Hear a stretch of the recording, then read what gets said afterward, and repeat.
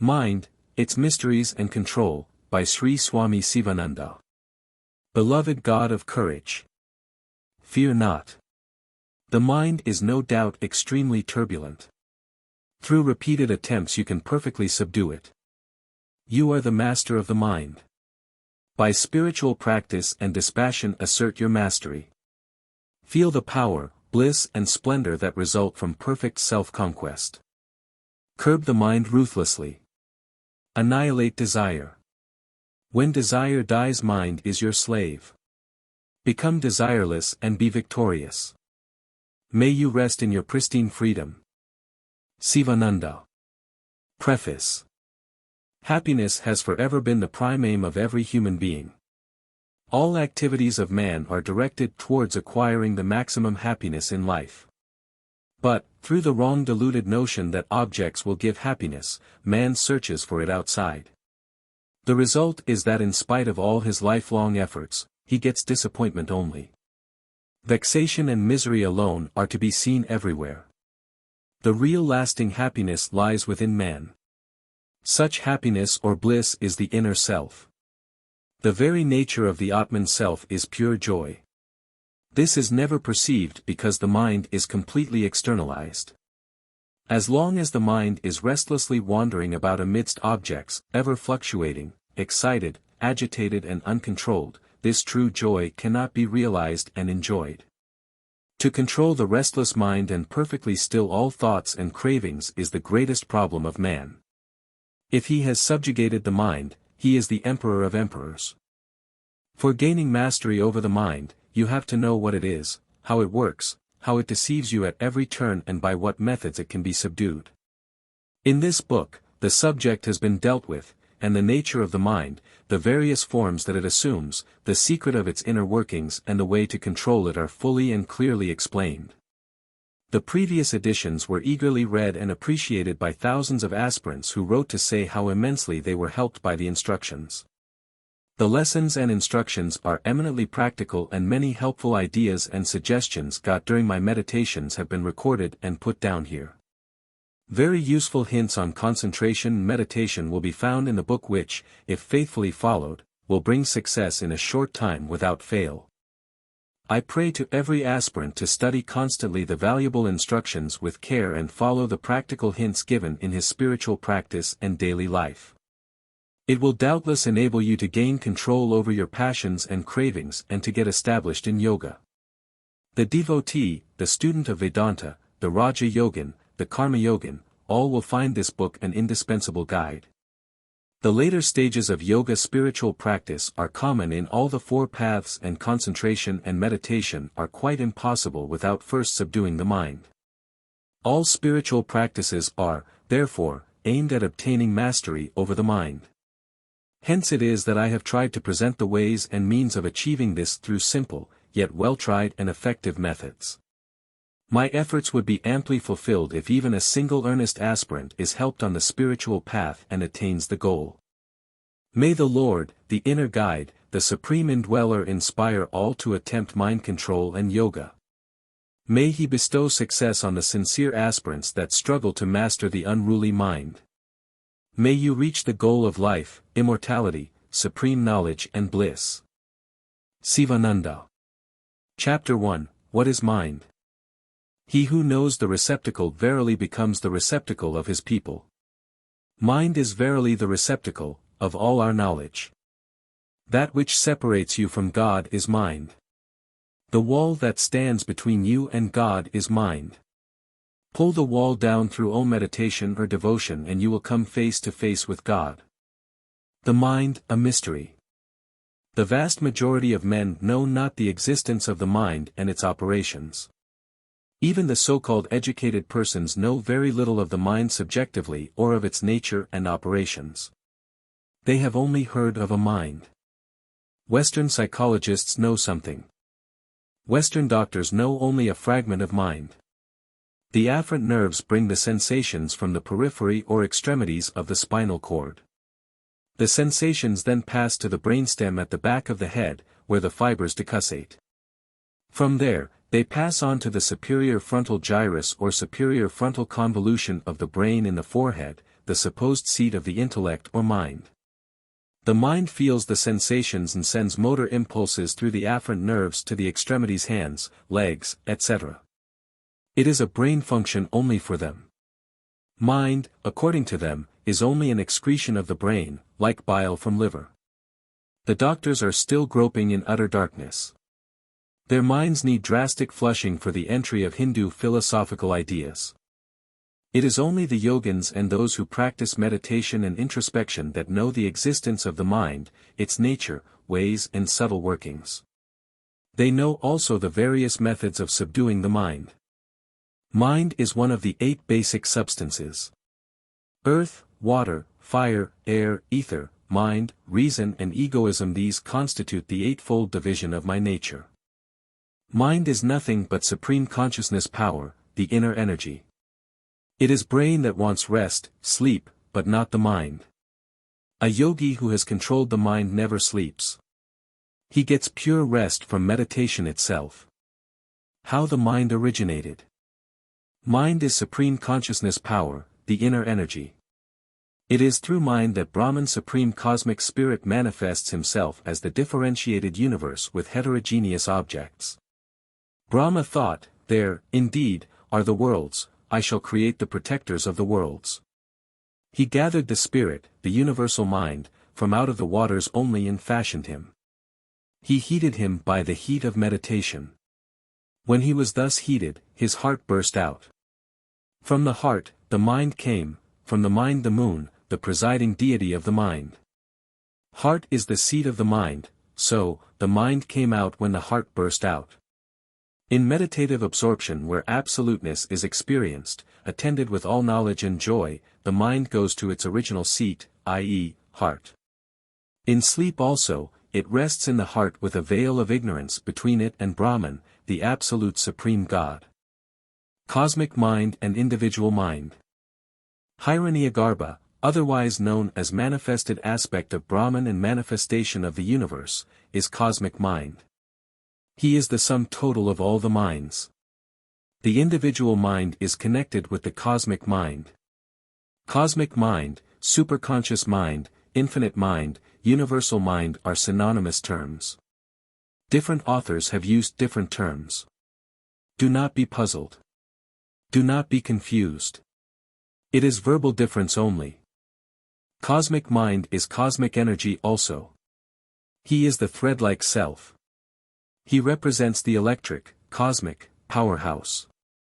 The different individual beings represent the different, small bulbs.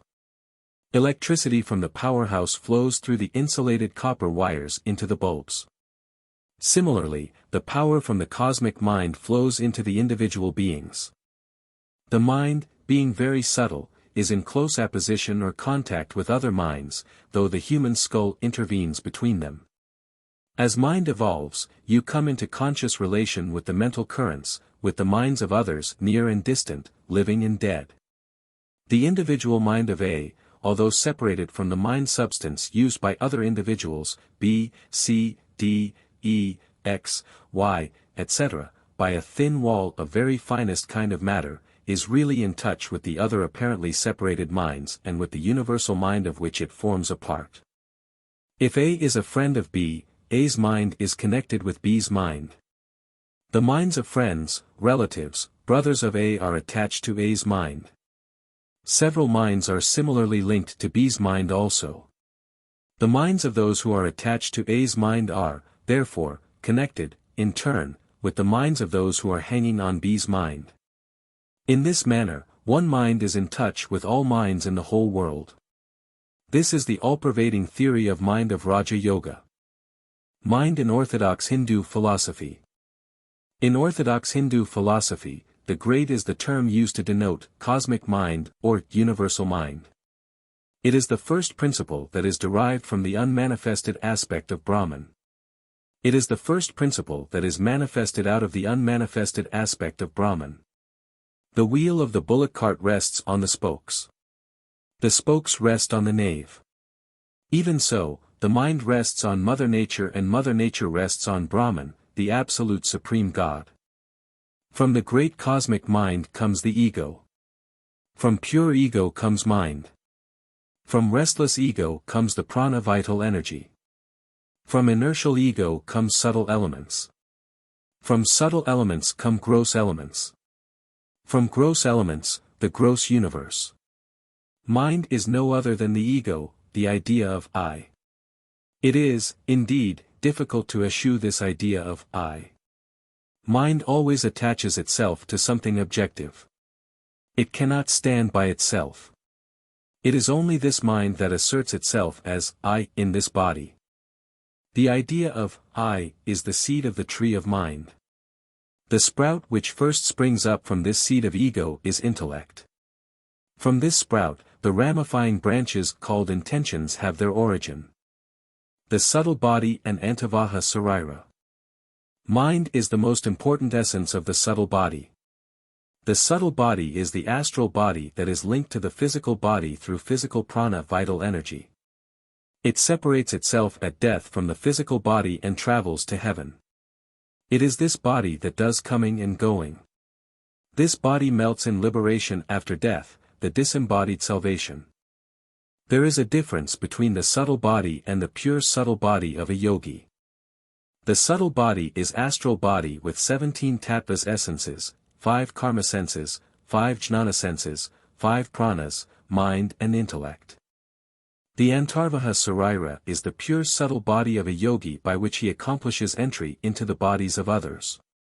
The subtle body of a yogi is very pure. It is full of purity. It is free from restlessness and inertia.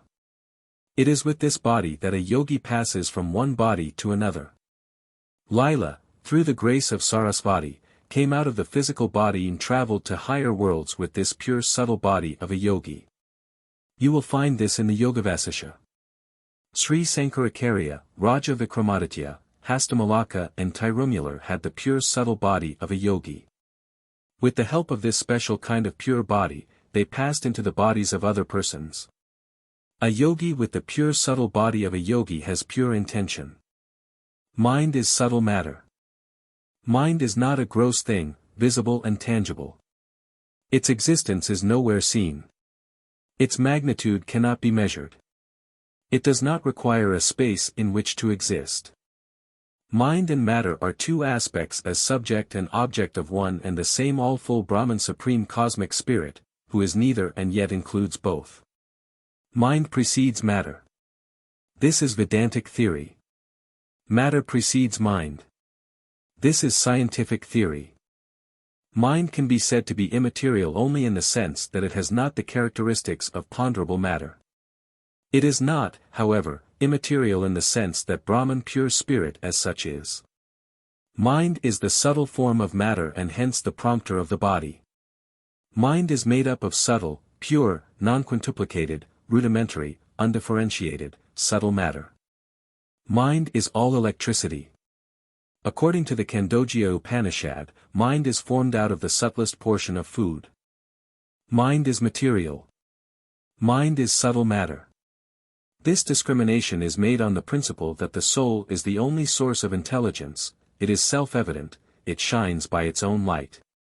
But the organs, mind and senses, derive their principle of activity and life from the soul. By themselves, they are lifeless. Hence the soul is always a subject and never an object.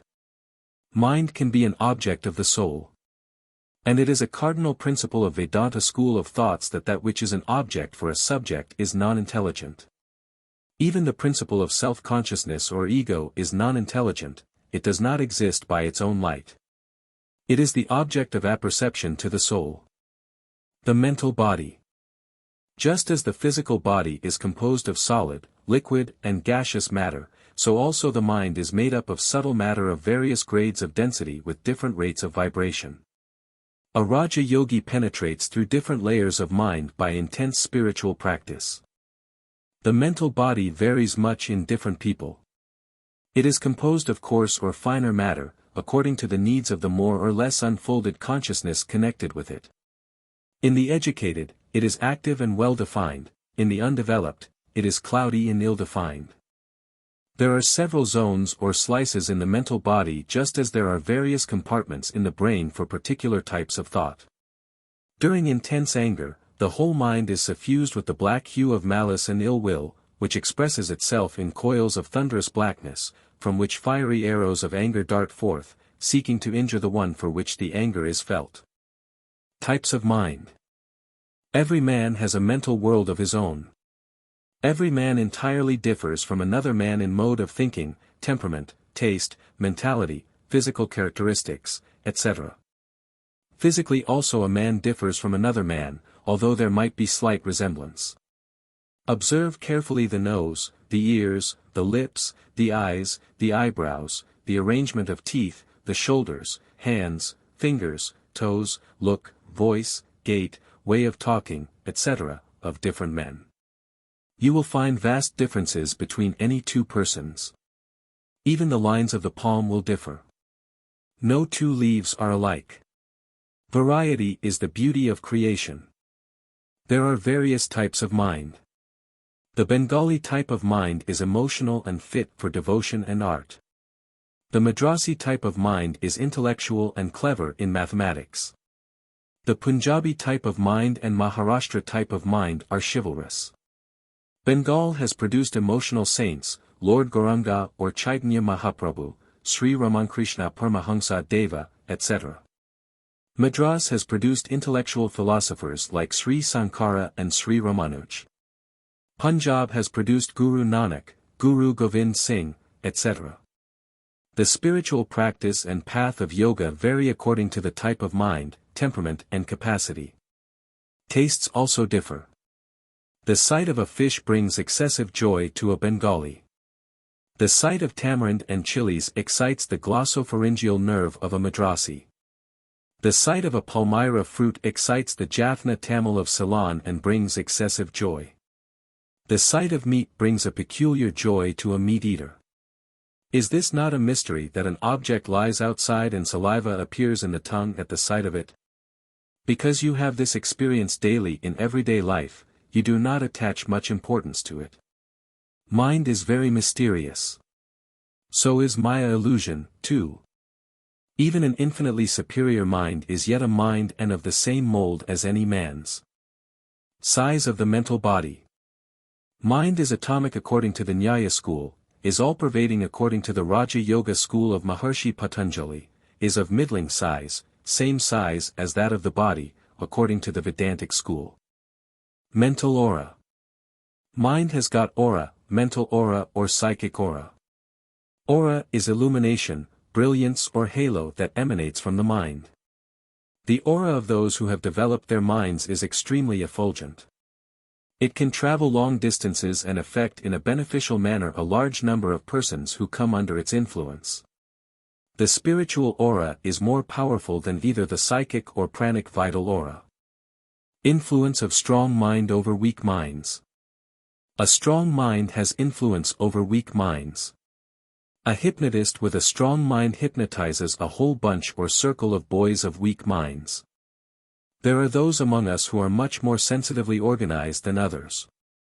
As an organism, their bodies are more finely and more sensitively constructed. These, generally speaking, are people who are always more or less affected by the mentalities of others with whom they come in contact, in whose company they are. He who has purified his mind becomes a center of force.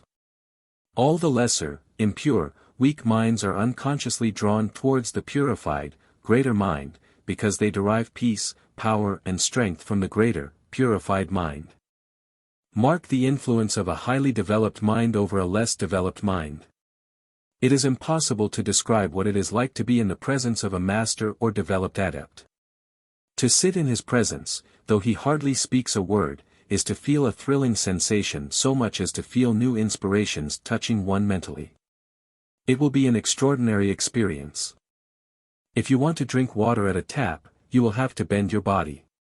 Even so, a lower mind will have to bend, to be humble, before a developed mind if it longs to imbibe its virtues. The thought itself must be calm and unruffled. Then only you can draw inspirations. In such conditions only benign influences can be thrown down into the lower mind from the higher. In such calm, mental states, you can hold communion with God. Planning, angry and depressed moods, all disturb the mind and act as stumbling blocks to God realization. Mind is ever changing. Mind is nothing but a collection of impressions in the subconscious mind. It is nothing but a bundle of habits. It is nothing but a collection of desires arising from contact with different objects. It is also a collection of feelings aroused by worldly botherations. It is a collection of ideas gathered from different objects.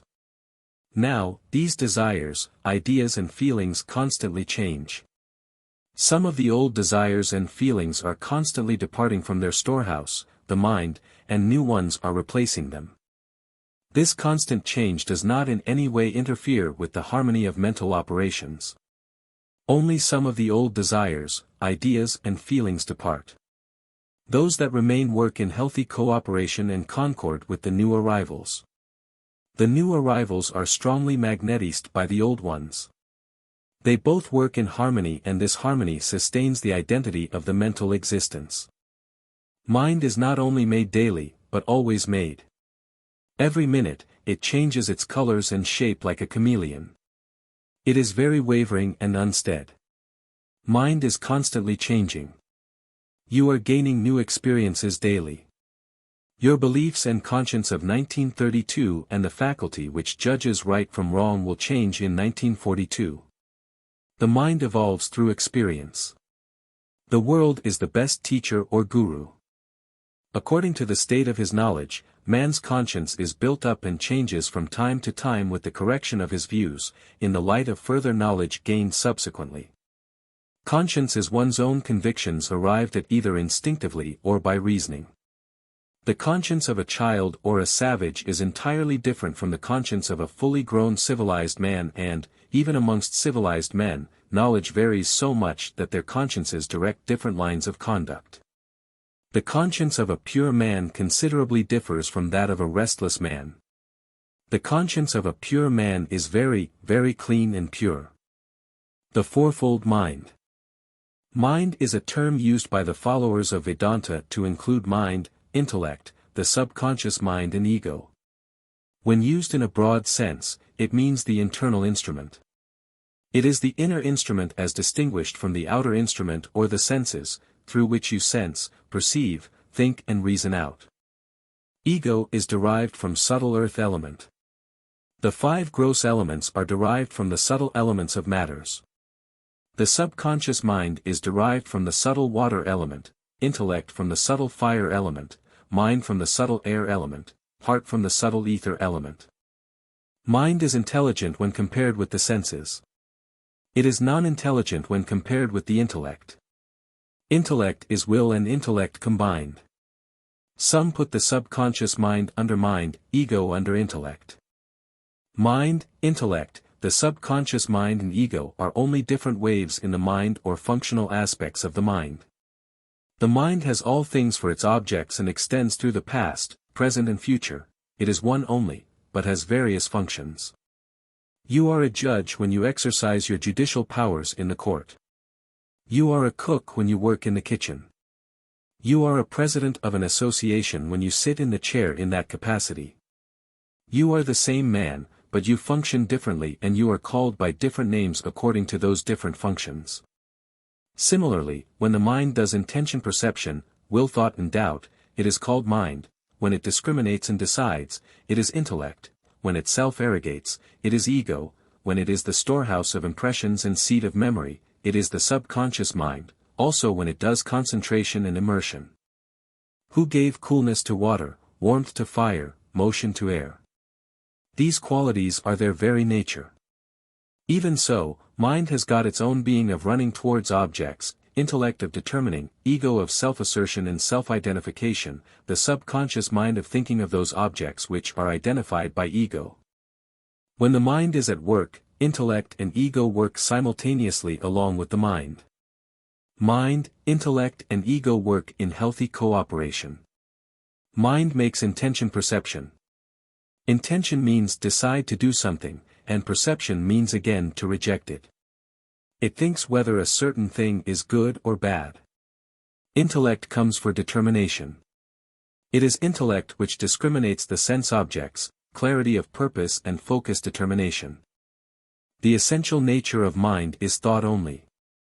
Mind has dual nature, where it oscillates between determination and doubt, so to decide and reject to do something. It is having the faculty of discrimination when it forwards the decisions of intellect, the messages from intellect, to the organs of action for execution. Mind selects, attends and rejects. Functions of mind. Sensation, thought and volition are the threefold functions of the mind. Cognition, desire, volition are the three mental processes. Mind has three states, active, passive and neutral. Mind always wants variety and new sensations. It is disgusted with monotony. Law of association, law of continuity and law of relativity are the three principal laws of the mind. These are the characteristics of the mind: change, activity, suppression, ideation in action, physical life, characterization. Thinking, planning, feeling, knowing are the various activities that are going on in the mind. Sometimes you plan. Sometimes you feel. Sometimes you try to know. Sometimes you think seriously. Sometimes you will, volition. Volition brings all the mental faculties into play. You must be able to know by introspection what exactly is going on at different times in the mind. Aspects of mind. Conscious mind or objective mind, subconscious mind or subjective mind and superconscious mind are three aspects of the mind.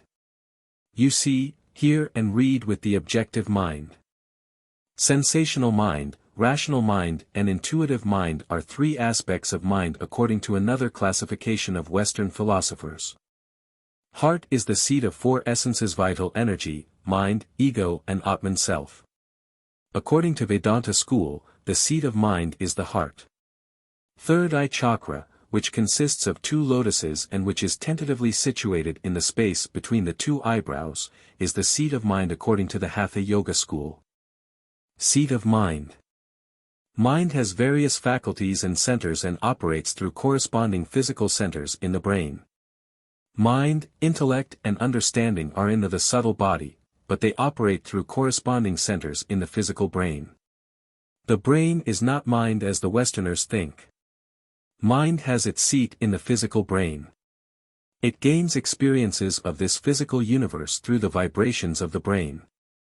A king, though he has complete sway over his whole territory, though the whole kingdom belongs to him, has got special places for his residence. He has got a splendid palace in the capital and another beautiful, palatial building in Mussoorie or Mount Abu for his stay in summer. Even so, the mind, though it is all-pervading throughout the body, has got three places to reside in during the three states: waking state, dream and sushupti. The seat of mind in deep sleep is heart. In dream, the seat of the mind is neck. In waking state, the seat of the mind is the right eye or third eye chakra. Just mark what you do in deep thinking. You hold your finger in the chin, turn the neck to the right side, turn the gaze towards the space between the two eyebrows and then begin to think seriously on the problem in hand. This goes to show that the seat of the mind is the third eye chakra. Mind is not Atman self. In the West, the psychologists make a serious mistake in saying that consciousness is a function and attribute of the mind. It is Chit or Atman self only that is pure consciousness itself. Mind borrows its light from time to time from its source Atman self, the light of lights or the sun of suns, and glitters temporarily like consciousness, like the golden gilt in brass. Mind borrows its light and power from Brahman Supreme Cosmic Spirit, the source, just as the iron rod borrows its heat and effulgence from fire. Mind is non-intelligent, but appears to be intelligent by borrowing light from Brahman Supreme Cosmic Spirit, just as water exposed to the sun borrows heat from the sun. Mind can do only one thing at a time. It is finite. It is non-intelligent. It is the effect of the attribute of purity. It is perishable. It is ever fluctuating. It is a bundle of ideas, mental impressions, habits, impulses and emotions. It borrows light from the underlying substratum, Brahman. You can control the mind. The thinker is different from thought. There is no functioning of the mind in deep sleep. You always say, my mind, as if mind is one of your instruments just like your walking stick or umbrella. Therefore, mind is not the self-shining Atman self. Even in cases of delirium or in cases where there is paralysis of the mental functions, where a man loses his memory and other faculties partly or wholly, he remains. The I exists. The mind seems to be as much your property and outside of you as the limbs, the dress worn or the building you dwell in. Therefore, mind is different from I. Mind gropes in darkness. It forgets every moment. It is changing every second. If food is withdrawn for a couple of days, it cannot think properly. There is no functioning of the mind during deep sleep. It is full of impurities, desires and cravings. It gets puzzled during anger. In fear, it trembles. In shock, it sinks. How can you take the mind, then, as the pure self? Mind is an organ of sensation and thought. This instrument must be under the control of someone who uses it. The human soul is not the director of the mind, because we see that ordinary men cannot control their minds. They are simply swayed hither and thither by petty attraction and repulsion, emotion and fear. Therefore, there must exist some other being, who is director of the mind. Who is that being? He is the Lord of the mind, the inner witness, or, the one who controls from within, the Supreme Soul Brahman, the Supreme, immovable, omnipresent Spirit. Just as you see the tree in front of you, there must be somebody to see and know what is going on in the mind of individual beings. That somebody is the Supreme Soul. The Supreme Soul is Brahman, Supreme Cosmic Spirit himself. There is a tumbler in front of you. It cannot see itself. An instrument, I and a C rare needed. If you say that the tumbler can see itself, then there will be a feeling of opposition. It is a logical absurdity. Therefore, you have to admit that there is a silent witness of the mind, who is eternal, unchanging, eternal knower, always the knowing subject. He is witnessing the motives and modifications that arise in the minds of individual beings. God or the attribute-full Brahman, the personal God, has full consciousness of attribute-less Brahman, the shapeless absolute supreme God. That is his essential nature. At the same time, he has full cosmic consciousness. He knows what is going on in every mind. Consciousness per se or the absolute consciousness is common in all. This pure consciousness is one. It is the supreme consciousness. All the workings of the mind, all modifications that arise in the minds of all are presented to the one common consciousness which is the witness of the mental fluctuation or thought wave S. Even though consciousness is one, when Rama is stung by a scorpion, only Rama feels and not his friend Krishna who is standing near him. Mind is different in every individual. It is mind that limits a man who is, in reality, identical with the Brahman or Supreme Soul. This identity is realized when the veil of ignorance is removed. The mind is an object of perception for Brahman. Atman self directly cognizes all the phenomena of the mind, desire, imagination, doubt, belief, disbelief, shame, intelligence, fear, etc. He remains himself quite unattached and unaffected like the omnipresent ether, like the crystal which reflects different colored objects, like the sun. Atman self, the source for the mind. Mind, which expands through intentions and perceptions, is generated with Brahman as its cause. The form which the endless Atman self, the Supreme Spirit, assumes through intention is mind. It first turned its back to discrimination and hence entangled itself in the folds of desires of objects. The underlying substratum, blessings of the mind, the source or basis for mind is Atman self or Brahman or absolute consciousness. The power of powers who gives power to the mind, the light of lights who sheds light on the mind, the seer of seers who witnesses the motives of and movements in the mind, the support of supports on which the mind rests in sleep is Brahman, the absolute supreme God. Willed and directed by whom does the mind go towards its desired objects? To that power of powers I bow with folded hands. That power of powers I am. That secondless supreme being who resides in the chambers of your hearts as inner guide or inner ruler or controller or silent witness, inner self, who has no beginning, middle or end, who is the source of this world, the Vedas scripture, body, mind, senses and vital energy, who is all-pervading, who is unchanging, who is one homogeneous essence, who exists in the past, present and future, who is self-existent, who is independent and who is self-luminous is God or Atman self or Brahman or spirit or consciousness or absolute truth or the highest supreme being. During dream, you are splendid, effulgent light.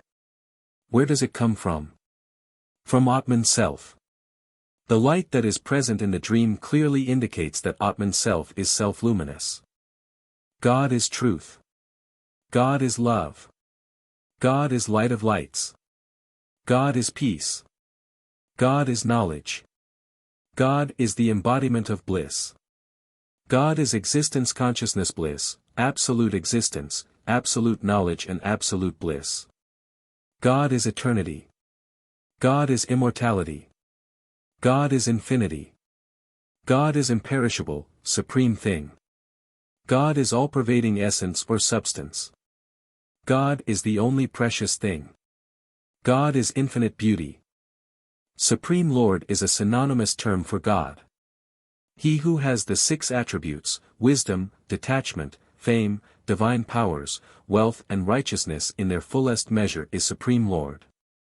According to PRANA, omniscience, satisfaction, eternal knowledge, independence, constant presence of power, infinity of power, these 6 are said to be the aspects of the great Lord.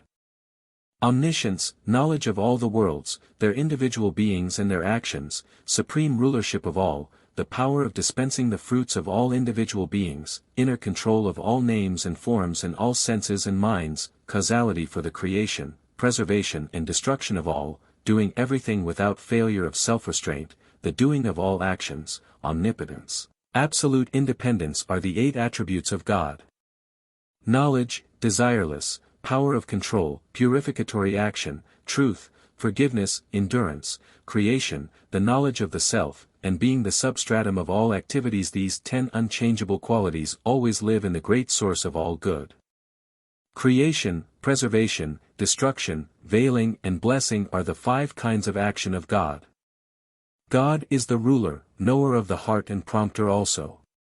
He helps the spiritual aspirants in a variety of ways, through dreams, the inner voice, by talking through the mouths of others in daily conversations and advice from friends. Eternal bliss, supreme peace, eternal satisfaction, infinite happiness, unbroken joy can be had only in God. Attain this God consciousness or self-realization of God through unique devotion to the inquiry into the nature of the true self-absolute, Brahman. This is the goal of life. This is your highest duty. All other duties are secondary.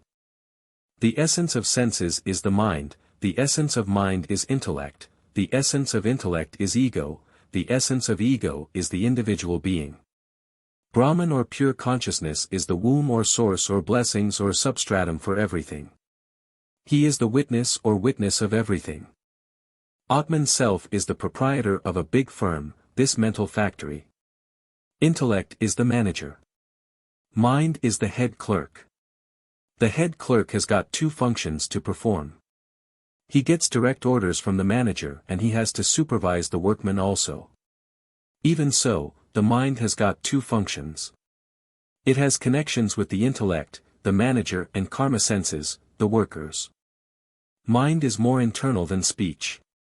Intellect is more internal than the mind. Ego is more internal than intellect. The individual consciousness, reflected intelligence, is more internal than ego. Atman self or the Supreme Soul is more internal than the individual consciousness. There is nothing internal to Atman self. It is all full. When, by analyzing your own mind, you come face to face with something which is never destroyed, something which is by its own nature eternally pure, perfect, self-luminous and unchanging, you will no longer be miserable, no more unhappy. One essence only exists. It is one without a second. It is infinite, spotless, ever pure and complete. Meditate upon it without fluctuation of mind and free yourself from all pains with true calmness of mind. Being quite unreal, ego will perish through efforts. Proof for the existence of mind.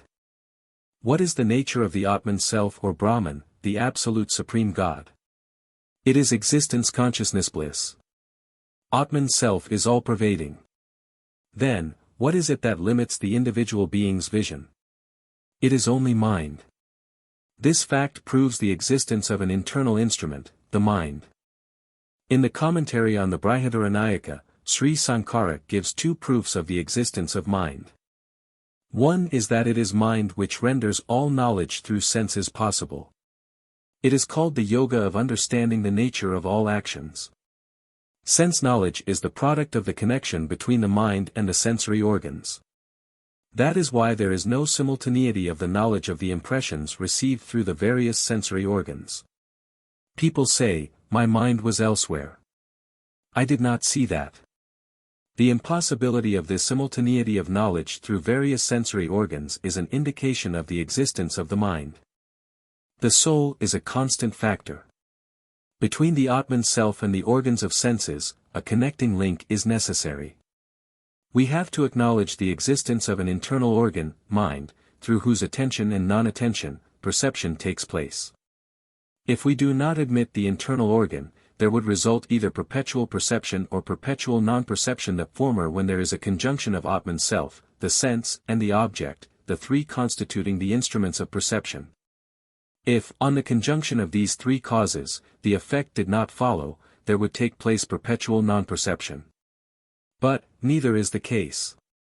We have, therefore, to acknowledge the existence of an internal organ on whose attention and non-attention perception and non-perception take place. This is the argument for the existence of mind. The other proof is the capacity for judgment which we possess.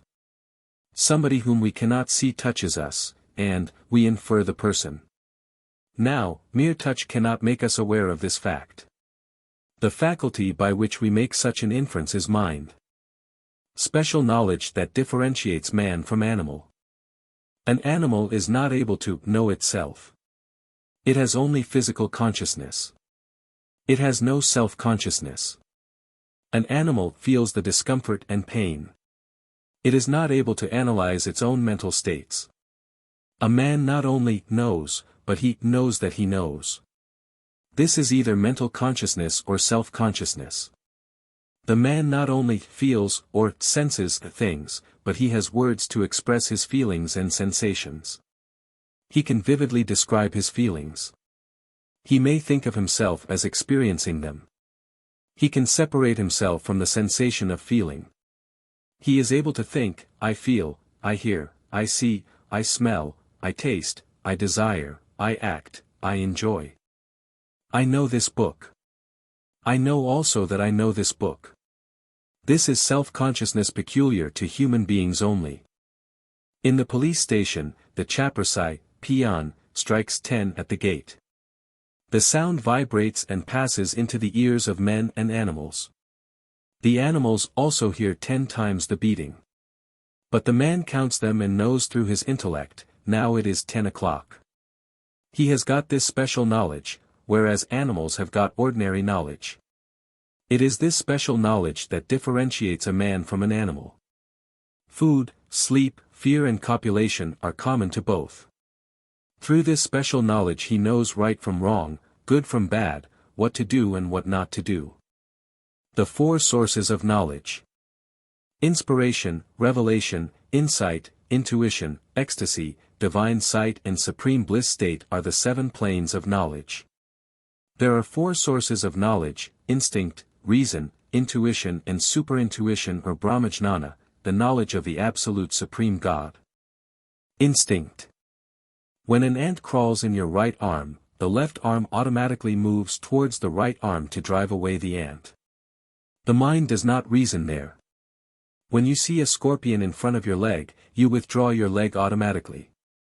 This is termed instinctive or automatic movement. As you cross a street, how instinctively you move your body to save yourself from the cars. There is no thought wave in such mechanical movement. Instinct is found in animals and birds. In birds, the ego does not interfere with the free divine flow and divine play. Hence the work done by them through their instincts is more perfect than that done by human beings. Have you not noticed the excellent work done by birds in their building of wonderful nests? Reason. Reason is higher than instinct and is found only in human beings. It collects facts, generalizes, reasons out from cause to effect, from effect to cause, a priori and a posteriori methods of reasoning, from premises to conclusions, from propositions to proofs.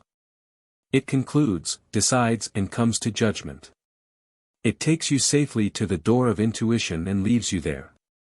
Belief, reasoning, knowledge and faith are the four important psychic processes. First you have belief in a doctor. You go to him for diagnosis and treatment. He makes a thorough examination and then prescribes certain medicines.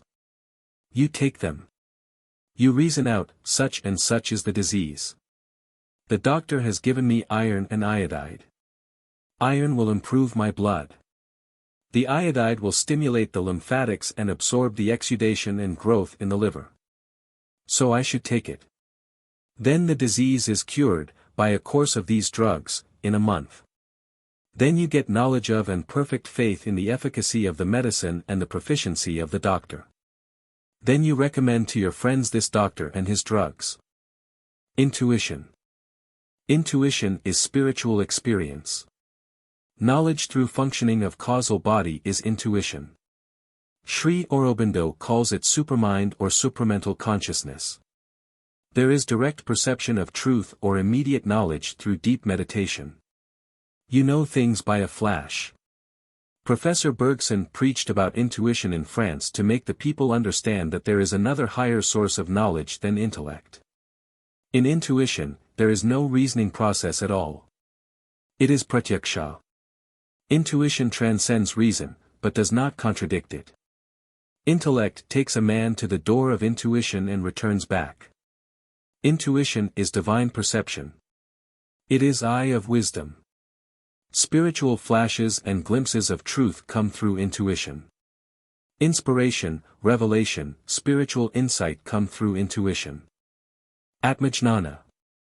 Atmajnana or self-knowledge is above intuition. It transcends the causal body. It is the highest form of knowledge.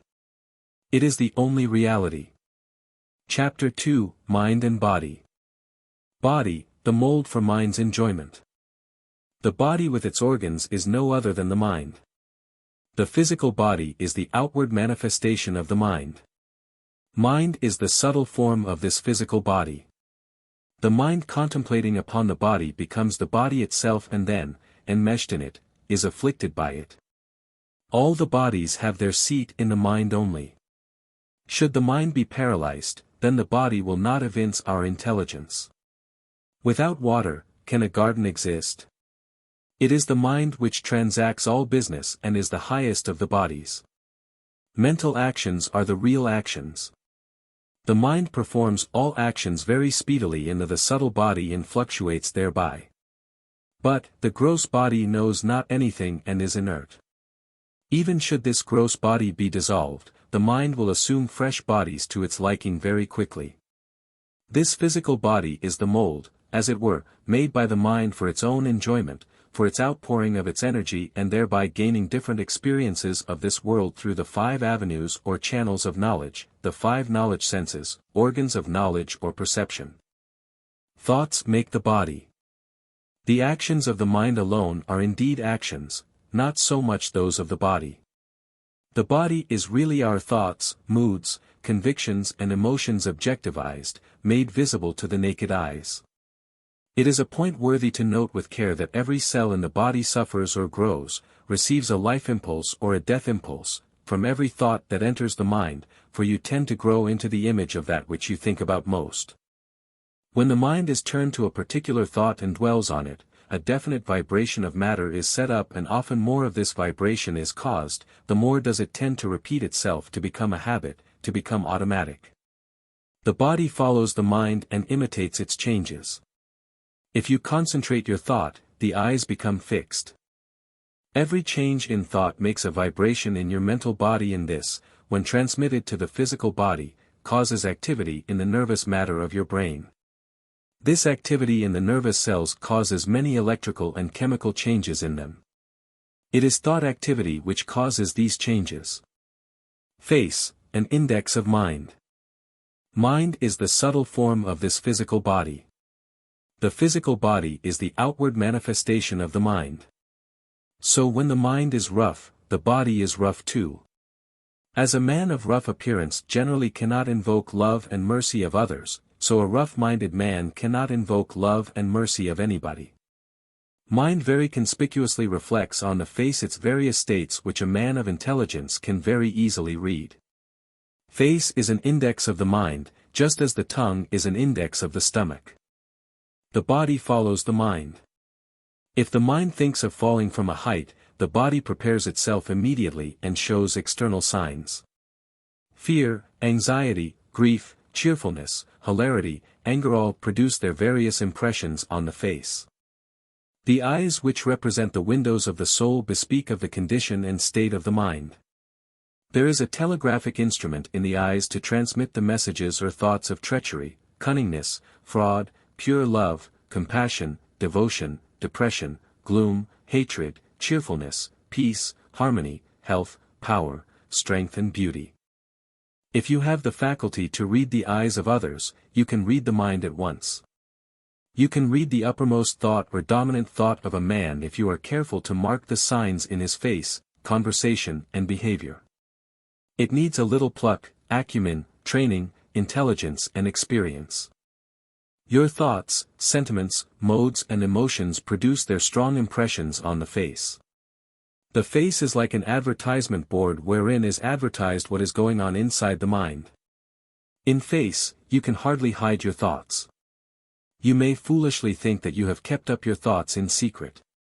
Thoughts of lust, greed, jealousy, anger, revenge, hatred, etc., at once produce their deep impressions on your face. The face is a faithful recorder and a sensitive registering apparatus to register and record all the thoughts that are running in your mind. The face is a polished mirror to indicate the nature of the mind and its contents at a particular time. He who thinks that he can hide his thoughts is a dunce of the first water. His position is like that of the ostrich which, when chased by the hunters, hides its head underneath the sand and imagines that it cannot be seen by anyone. Your face is like a gramophone record or plate. Whatever you think is at once written on your face. Every vicious thought serves as a chisel or needle to write down the thoughts on your countenance. Your faces are covered with the scars and wounds which are made by the vicious thoughts of hatred, anger, lust, jealousy, revenge, etc. From the nature of the scar in your face, I can at once read your state of mind. I can at once diagnose your disease of the mind. Mutual influence between mind and body. The mind is intimately connected with the body. The mind acts upon the body and the body reacts upon the mind. Mind has influence over the body. A pure, healthy mind means a healthy body. Grief in the mind weakens the body. Body influences the mind also in its turn. If the body is strong and healthy, the mind also becomes healthy and strong. If the body is sick, the mind also becomes sick. A pain in the stomach causes depression in the mind. Bad thoughts, the primary cause of disease. The primary cause of diseases which afflict the body is bad thoughts. Whatever you hold in your mind will be produced in the physical body. Any ill feeling or bitterness towards another person will at once affect the body and produce some kind of disease in the body. Intense passion, hatred, long-standing bitter jealousy, corroding anxiety, fits of hot temper actually destroy the cells of the body and induce disease of the heart, liver, kidneys, spleen and stomach. Violent fits of hot temper do serious damage to the brain cells, throw poisonous chemical products into the blood, produce general shock and depression and suppress the secretion of gastric juice, bile and other digestive juices in the alimentary canal, drain away your energy, vitality, induce premature old age and shorten life. When the mind is agitated, then this body also is agitated. Wherever the body goes, the mind follows. When both the body and mind are agitated, the vital energy flows in a wrong direction. Instead of pervading the whole body steadily and equally, it will vibrate at an unequal rate, unrhythmically. Then the food is not digested properly. Diseases originate. If the primary cause is removed, then all diseases will disappear. The pains that afflict the physical body are called secondary diseases, whilst the desires that affect the mind are termed mental or primary diseases. If bad thoughts are destroyed, all bodily diseases will vanish. Purity of mind means healthy body. Therefore, be careful in your thinking, in the selection of your thoughts. Always entertain noble, sublime, loving and kind thoughts. You will have harmony, health and beauty. A lamentable practice. It is lamentable, indeed, to note that most of the doctors in the world, particularly the allopaths, do more harm than good to their patients.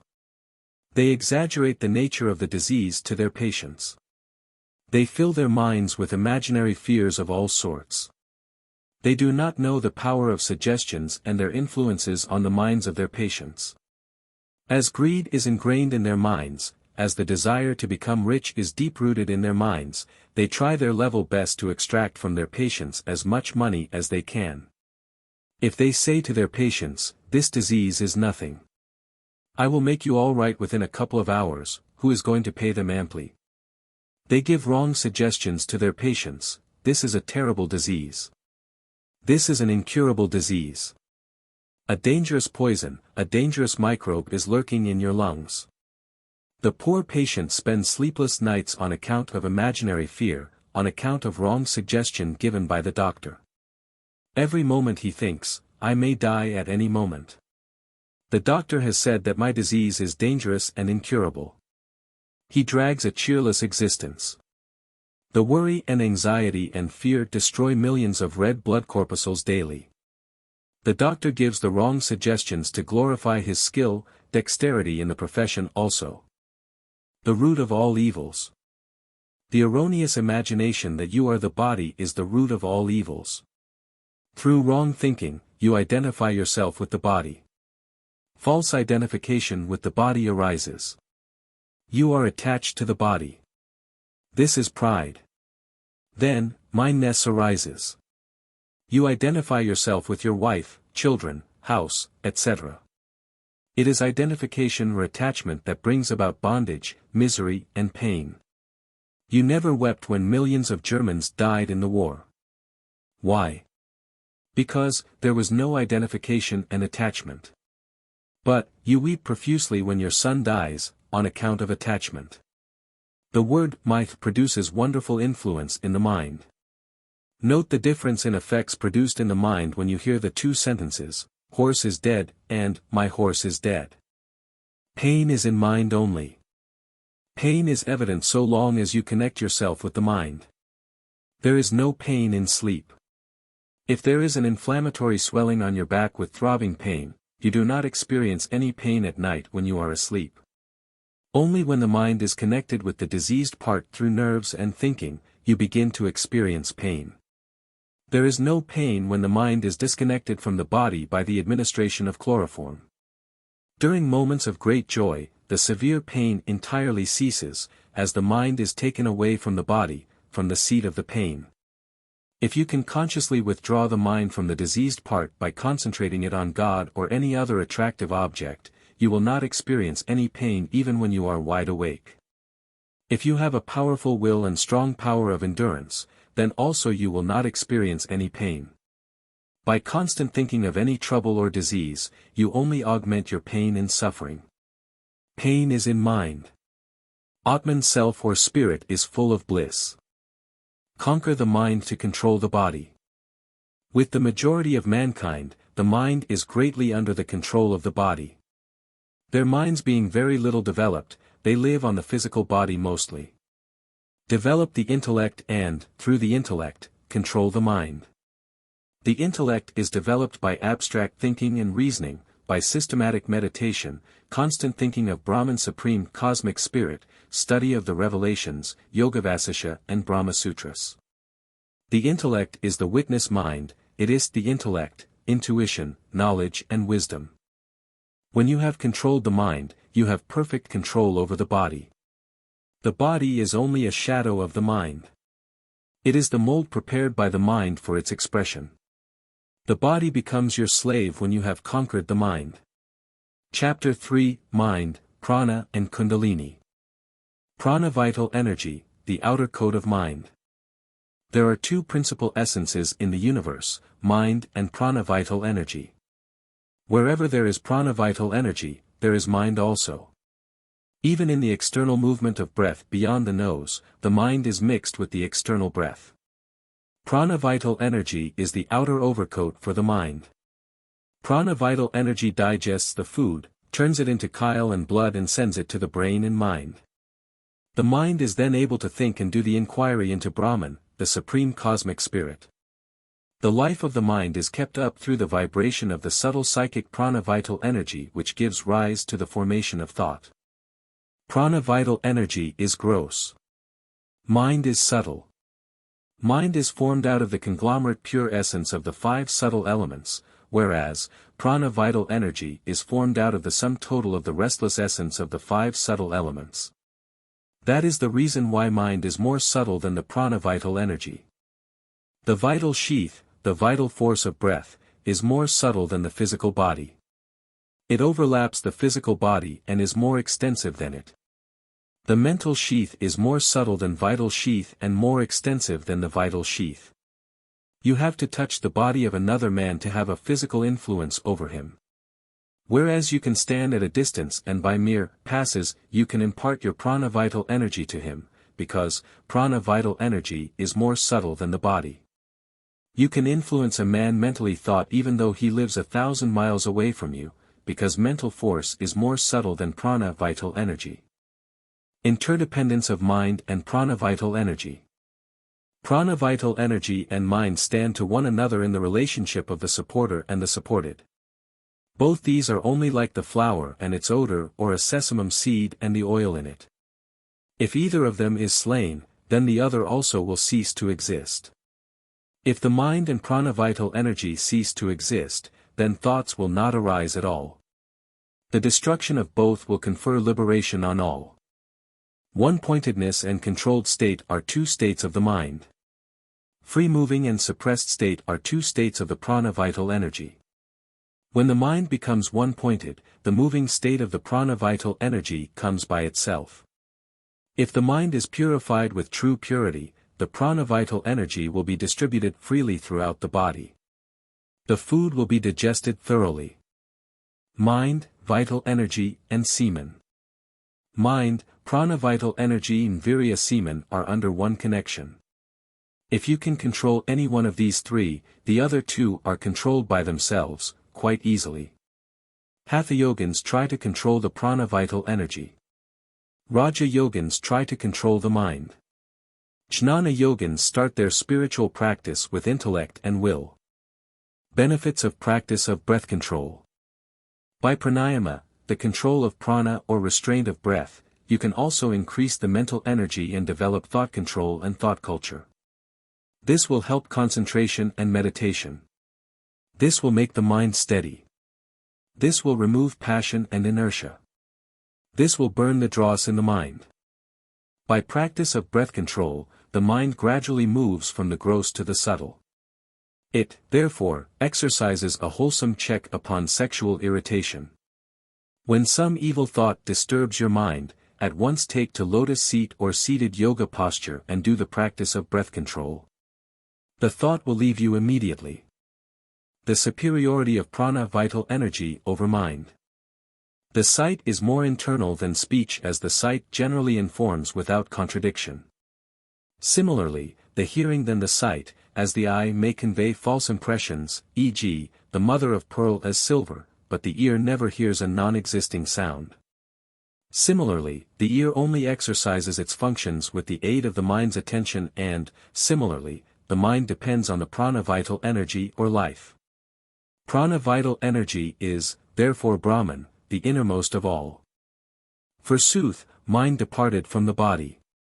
It returned after a year's absence and inquired of the organs, "How did you survive my separation?" "In the same way," replied the organs, "in which an infant not possessing the power of reflection breathes through the agency of his respiratory organs, speaks through the organ of speech, sees by his eyes, hears by his ears." Mind resumed its place. Then did mind say unto prana, "The quality of containing all, which belong to me, is due to thee." The function of mind belongs to prana, vital energy. From prana or life proceed all. This parable illustrates the superiority of life, prana, over mind and other organs. In reality, there was no dispute of any kind. Mind and Kundalini. Kundalini, the serpent-like coiled power that lies dormant with 3 coils with the face downwards in the root chakra, the basal lotus at the end of the spinal column, is connected with prana, vital energy, and prana is connected with the mind. Even a Vedantic student of the path of knowledge can get steadiness in knowledge, superconscious state, only through the awakening of Kundalini coiled power. No superconscious state or deep meditative absorption is possible without the awakening of this primordial energy, whether it is in Raja restlessness yoga, bhakti devotion yoga, or knowledge yoga. Kundalini power can only be aroused when the mind is actually free from passions and desires. Awakening the inner force, the path of fire and light, or the horse gesture, the act of contracting and expanding the anus, beating and teaching, all help in awakening the Kundalini power. The great piercing helps in taking the Kundalini power higher up. When the Kundalini power is awakened, the mind enters, along with prana, vital energy, and individual soul, the Sushumna astral tubes, and all perceptions are in the mental space. After Kundalini power is awakened, prana, vital energy, passes upwards through Sushumna or divine channel within the spinal cord, along with mind and fire. The yogin is freed from physical consciousness. You are shut out from the external objective world. As soon as Kundalini power is awakened for the first time, a yogin gets these 6 kinds of experiences which last for a short time: spiritual bliss, tremor of various parts of the body, rising above the ground from his posture, intoxication divine, the body moves in a circle, sleep and fainting. After awakening the Kundalini power, you will have to take it up to crown chakra in the top of the head. When this Kundalini power moves from chakra to chakra, layer after layer of the mind opens up. The yogin experiences different kinds of bliss at each new center. He gets different experiences also, as well as different powers. He gets control over the 5 elements. He perceives the universe in its subtle or causal form. He gets full knowledge of the types of various kinds of the causal plane. When Kundalini power reaches the crown chakra, you are in the knowledge space. Chapter 4, Mind and Food. When the food is pure, the whole nature becomes pure. When the nature becomes pure, the memory becomes firm, and when a man is in possession of a firm memory, all the ties are severed. Mind is made of food. Mind is manufactured out of the food that we take. Subtlest part of food reaches upward to the heart and thence entering the arteries called the Hida, and thereby bringing into existence the aggregate of the organs of speech, and being changed into the form of the mind, it increases the mind. And thus, the mind, being increased by food, is material and not eternal as held by the distinction. The Upanishadic philosophers believe that the mind depends upon the food for its formation. The food that we take is transformed in 3 different ways. The gross or the heaviest part of it becomes the excrement, that of medium density is transformed into flesh, and the finest part goes to form the mind. Just as in the churning of curd, its fine particles rise up and are transformed into butter, so when food is consumed, the subtlest part rises up and is transformed into mind. Later, even in the days of the Bhagavad Gita sacred text, we find that the 3 different mental temperaments, the pure, the restless, and the inactive, were supposed to be due to the 3 different kinds of food what we eat. Quality of mind depends upon quality of food. Food has a direct and intimate connection with the mind and plays a vital part in the makeup of the mind. Pure diet calms the mind. Restless diet excites the mind. Mark the difference in nature between a tiger which lives on flesh and a cow which lives on grass. Food exercises important influence on the mind. You see it clearly every day. It is very difficult to control the mind after a heavy, sumptuous, indigestible, rice meal. The mind runs, wanders, and jumps like a monkey all the time. Alcohol causes tremendous excitement in the mind. Food plays an important role in meditation. For purposes of meditation, the food must be light, pure, and nutritious. The body is made up of food. Bhairavi chakra is in physical body. Bhairavi chakra is Maya illusion. Light pure food, such as fruits, milk, etc., takes you to Vishnu chakra and thence to the thoughtless state of pure awareness quite easily. When the quality of the mind depends upon the quality of the food taken, it is natural to insist in the interest of the highest morality upon a kind of pure regimen of diet for those aspirants who lead a contemplative life and householders who are attempting to lead a spiritual life in the world. It was because Narada sage had his impurity destroyed that the venerable Sanat Kumara pointed out to him the way beyond darkness. The way which leads up beyond darkness, therefore, must be sought for in the purity of food, which involves in its train, the purity of mind. Harmful foods. Different foods produce different effects in different compartments of the brain. Spiced dishes, sour things, black gram, onions, garlic, tea, wine, fish, meat, mustard oil, etc., excite passions and emotions and should, therefore, be avoided. They should be particularly avoided by a spiritual aspirant.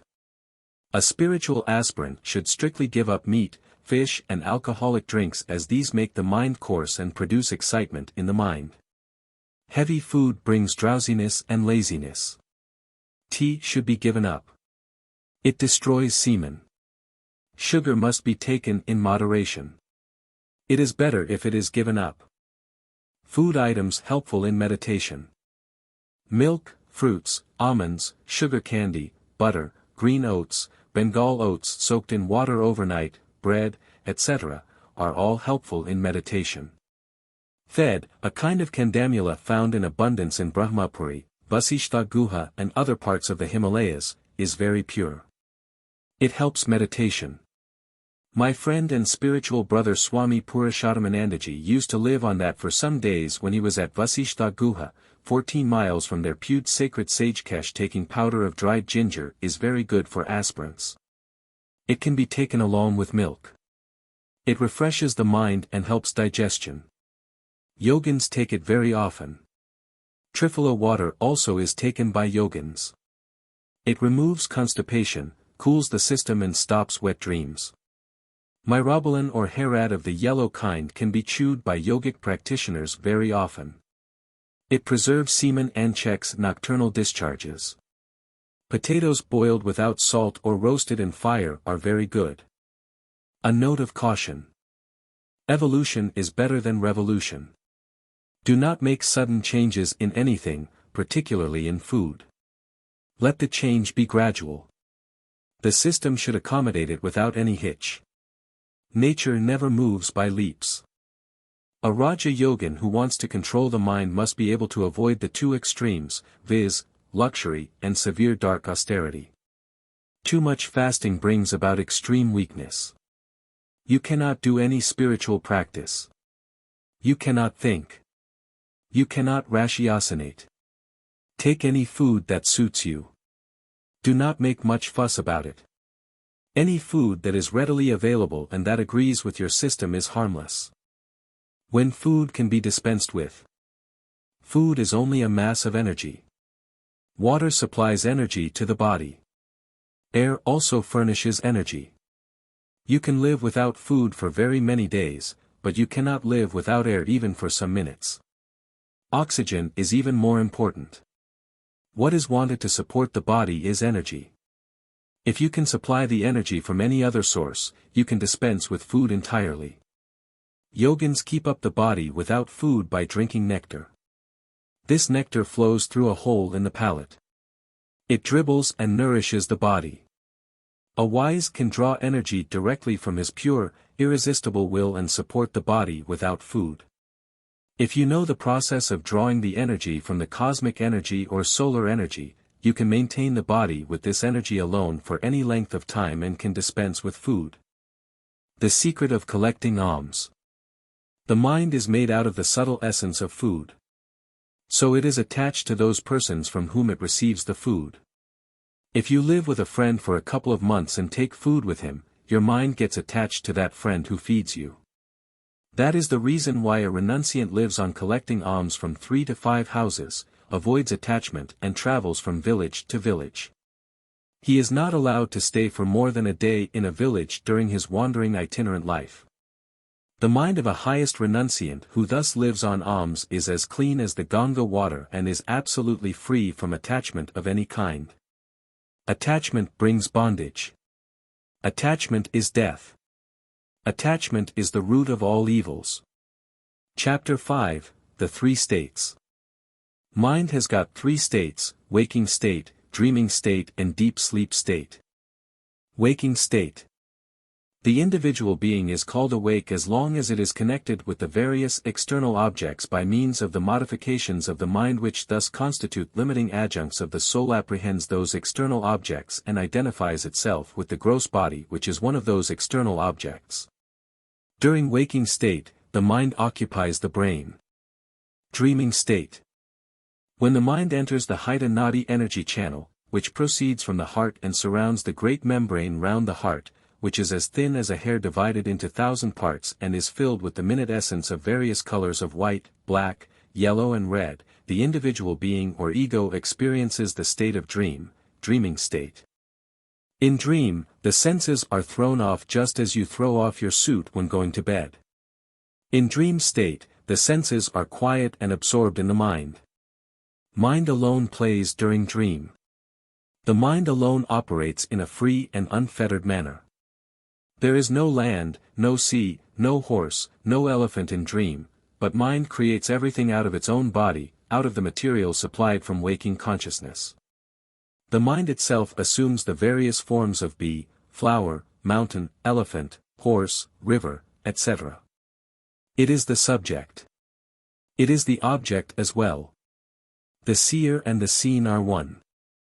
The objects perceived in dreams are revivals of impressions received in waking state and have an external reality only to the dreamer. When modified by the impressions which the external objects have left, the individual being sees dreams. Perception takes place through the internal organ called mind, so it is called inner perception. Every man has his own subjective mental world and his own dream creatures. The dream creatures of a young lady are her husband and newborn babe. Her mind has 2 strong mental images, those of her husband and baby. The mental images are strengthened by constant thinking. The dream creatures of a doctor are his patients, while those of a barrister are his clients. There is temperamental difference. Some rarely get dreams. A wise who has knowledge of the self will not have any dream. The difference between waking and dreaming. The difference between the waking and the dreaming states consists in this, that in the waking condition the mind depends on the outward impressions, while in the dreaming state, it creates its own impressions and enjoys them. It uses, of course, the materials of the waking hours. In waking state, the objects exist independent of the mind. So, every day you see the same objects as soon as you wake up from sleep. But in dreams, the objects of dream exist only so long as there is mind, so long as the dream lasts, because the dream creatures are manufactured out of mind only. In dream, mind itself creates the dream creatures out of the materials supplied by waking experiences with some modifications. When mind drops down to waking state, all dream objects vanish. Waking state, a long dream. You dream that you are a king. You enjoy various kinds of royal pleasures. As soon as you wake up, everything vanishes. But, you do not feel for the loss because you know that the dream creatures are all false. Similarly, even in the waking consciousness, if you are well established in the idea that the world is a false illusion, you will not get any pain. When you know the real essence, the Brahman Supreme Cosmic Spirit, the waking consciousness also will become quite false like a dream. Waking state is only a long dream. The state of waking consciousness does not exist either in dream or sleep. Therefore, it is illusory. Reality always exists in all conditions or states. Wake up and realize, my child. Dreaming waking state. Building castles in the air, recollection of the events and things of dream, recollection of things long past in the waking state are all dreaming in the waking state, so-called dreaming waking state. Deep sleep state. When the mind enters the Puritat Nadi, the channel governing heart's energy flow, the state of deep sleep sets in. In dreamless sleep, you have a cessation of empirical consciousness. There is no play of the mind in this state. There is neither attraction nor repulsion, like or dislike. The mind gets dissolute into its cause. Involution of the mind takes place. There is no play of the senses too. This state of profound sleep is not a complete non-being or negative, for such a hypothesis conflicts with the later recollections of a happy repose of sleep. The self continues to exist, though it is bereft of all experiences. The consciousness is continuous.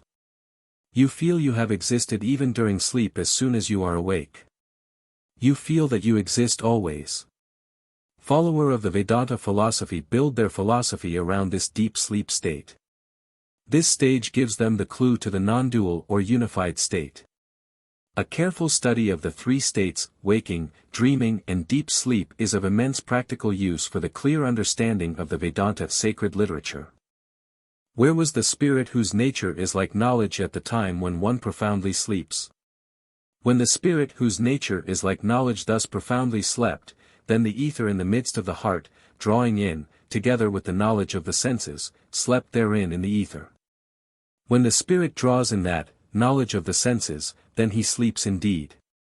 Thus, life is drawn in, speech is drawn in, the eye is drawn in, the ear is drawn in and the mind is drawn in. When, on the cessation of the two limiting adjuncts, i.e., the subtle and the gross bodies, and the consequent absence of the modifications due to the adjuncts, the individual being is in the state of deep sleep, merged in the self as it were, then it is said to be asleep. When a man sleeps here, then my dear, he becomes united with the Sat, he is gone to his own self. Therefore, they say of him, he sleeps, because he is gone to his own. Sankara observes that the phenomena of duality caused by the action of the mind are represent in the waking and dreaming states only, but absent in deep sleep state. In waking and dreaming states, there is the play of the thoughts, and the simultaneous occurrence of names and forms, and hence the world as well. In dreamless sleep, there are no thoughts, and hence, there is no world too. We taste the nature of absolute bliss in dreamless sleep, where a man is cut off from the distracting world. It is the mind that creates differences, distinctions, duality and separateness. If this mind is destroyed by increasing the purity in the I am divine Brahman meditation, in which the aspirant identifies himself with Brahman, then you will feel oneness everywhere. This needs continuous and strenuous efforts on the part of the spiritual aspirants. Degree of consciousness in the three states. In sleep, some action or other is always going on in your mental or vital being, things happen there and they govern waking consciousness. For instance, some are very anxious to perfect themselves and make a great effort in this direction during the day. They go to sleep and when they rise the next day, they find no trace of the gains of their previous day's efforts, they have to traverse the same ground once again. This means that the effort, and whatever achievement there was, belonged to the mere superficial or wakeful parts of the being, but there were deeper and dormant parts that were not touched. In sleep, you fell into the grip of these unconscious regions and they opened and swallowed all that you had laboriously built up in your conscious hours. Be conscious. Be conscious of the night as well as of the day. First, you will have to get consciousness, afterwards control. Such of you as remember your dreams may have had this experience that sometimes, even while dreaming, you knew it was a dream, you knew that it was an experience that did not belong to the material world. Once you know, you can act there in the same way as in the material world. Even in the dreaming state, you can exercise your conscious will and change the whole course of your dream experience. And, as you become more and more conscious, you will begin to have the same control over your being at night as you have during the daytime, perhaps even more. For, at night, you are free from slavery to the mechanism of the body. The control over the processes of the body consciousness is more difficult, since they are more rigid, less amenable to change than are the mental or the vital processes. At night, the mental and vital parts of your being, especially the vital ones, are very active. During the day, they are under check, the physical consciousness automatically replaces their free play and expression. In sleep, this check is removed and they come out with their natural and free movements. Deep sleep state and non-dual steadiness distinguished. In sleep, the mind is in a subtle state. The thought waves have also assumed a subtle state. But, in non-dual steadiness, there is no mind. There is no universe. The world sinks down in Brahman Supreme Cosmic Spirit. The Supreme Self in the three states. The Supreme Self, which has four forms, is inside the bodies of all living beings and is known by the names waking state, the dreaming state, the deep sleep state, and the transcendental state of pure consciousness. The seat of the waking state is the right eye. Within the mind dwells the dreaming state, while the deep sleep state resides in the ether of the heart. The objects of enjoyment are of three kinds: gross, subtle, and bliss itself. Satisfaction is also threefold. The first foot of the Supreme Self is the universal state, whose region is the waking state, who has objective consciousness, who has 7 limbs and 19 mouths, and who enjoys gross objects. The objective mind or conscious mind plays in the waking state. The second foot of the Supreme Self is the dreaming state, whose region is dream, who has subjective consciousness, who has 7 limbs and 19 mouths, and who enjoys subtle objects. The dreaming state is the reflected consciousness associated with the dream state. The dreaming state is the enjoyer of the subtle world. The subjective mind and false ego play in dreams. The third foot of the Supreme Self is the deep sleep state, whose region is deep sleep, in whom all melt into one, who is a mass of knowledge, who is full of bliss, who enjoys bliss, and who is the door to the two states of consciousness, waking and dreaming. That is the state of deep sleep wherein the sleeper does not desire anything and does not see any dream. The mind with the desires rests in deep sleep in chief vital air in the heart. The chief vital air means Brahman. All the thought waves assume a subtle state. Chapter 6, The Three Qualities. Qualities and Thought Waves. The mind has three qualities: sattva purity, light, bliss or goodness, rajas passion or restlessness, and tamas, inertia or darkness. There are three thought waves in the mind corresponding to the three qualities. Peace or calmness come out of purity, terror or fright come from restlessness, and ignorance or delusion come from inertia or darkness. Equilibrium or balance is peace or calmness thought wave, anger is terror or fright thought wave, laziness, carelessness and drowsiness are inertia thought waves. Characteristics of sattva purity. Sattva, the attribute of purity, is purity. It is illumination, light. The purity is a force favorable for the attainment of liberation. Virtues such as fearlessness, purity of heart, etc., will confer liberation on you. The effect of the purity is Brahmavikara, the inquiry into the nature of Brahman, the ultimate reality, the inquiry or search for truth, differentiation between what is real and what is unreal. A pure mind is always steady. It finds delight internally. It may stick to one place indefinitely. It keeps friendship with persons for a long, long time. It can read the Gita sacred text or the Yogavasisha any number of days. It can live on simple foods for years together without any grumbling. During pure moments, when there is preponderance of purity in the mind, you are in touch with the divine source owing to the cleanness of the mind mirror. You will get inspiration. You will compose beautiful poetry, etc. Preserve those inspired writings. Note them down in your notebook. The state of purity with the experience of spiritual light or inner illumination is a state of mind wherein the mind is full of purity. There is purity of thought and purity of heart. It is the fourth stage of knowledge. Characteristics of Raja restlessness. Raja restlessness, the restless attribute, is a hostile force to pull you down into samsara cycle of death and rebirth.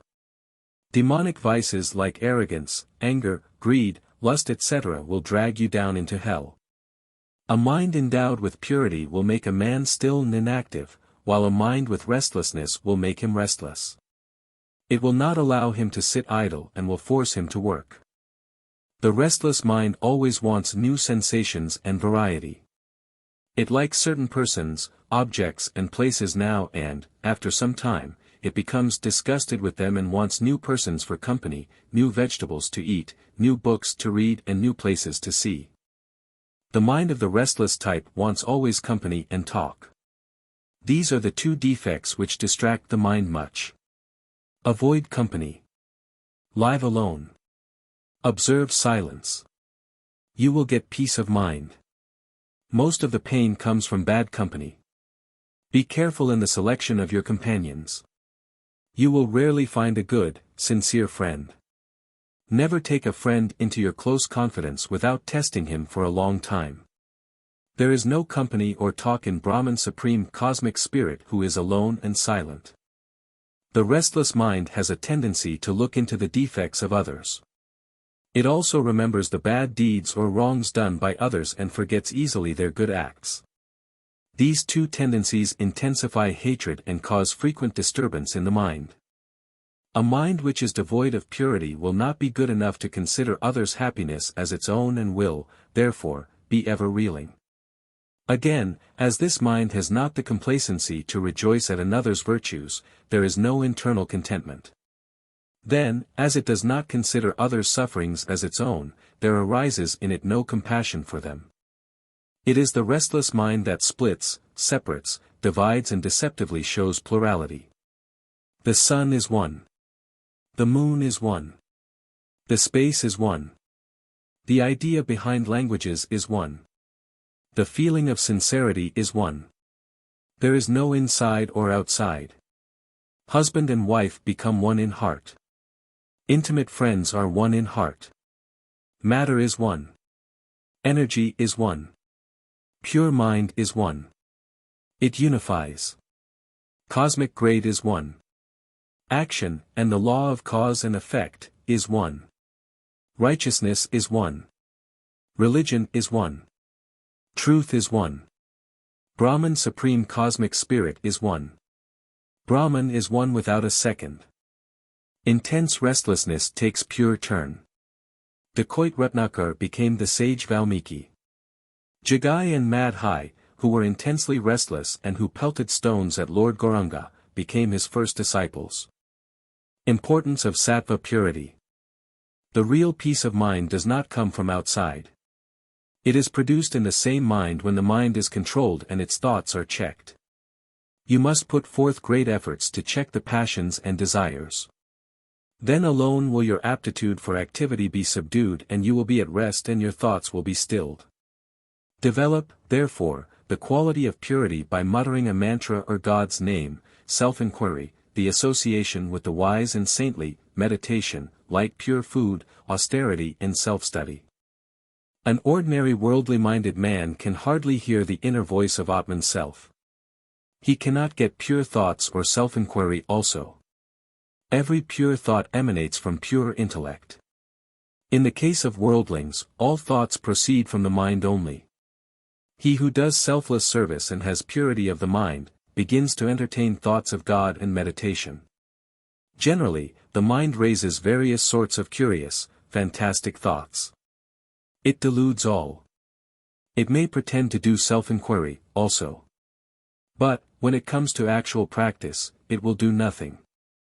If there is a serious determination in you to concentrate and, if you put it into actual practice for months steadily and, if the longing for the sight of God or self-realization becomes keen and acute, then alone think that all these kinds of thoughts proceed from your pure intellect only. All spiritual practices aim at the development of purity in the attainment of pure, irresistible will. This will bring about removal of ignorance and the state of supreme existence consciousness and bliss.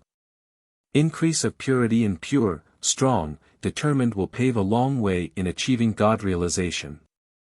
In the world also, there are persons with a few pure virtues such as patience, generosity, forgiveness, etc. But, a spiritual aspirant tries to develop the mind as a whole, to acquire all pure virtues. Chapter 7, The Psychic States.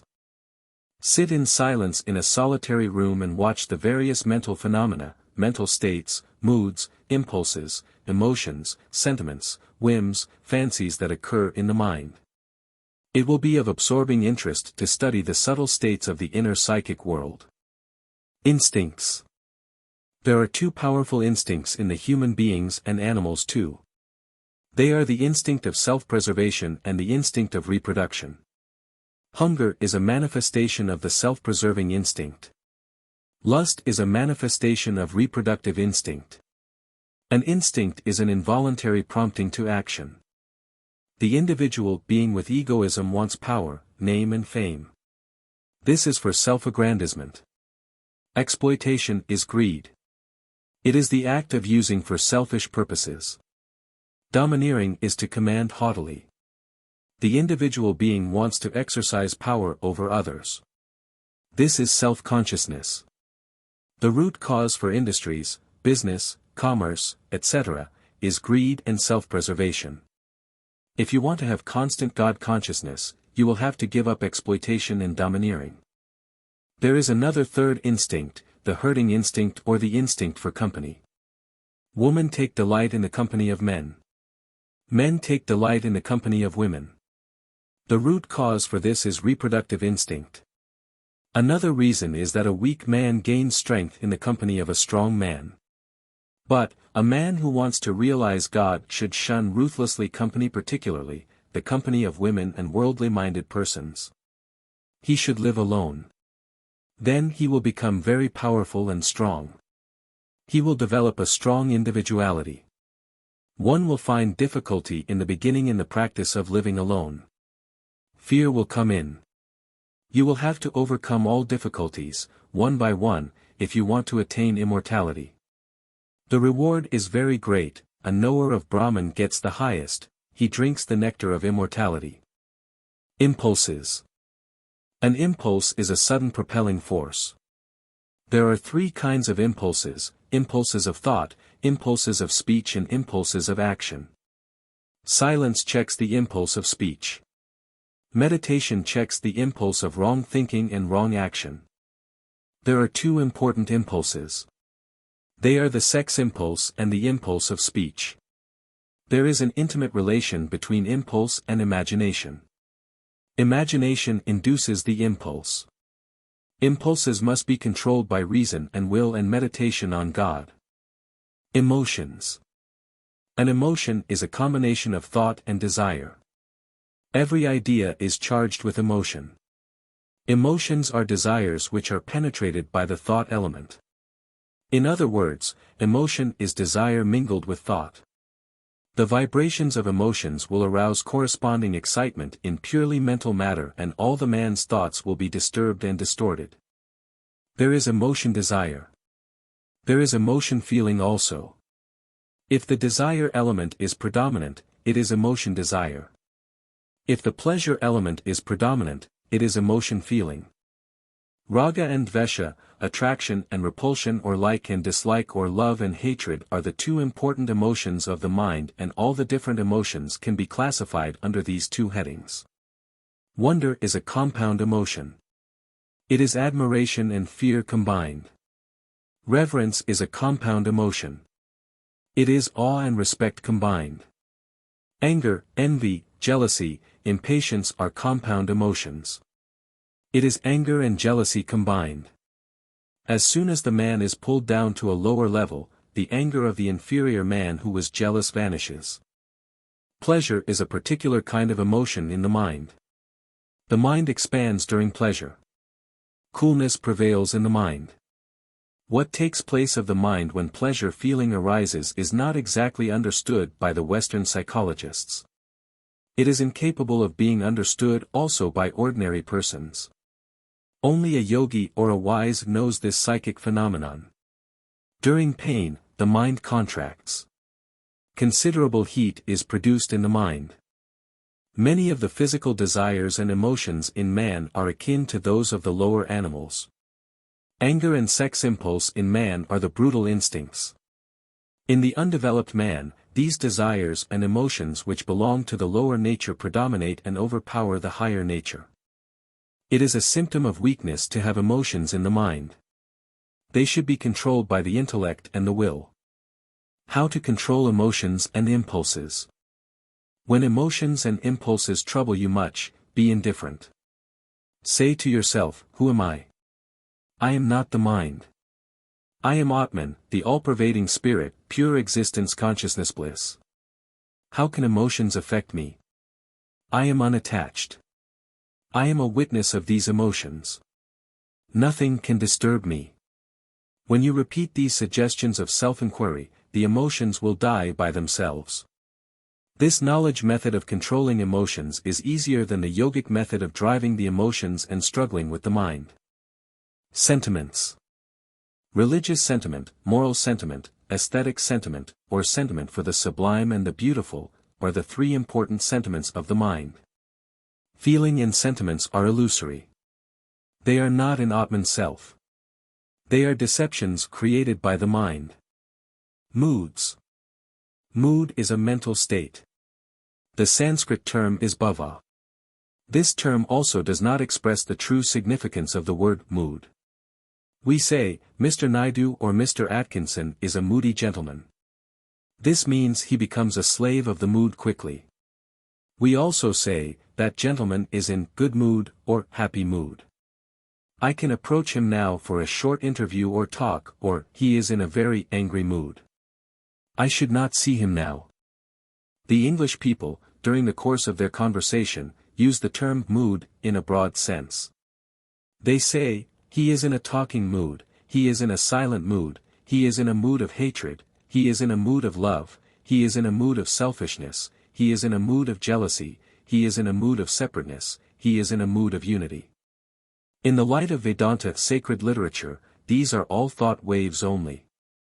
Dr. Bhagwan, the reputed author of Science of Emotions, classifies these under emotions only. The two kinds of moods and their effects.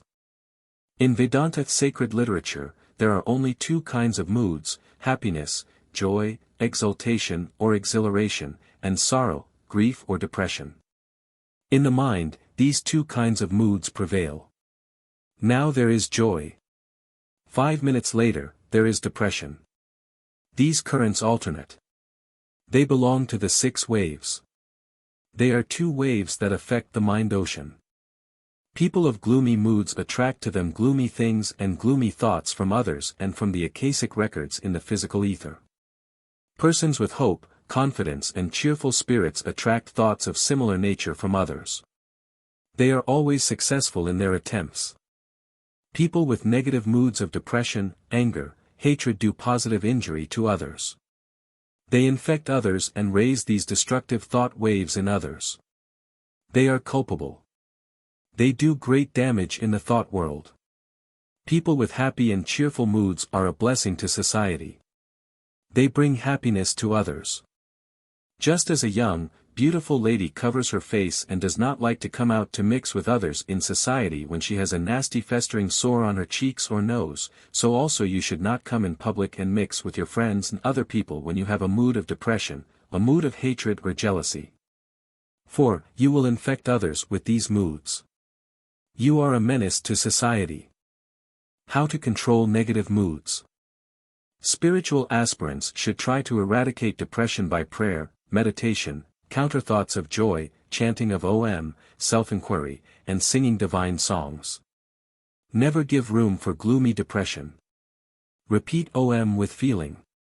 Repeat, I am full of bliss, my essential nature is bliss. Depression will vanish. There are various causes for this depression. Cloudy day, association with evil persons, indigestion, influence by astral spirits, revival of old mental impressions of depression, all these induce depression. When you get a talking mood, practice at once silence. This is an antidote to the talking mood. When you are in a mood of hatred, develop the opposite virtue of love. This mood will pass off quickly. When you are in the mood of selfishness, begin to do selfless work. When you are in the mood of separateness, try to mix with others through service, love, kindness and forgiveness.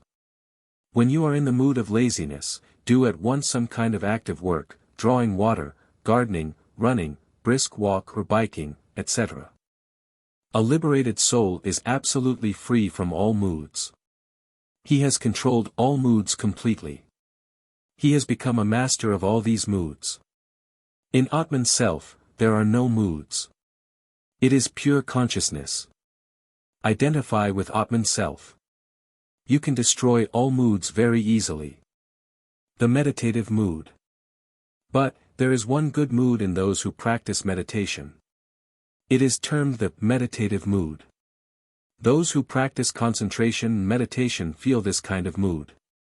When this mood manifests, you must immediately give up reading, writing, talking, etc. You must immediately sit on the usual posture and begin to meditate. Meditation will come by itself without effort. This mood is very favorable for contemplation. Watch for this kind of mood. If light disturbs you, close the windows or put on a curtain along the window. Dark room is favorable for the beginners in meditation. Whims and fancies. A whim corresponds to the term tarana in Sanskrit. Tarana means a wave. When a sudden change arises in the mind, it is a whim. Whims are waves that arise in the mind. They rise up and break quickly. They drag you hither and thither. They upset you. Everybody has his own whims. Very often you say, he is a whimsical man, when anyone is swayed by whims. Whim is also termed caprice. Eccentricity is an exaggerated form of whim. Whim tosses a man hither and thither, if he yields to it. Whimsical actions bring on misery. It is through whim that mind tempts and deceives men. Mind cheats through whims. Whims should be checked by reason. Do not do actions through whims. Action must be done through viveka discrimination between real and unreal and wisdom. Destroy whims as soon as they arise, through self-inquiry.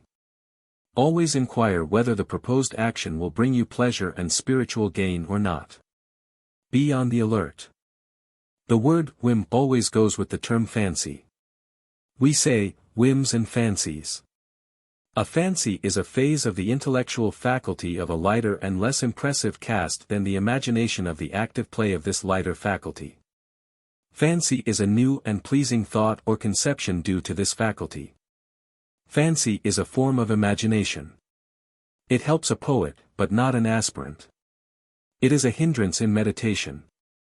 It builds castles in the air. Check it by self-inquiry, and viveka discrimination between real and unreal. Just as waves and ripples rise on the surface of the ocean, whims, various caprices, fancies and wrong determinations also arise on the surface of the mind ocean. The whims represent the ripples. You need not be afraid of these. They come and pass off quickly. You must be careful about the strong waves, wrong determinations. The strong thoughts must be eradicated by strong self-inquiry and proper reasoning. Imagination. Mother Nature never creates a vacuum in the mind. If one anxiety or worry is over, another anxiety immediately manifests. Mind can never become vacant. It has got infinite preoccupations. Carefully mark the ways of the mind.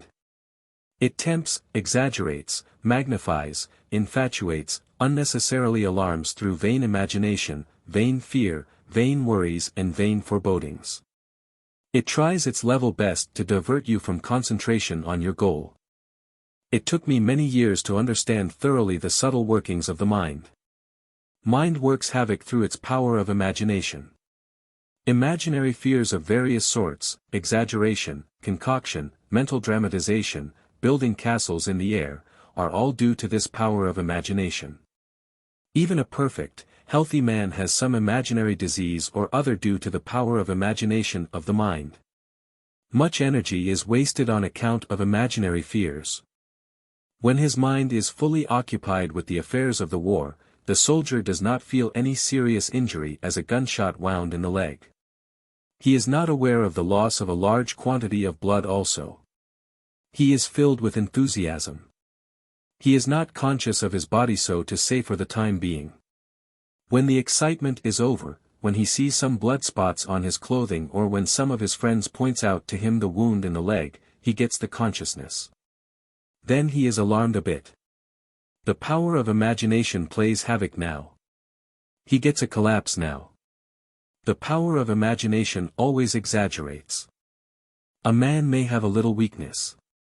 When he becomes your enemy, you at once exaggerate and magnify his weakness and fault. You even superimpose on this or concoct many more weaknesses and faults. This is due to evil imagination on your part. Whenever the mind of two friends are strained by ill feelings, these minds begin to exaggerate and concoct things. Fault-finding increases. It is very difficult to get at the truth of the statements of these two broken friends with broken friendship. Their utterances are always colored by their inner feelings.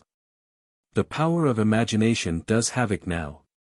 Maya illusion plays havoc through the mind and its power of imagination. Mind tempts and deceives.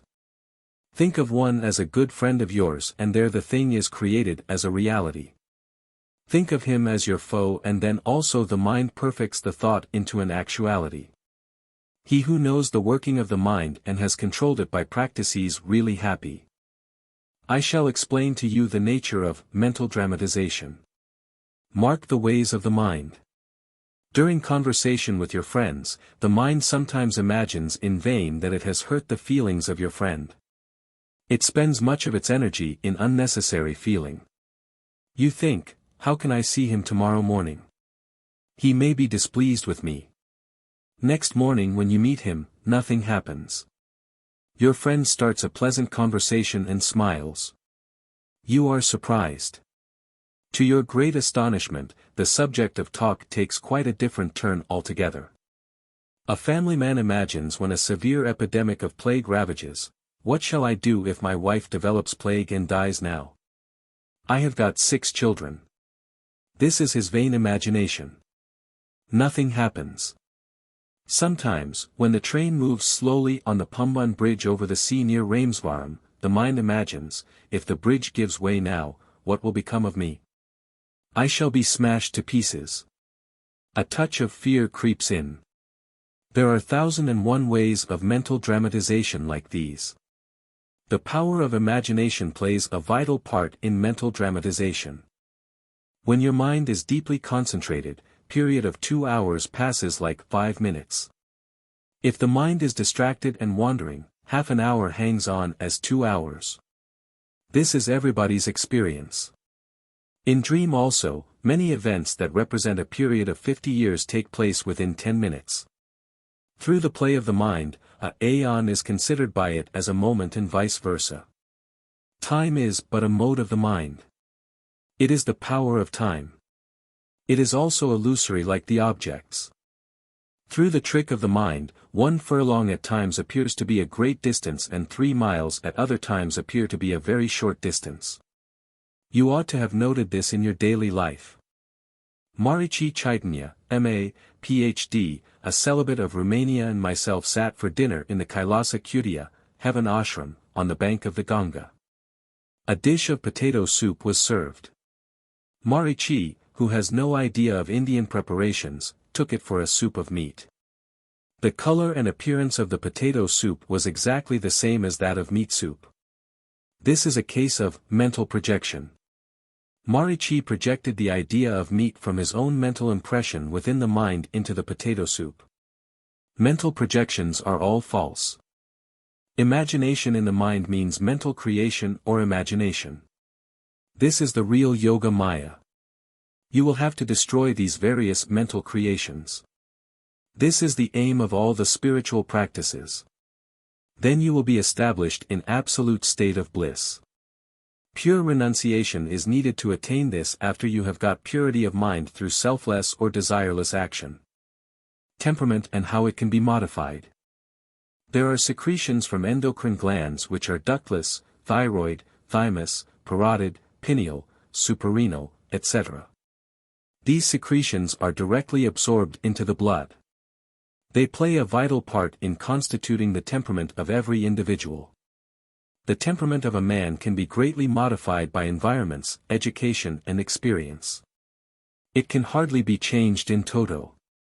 That is the reason why the Gita sacred text says, even the man of knowledge behaves in conformity with nature. Chapter 8, The Mental Faculties. The power of the human mind. If you closely study the action of mind upon mind, of mind over matter, of mind over the human body, you will find that each man is a power in himself. You will have to develop the potential faculties by self-restraint and mastery over the passions. When mind is so much powerful, what to speak anything of the glory of Atman Self, who is the storehouse of everything, who is the infinite, inexhaustible central magazine of power, knowledge and bliss from whom the little mind borrows its light and power. Illustrations of the power of mind. Whenever any fire accident or any other kind of accident occurs, how agile and nimble you are. Do you not exhibit wonderful powers? You jump over a huge wall, save many children, run amidst fire boldly and carry things. All psychic faculties, memory, imagination, will, etc., are at play. Chivalry, intrepidity, undaunted spirit, mercy and various other noble virtues are exhibited by you. Wherefrom did you draw these faculties and powers? From this, you can conclude that you are, in reality, all-powerful. There is a big, magnanimous magazine of power inside. Go to the source by meditation and tap it. You will get everything. Rely on the self within. If you get a telegram at 12 a.m. on a hot day in summer, which informs you that your father is seriously ailing in your native village which is 20 miles distant, at once you leave even your food and begin to gallop.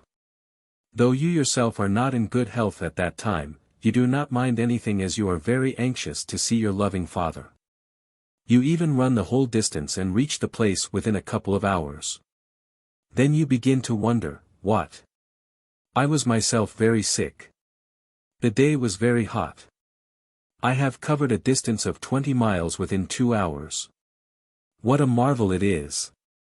This clearly shows that you are, in reality, all-powerful. The mind possesses various kinds of powers and faculties. They lie dormant. You will have to awaken them. The 6 important powers of mind. There are 3 powers in the mind: will, action and knowledge. A desire arises in the mind. This is will. The mind exerts to have this desire gratified. This is action. It plans, schemes and finds out methods, etc. for the achievement of the desired object. This is knowledge. The power of perception, power of memory, power of imagination, power of judgment, will or intention and concentration are the 6 important powers of the mind. The power of perception. The power of perception is power of cognition or sensation or power of perception and knowing through senses or sense knowledge. Power of memory. The power of memory does 3 things. It grasps. It holds. It brings to memory whenever a thing is needed. Though the power of grasping is done by the power of perception of the mind or cognition, the power of memory also participates in the act of grasping. Suppose you hear the sound of a bell in the temple. The memory power grasps it. Then it retains it through concentration. When you hear again the sound of the temple bell, it at once reminds you, this is the temple bell. This is not the hostile bell. In meditation, the mind grasps and takes possession of its perceptions or judgments. It makes the content of the idea its own. It strengthens the mental impression so that a voluntary recall is rendered easy. Power of imagination. You have never seen an elephant riding a cycle. When a man, who has actually seen it, gives you a description, your mind forms a mental picture at once. This is done by the power of imagination of the mind. Power of judgment. Power of comparing and contrasting, drawing inferences, discussion, conclusion, all belong to power of judgment of the mind. The power of judgment has got 2 subdivisions, ascertainment and logical reasoning. A is mortal. B is mortal. C is mortal. Again, all men are mortal. Mr. Chaudhary is a man. Therefore, Chaudhary is mortal. These sorts of drawing conclusions through inductive and deductive logic with major and minor premises and middle term or through the 5 parts of syllogistic reasoning of Gautama sage's Indian logic are done by power of judgment of the mind with the help of ascertainment and logical reasoning. Logical reasoning has got 2 other subdivisions, inference and discussion. When you see a river in full flood in the morning, you infer that there ought to have been rain during previous night. When you see smoke on the hills, you infer that there ought to be fire also on the hill. This is due to inference. Will. Will is Atma power. It is the dynamic aspect of Brahman, the absolute supreme spirit. Will is Brahman in motion. In Vedanta sacred literature, will plays a very conspicuous part. Much has been said about the power of imagination in the West, that it is the most tremendous power in the human mind, and that in a conflict between the will and the imagination would invariably win the day. Some people say that the will is greater than imagination. In the East, amongst the follower of the Vedanta philosophy, will is regarded as a greater faculty than imagination. What would the imagination do without the impelling power of the will to execute with dynamic power the desires, wishes and ideals? There is correlation, coordination and cooperation between the different principles in the mind. Therefore, who can say which is great or small, important or unimportant when each depends upon the other for its power? It cannot be truly said that the one is greater than the other, for their independence and power are derived from one another. Concentration power. Concentration power, or the power to hold, is really a part of memory or power of memory.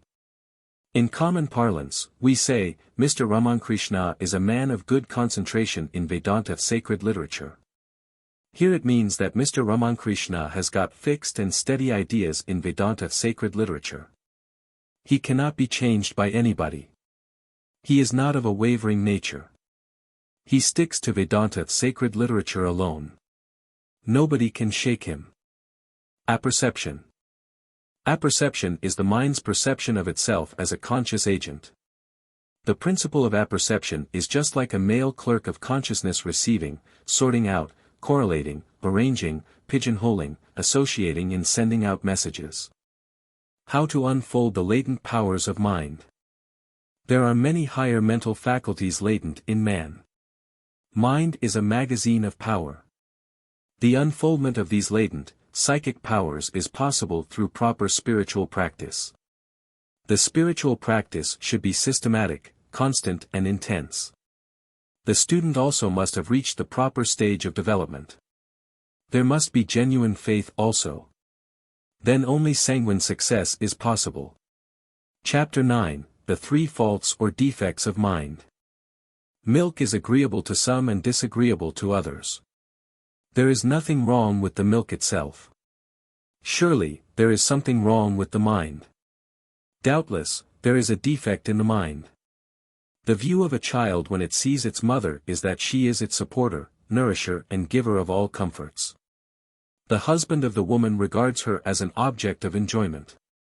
A tiger, when it sees the same woman, regards her as its prey. The object, woman, remains the same. The viewpoint differs in these 3 cases owing to the defect of the mind. Dasha fault means fault or defect.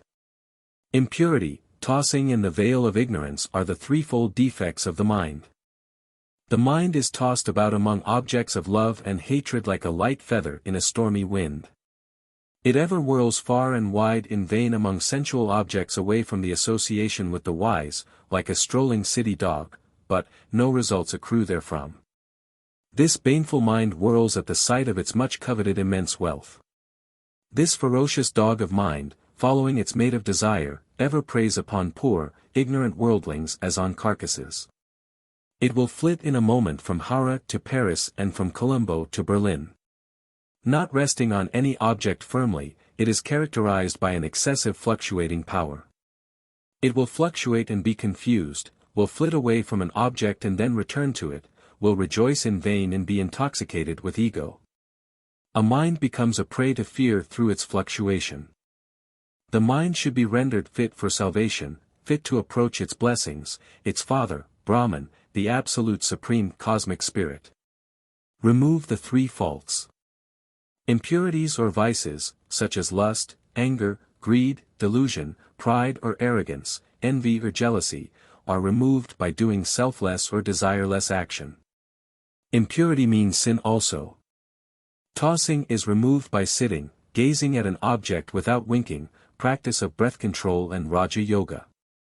Veil of ignorance is removed by knowledge, study of Vedantic literature, profound meditation and meditation on oneness with the Brahman cosmic spirit after duly understanding the right significance of the great saying, I am that, establishing the unity of the individual with the divine. Without hankering after paltry, terrestrial, things and causing your mind to fluctuate thereby, may you be immovable as a rock. Those who have no lower impulses drive away rebirths to a great distance from them. Study the nature of the mind. Analyze the mind carefully. Get rid of the three faults of the mind, impure vices, tossing and the veil of ignorance. Purify the mind. Steady the mind. Fix the mind on God or Brahman. Get the mind dissolved in God by constant and intense thinking. Practice the spiritual practice of destruction or annihilation of the mind. Rise above the deceptions and temptations of the mind. This is your duty. You are born for this only, all other duties are self-created and self-imposed owing to ignorance. Chapter 10, Pure Mind and Impure Mind. Through the discriminating mind, the lower mind is powerfully mastered by the wise. Let him raise the self by the self. The two kinds of mind. The pure mind and the impure, instinctive or desire, mind are the two kinds of mind according to Upanishadic teaching. There is the lower mind filled with passion. There is the higher mind filled with purity. There are two minds. You will have to make it into one pure mind only if you want to meditate.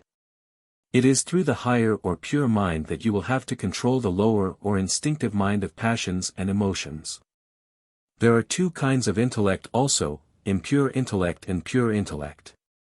There are two kinds ego, pure ego which identifies with Brahman Supreme Cosmic Spirit, the Absolute Existence, consciousness and bliss, and impure ego which identifies with the body.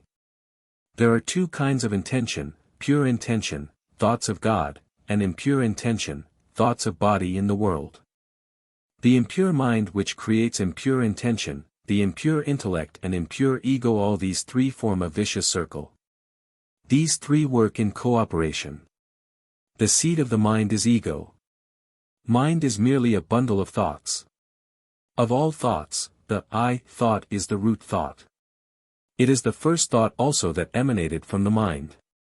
Therefore, mind is only the thought I. Intellect is the basis of ego.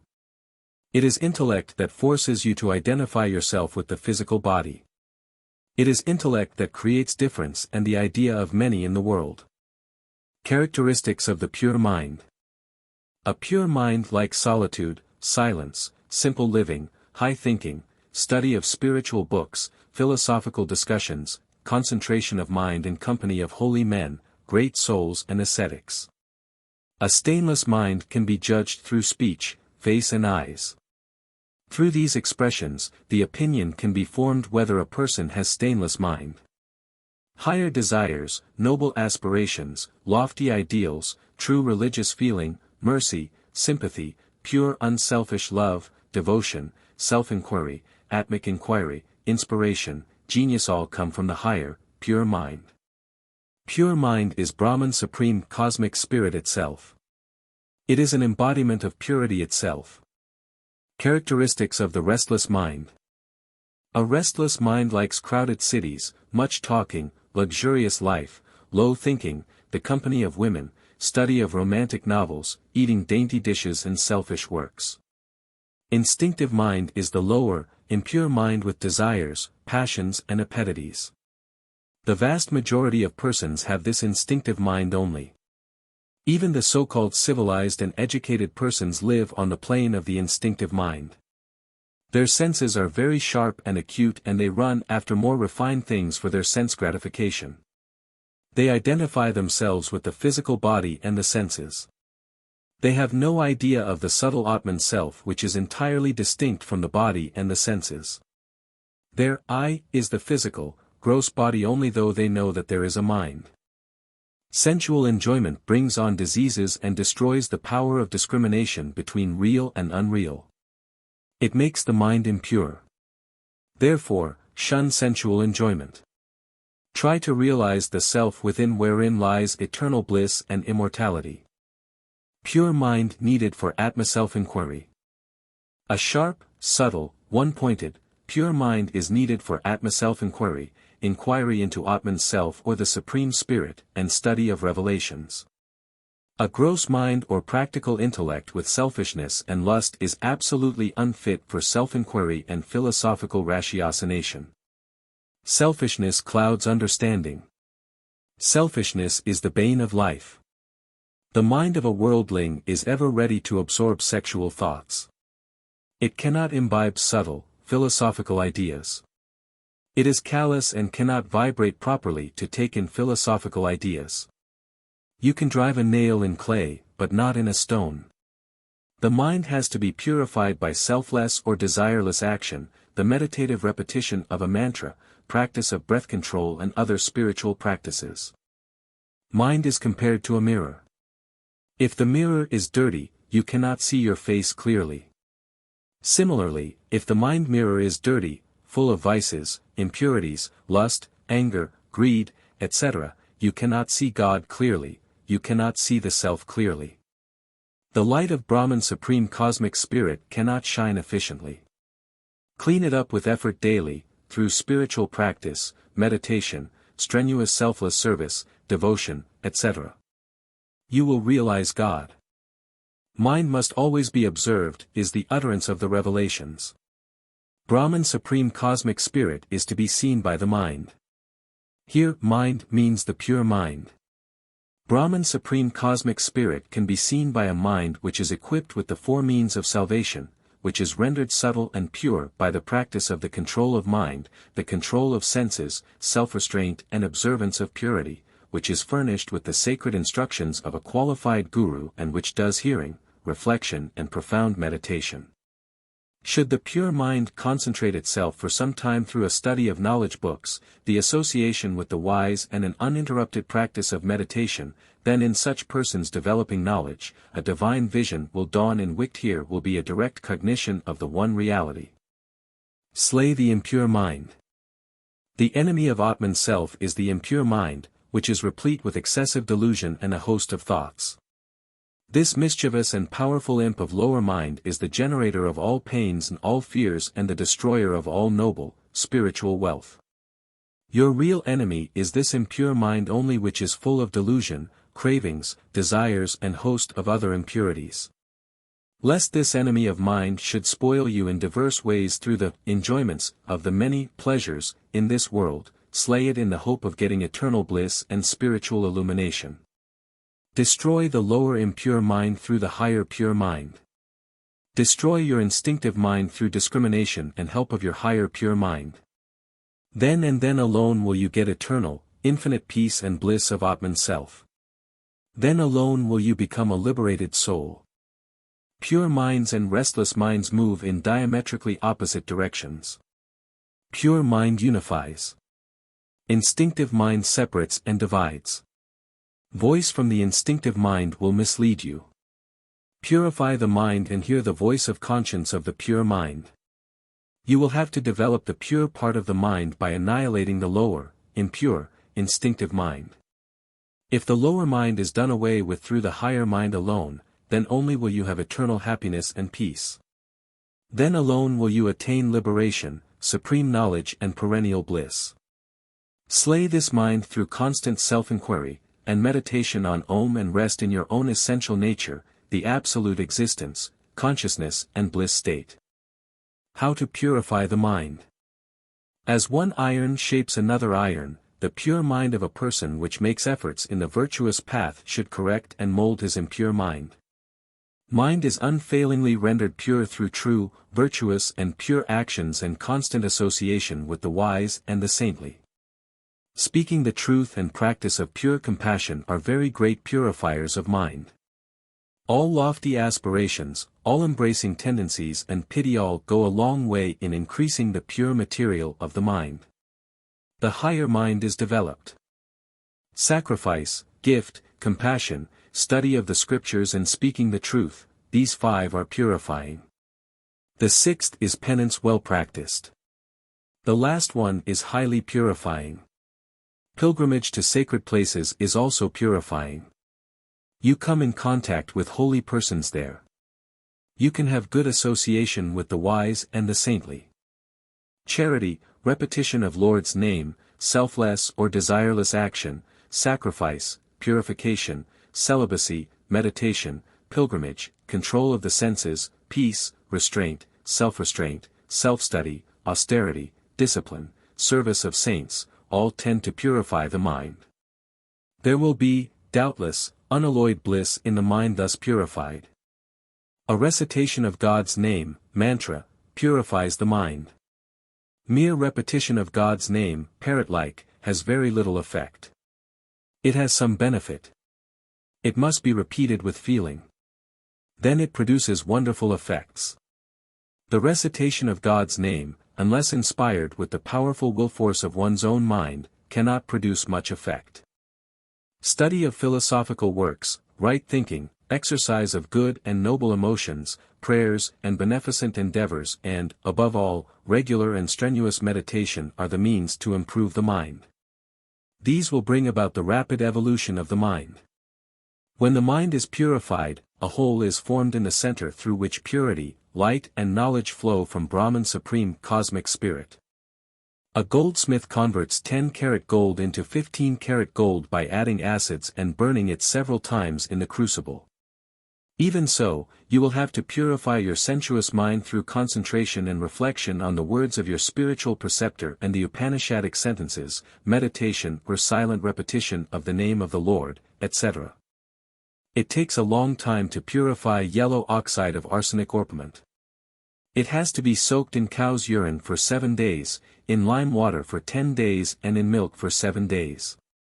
Then it has to be burnt out 108 times before a proper oxide is obtained. Even so, it takes a long time to effect purity of mind. Severe practice of austerity is needed. As a result of purification of the mind, it becomes more sensitive, gets easily disturbed by a sound or shock and feels any pressure acutely. An aspirant must be sensitive and yet have the body and nerves completely under his control. The greater the sensitiveness becomes, the more difficult is the task. There are many noises which pass unheeded by an ordinary person, but which are torture to one who is very sensitive. You must do your best to get over this oversensitiveness. Initiation of pure mind leads to quiescence. Purification is the first part of yoga. When purification is over, the natural tendency of the mind is to go towards liberation. If only a disciple whose mind is cleansed of all its impurities, is initiated into the sacred mysteries by a guru, then his mind will get complete quiescence. He will enter into an absolute state. The absolute state is termed asambhadana. Chapter 11, Thought Waves.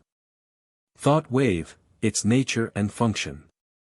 Thought wave means a whirlpool. It is a wave of thought that arises in the mind. Thought waves are modifications of the mind. They are the effect of ignorance. When ignorance is destroyed by knowledge, thought waves get absorbed in Brahman Supreme Cosmic Spirit just as water thrown in a heated pan is absorbed in the pan. Wherefrom does a thought wave arise? From the subconscious mind. Why does a thought wave arise? It is self-nature of mind. What is its function? It causes the destruction of the veil of ignorance. It removes the veil of gross ignorance of material reality that envelopes the objects and conceals the true nature of objects, causing a breakthrough in awareness. It helps the evolution of a man till he attains perfection or the liberation while still alive. It is thought wave that opens the Kundalini power in a wise in the third eye chakra and joins it in crown chakra. This is one path. The subconscious mind is the mind stuff. It is the mental substance. Thought wave is a modification of that mental substance. It is a process. Just as waves and bubbles arise from the surface of the ocean, so also these thought waves arise from the surface of the mind ocean. Just as rays emanate from the sun, so also these mental rays, modification of thought waves, emanate from the mind sun. Just as the sun merges itself in the horizon at sunset by collecting all its rays, so also you will have to merge in that sun of suns, the absolute consciousness, eternal peace by collecting all the dissipated mental rays and dissolving the mind itself. The function of a thought wave in the mind is to cause destruction of the veil of ignorance, the removal of the veil of ignorance covering objects. Gross ignorance is enveloping all objects. When the veil is removed, perception of objects becomes possible. The thought wave removes the veil of ignorance. When you pass through a big crowd or persons, you are able to notice a few persons. You do not see some persons, though they happen to come in front of you. Why? Because there was not complete destruction of the veil of ignorance. When this is done, the object shines before you. According to Raja Yoga of Maharshi Patanjali, right notion, misconception, imagination, sleep and memory are the 5 thought waves or mental functions.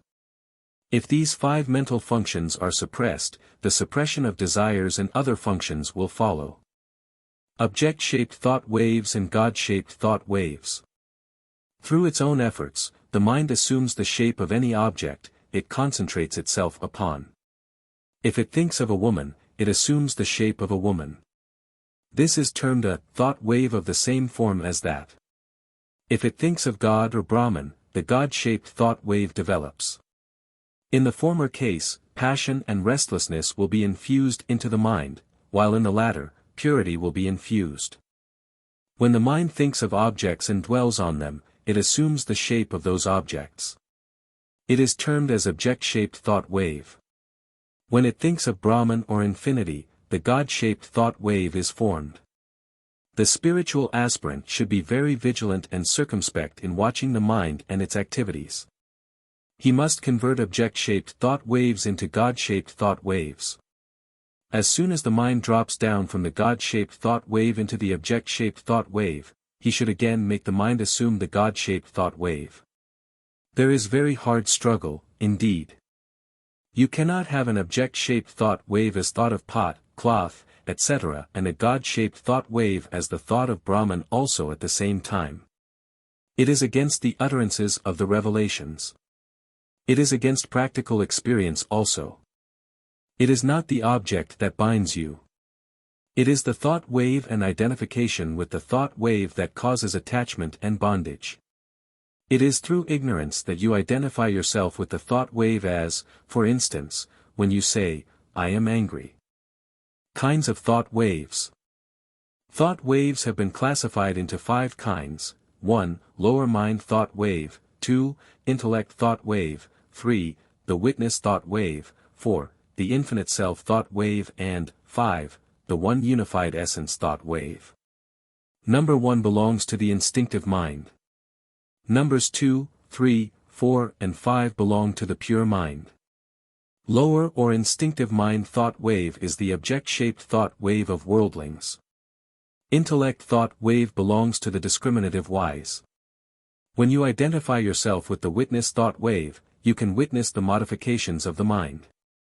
When you try to feel that you are the infinite self, the infinite self thought wave is generated. It is also known as God-shaped thought wave. There is no thought wave in Brahman, the absolute supreme God. From the lower mind thought wave you must jump to the discrimination between real and unreal thought wave.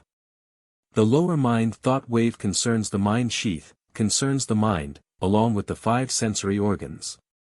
The discrimination thought wave belongs to the intellectual sheath. By developing the intellectual sheath, the lower mind thought waves are conquered. From the discrimination thought wave you must jump to the witness thought wave.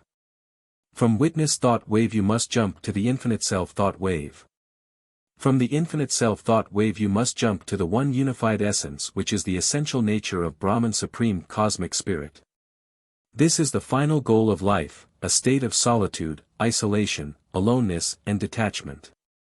Inward-focused mental waves and outward-focused mental waves.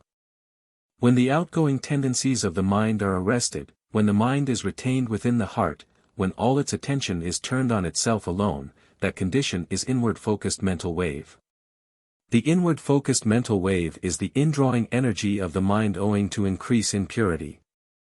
The spiritual aspirant can do a lot of spiritual practice when he has this inward thought wave. The outward-focused mental wave is the outgoing tendency of the mind due to passion and restlessness. When the vision is turned outward, the rush of fleeting events engages the mind. The outgoing energies of the mind begin to play. Further, on account of force of habit, the ears and eyes at once run toward sound and sight. Objects and desire are externalizing forces. A restless man full of desires can never dream of an inner spiritual life with inward-focused mental wave. He is absolutely unfit for the practice of introspection. You will get inward-focused mental waves or inward-moving mind only after you have destroyed all the externalizing powers of the mind. Dispassion and introspection help a lot in the attainment of this mental state. You must starve the mind by dispassion and renunciation. You must learn the art of making the mind introspective or turned inward upon itself through the yogic action, abstraction. Just as you have to take back with care your cloth that is fallen on a thorny plant by removing the thorns one by one slowly, so also you will have to collect back with care and exertion the dissipated rays of the mind that are thrown over the sensual objects for very many years. You will have to gather them patiently through dispassion and spiritual practice, through renunciation and austerity, and then march boldly with indefatigable energy towards God or Brahman. Those who know this practice can really be peaceful. They only can be really happy. When the mental rays are concentrated, illumination begins. Mind cannot do any havoc now. The mind cannot externalize itself. It can be kept inside the cave of the heart. Destruction of thought waves leads to mental strength. Mind gains great strength when the thought waves are destroyed. It is not easy to destroy thought waves because they are innumerable. They should be taken up one by one and dealt with separately. Some thought waves are very strong. They demand strong efforts for their destruction. Most of the thought waves are very weak. Weak thought waves melt away like rent clouds. Strong thoughts remain and frequently recur daily in the morning as soon as you rise from your bed. Be silent. Enter silence. Silence is Atman Self. Silence is Brahman. Silence is center. Silence is the cave of the heart. When the mind runs from one object to another, that state in the interval wherein you become mindless for a very short time is established in one's true nature. That is Brahman, the absolute supreme cosmic spirit. When the mind is controlled fully, thought waves cease. When all the modifications subside, you enter into the silence then and then alone. Realize this very moment. Feel the divine glory and Brahmic divine splendor now by closing the eyes, by drawing the senses, by stilling the mind, by silencing the thoughts, by sharpening the intellect, by purifying the mind, by meditating on Om, by chanting Om with feeling. Keep up the continuity of Brahmic divine consciousness throughout the 24 hours. Have an unceasing flow of Atmic consciousness. This is very, very important. This is an essential condition. This is a great desideratum. When all the thought waves die, mental impressions and the frame of the mind remain.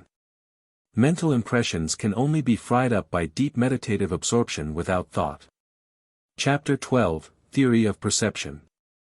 When one thinks, then he understands. Without having thought, one does not know. It is only after having thought that one understands. I was absent-minded, I did not hear. I was absent-minded, I did not see. It is thus evident that a person sees with the mind, hears with the mind. Desire, determination, uncertainty, belief, disbelief, steadiness, unsteadiness, shame, intellect, fear, all these are in the mind alone. Therefore, when touched from behind, a person knows by the mind. Brihadaranyaka Upanishad. There are two compartments in the mind, the thinking portion and the perceiving portion. It is easy to stop the thinking portion, but it is extremely difficult to stop the functioning of the perceiving portion. It is only the individual mind that sees objects outside. If you see the same objects through a telescope, they appear different. If you can see with the mind directly, you will have a different vision altogether. The universal mind or manifestation of Brahman has quite a different vision. He sees everything as a vibration or movement within himself as his own intention, just as you can imagine within your own mind that a big war is going on and many people are dying on either side. You withdraw your imagination at your will. Theories of perception. There is the elastic theory of the mind. This school of thought says that the mind becomes elastic when several objects come in contact with the various senses and thus puts itself simultaneously into touch with various sense organs. When the mind comes in contact with one object in one sense, it contracts to a point. This theory is exploded and refuted by the follower of the Vedanta philosophy as unsound. There is another school of thought that says that there are different compartments or parts in the mind. One part of the mind connects itself with one sense, another part with a second sense, and so on. This theory is similarly blown up and discarded by the follower of the Vedanta philosophy as untenable and unsound.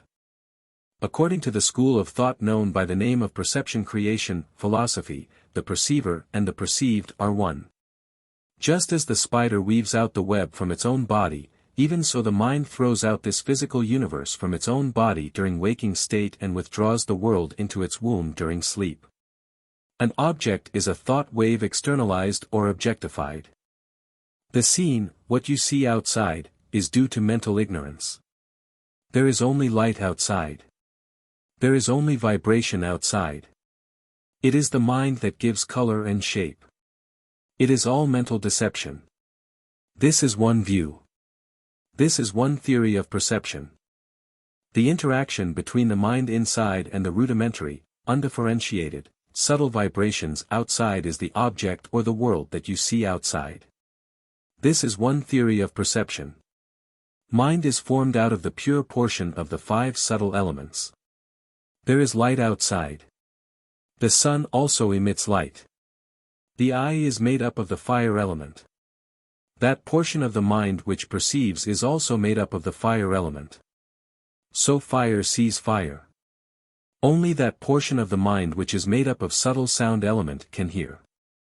Sound comes from the ether outside. So the ether of the mind hears the ether from outside. But, Atman self can see, hear, taste and feel everything.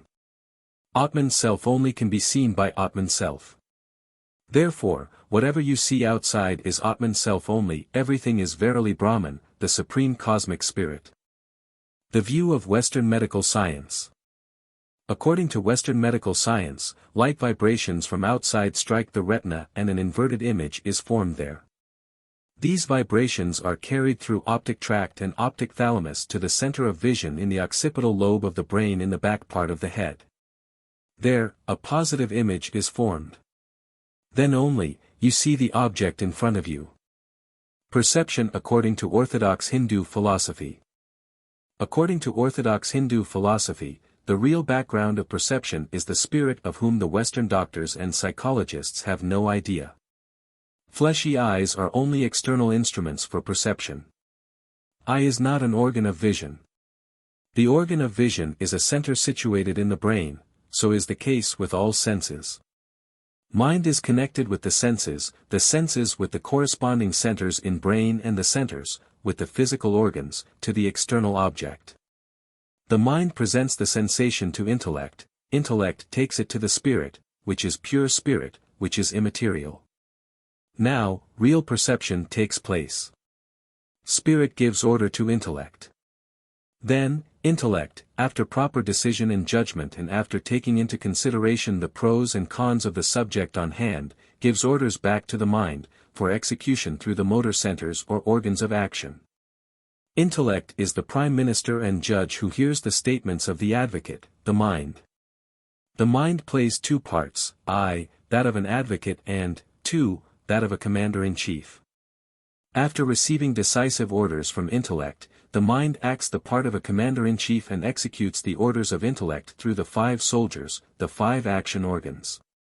This is the theory of perception according to the orthodox Hindu philosophy. See how very clear matters are in Hindu philosophy. First of all, there is the instrument or effect, for instance, the fleshy eye. It takes the sense impressions to the center or sense.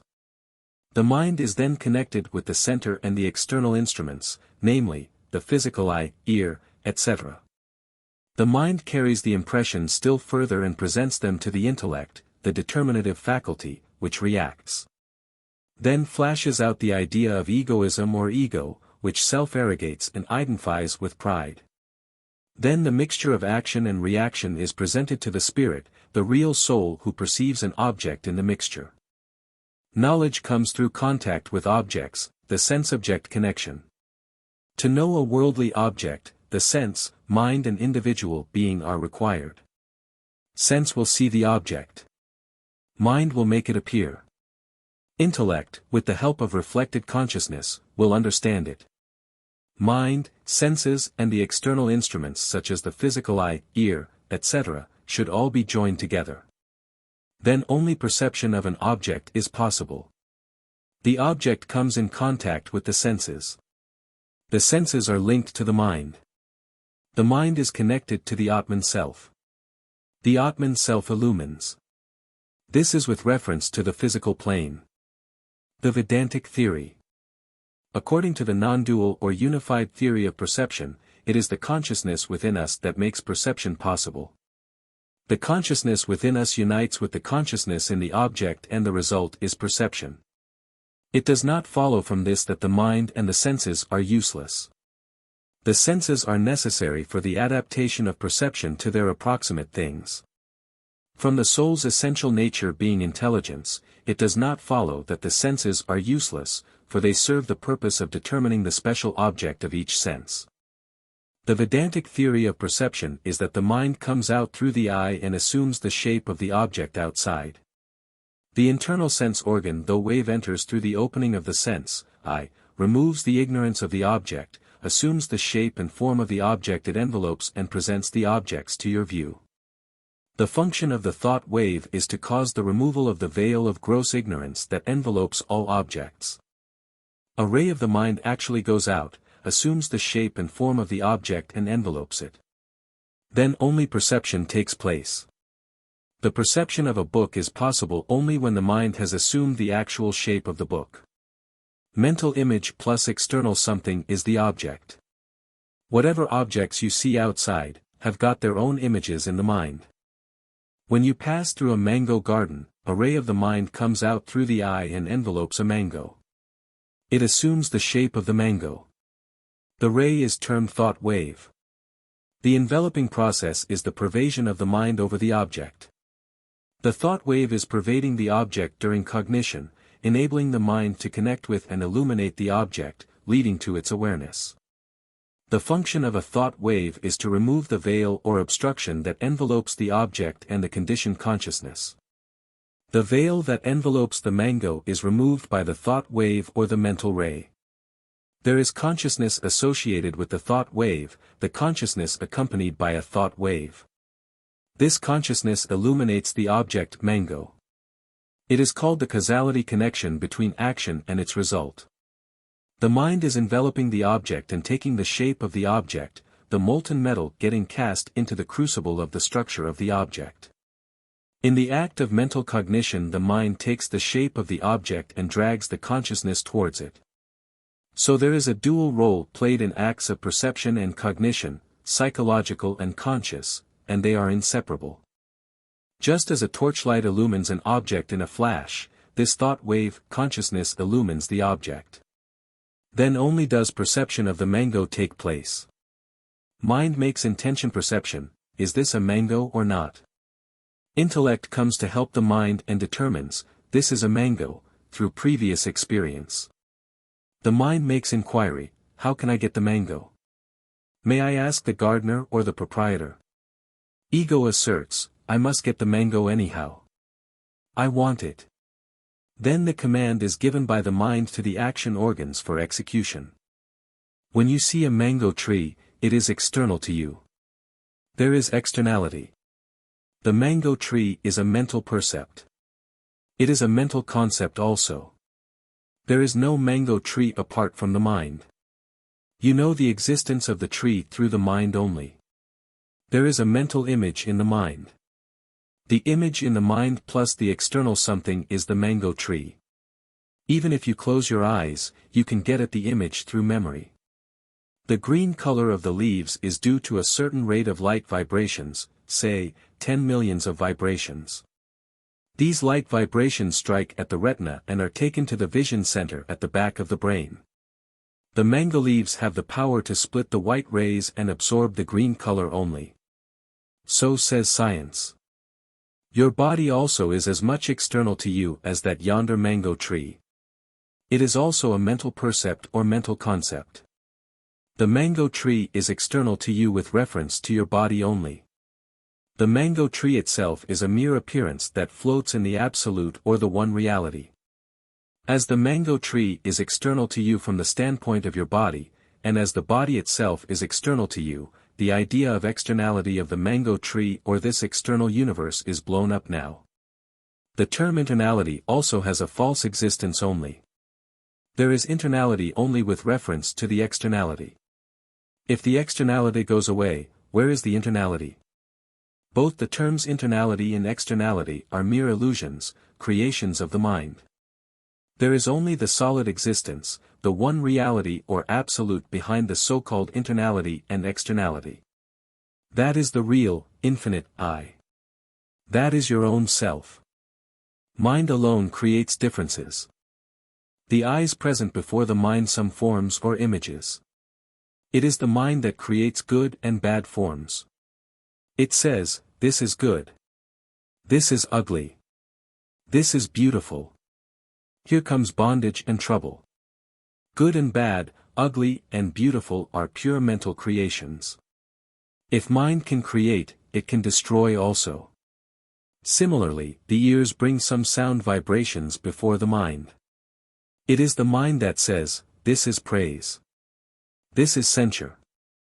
Eyes and ears are not to be blamed at all. They are innocent.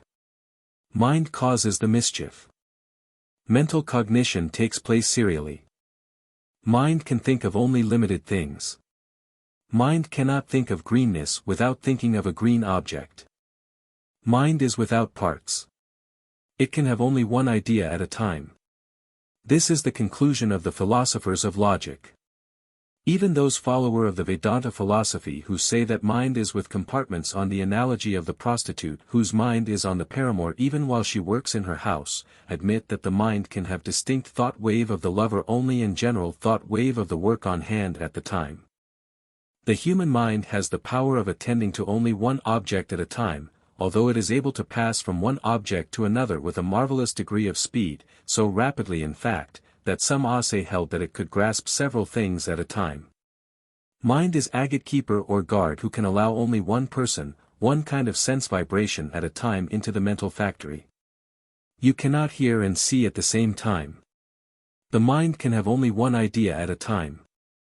But it moves with such tremendous lightning speed that an ordinary man thinks that he can have several ideas at a time. Perception through the finite mind or cognition or experience takes place serially and not simultaneously. Simultaneous knowledge can only be had in formless meditative absorption where past and future merge in the present. Only a yogin will have simultaneous knowledge.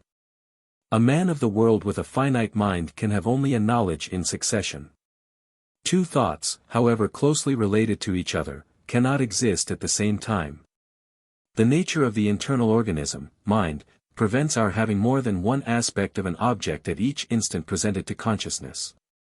Though several objects may come in contact simultaneously with the different sense organs, yet the mind acts like a gatekeeper who can admit only one person at a time through the gate. The mind can send only one kind of sensation at a time into the mental factory inside for the manufacture of a decent percept and a nice concept. When the mind gives attention and is attached to the sense of sight, it can only see. It cannot hear. It cannot hear and see at the same time. It is everybody's daily experience. When your mind is wholly absorbed in deep study of some interesting book, you cannot hear even if a man shouts, because the mind was not there, with the sense of hearing. My mind was elsewhere, I did not see, my mind was elsewhere, I did not hear, for man sees with his mind and hears with his mind. When you seriously think of a problem, you can neither see nor hear nor feel. All the senses are detached from the mind. There is only the process of inquiry or investigation by the subconscious mind, the mental substance. The best philosophers and seers, sages and wise, the best authorities, Eastern and Western, hold to the single idea theory as being correct. They are unanimously agreed that the mind cannot actually attend to more than one thing at a time, but when it appears to be doing so, it is only moving with prodigious rapidity backward and forward, from one end to the other. Illiterate people say that they can see and hear at the same time. The mind moves with a tremendous velocity backward and forward, and people imagine that mind can do two things at a time. It is a sad mistake. A spark of light presents the appearance of a continuous circle of light if it is made to rotate rapidly. Even so, though the mind can attend to only one thing at a time, either hearing or seeing or smelling, though it can admit only one kind of sensation at a time, yet we are led to believe that it does several actions simultaneously, because it moves from one object to another with tremendous velocity, so rapidly that its successive attention and perception appear as a simultaneous activity. Compensatory advantage in sense perception. In some persons, the sense of hearing is more developed than the sense of sight. Judges have acute hearing. Commanders-in-chief have acute sight. The profession itself forces them to develop the particular sense. Blind people have acute sense of hearing. If one sense is defective, nature compensates by developing more another sense. One of my friends knows of a blind man who can feel the nature of the color by mere touch. Speech is even the sight of the spirit. Speech means hear sound, the object of the sense of hearing. When this sense is enlightened, reflection is produced in the mind. By the mind effort to obtain external thing is made, for by the mind one sees, one hears. When one, at a time at night in the dark, cannot distinguish where sound arises, be it the neighing of horses or the braying of donkeys or the barking of dogs, he resorts there whence speech proceeds. Supersensory perception. It is the mind that really sees, tastes, smells, hears and feels. When you begin to think of the picture of Lord Krishna with closed eyes, it is through the mind's eye that you see the picture. An occultist can dispense with his physical, fleshy eyes and can see directly with his mind. A devotee, being one with God, sees directly with the eye of God, with the eye of causal body. A wise sees with the eye of knowledge of Atman self, divine sight or the eye of wisdom. How Brahman perceives. In the mind, will and sight are separate. In pure consciousness, will and seeing are one, will and sight are combined and no longer, as in the case of mind, separated from each other. Brahman Supreme Cosmic Spirit does not need mind to sense, think and reason. Brahman does not need eyes to see. He is self-luminous. He gives light to everything. He imparts light to mind. He gives light and power to the senses. He is the essence of consciousness. He is the condensed pure consciousness. He is a mass of knowledge. He knows everything through self-knowledge. He sees within himself through self-knowledge the whole universe as his own intention, as an apparent or illusory form. How to perceive Brahman? Brahman Supreme Cosmic Spirit is not an object. It is to be felt by direct spiritual realization. Knowledge of Brahman Supreme Cosmic Spirit, the absolute existence or truth, comes through feeling and meditation, through spiritual experience, direct perception or direct realization of true self, wherein the seer, sight and seen merge into the one existence like the bubble in the ocean. Chapter 13, Chit, the Subconscious Mind, and Memory. What is Chit? Chit is termed as the mind stuff or mental substance. It is the ground floor, as it were. From it proceed the three thought waves, mind, intellect and ego. This word belongs to the Rajayogic terminology of Maharshi Patanjali. Also in the Gita sacred text, Lord Krishna uses the term Chit in various places. The subconscious mind is termed Chit in Vedanta sacred literature. Much of your subconsciousness consists of submerged experiences, memories thrown into the background but recoverable. Chit, the subconscious mind, is like a calm lake and thoughts are like waves upon the surface of this lake and name and form are the normal ways in which these waves rise. No wave can rise without name and form. The functions of the subconscious mind are memory or remembrance, concentration, attention and inquiry. When you repeat the meditative repetition of a mantra or recitation of God's name, it is the subconscious mind that does the remembrance. It does a lot of work. It turns out better work than the mind or intellect. The field of subconscious mentation. The mental processes are not limited to the field of consciousness alone. The field of subconscious mentation is of a much greater extent than that of conscious mentation. The mind is not conscious of the greater portion of its own activities. As man can hold in consciousness but one fact at a time, only a fraction of our knowledge can be in the field of consciousness at any one moment. Only 10% of mental activities come into the field of consciousness. 90% of the mental activities takes place in the subconscious mind. Messages, when ready, come out like a flash from the subconscious mind to the surface of the conscious mind through the trapdoor in the subconscious mind. We sit and try to solve a problem and fail. We walk around, try again and again fail. Suddenly an idea dawns on us that leads to the solution of the problem. The subconscious processes were at work. You repeatedly failed at night to get the solution for a problem in arithmetic or geometry.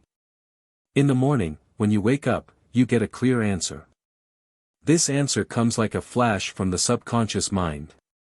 Even in sleep, it works incessantly without any rest.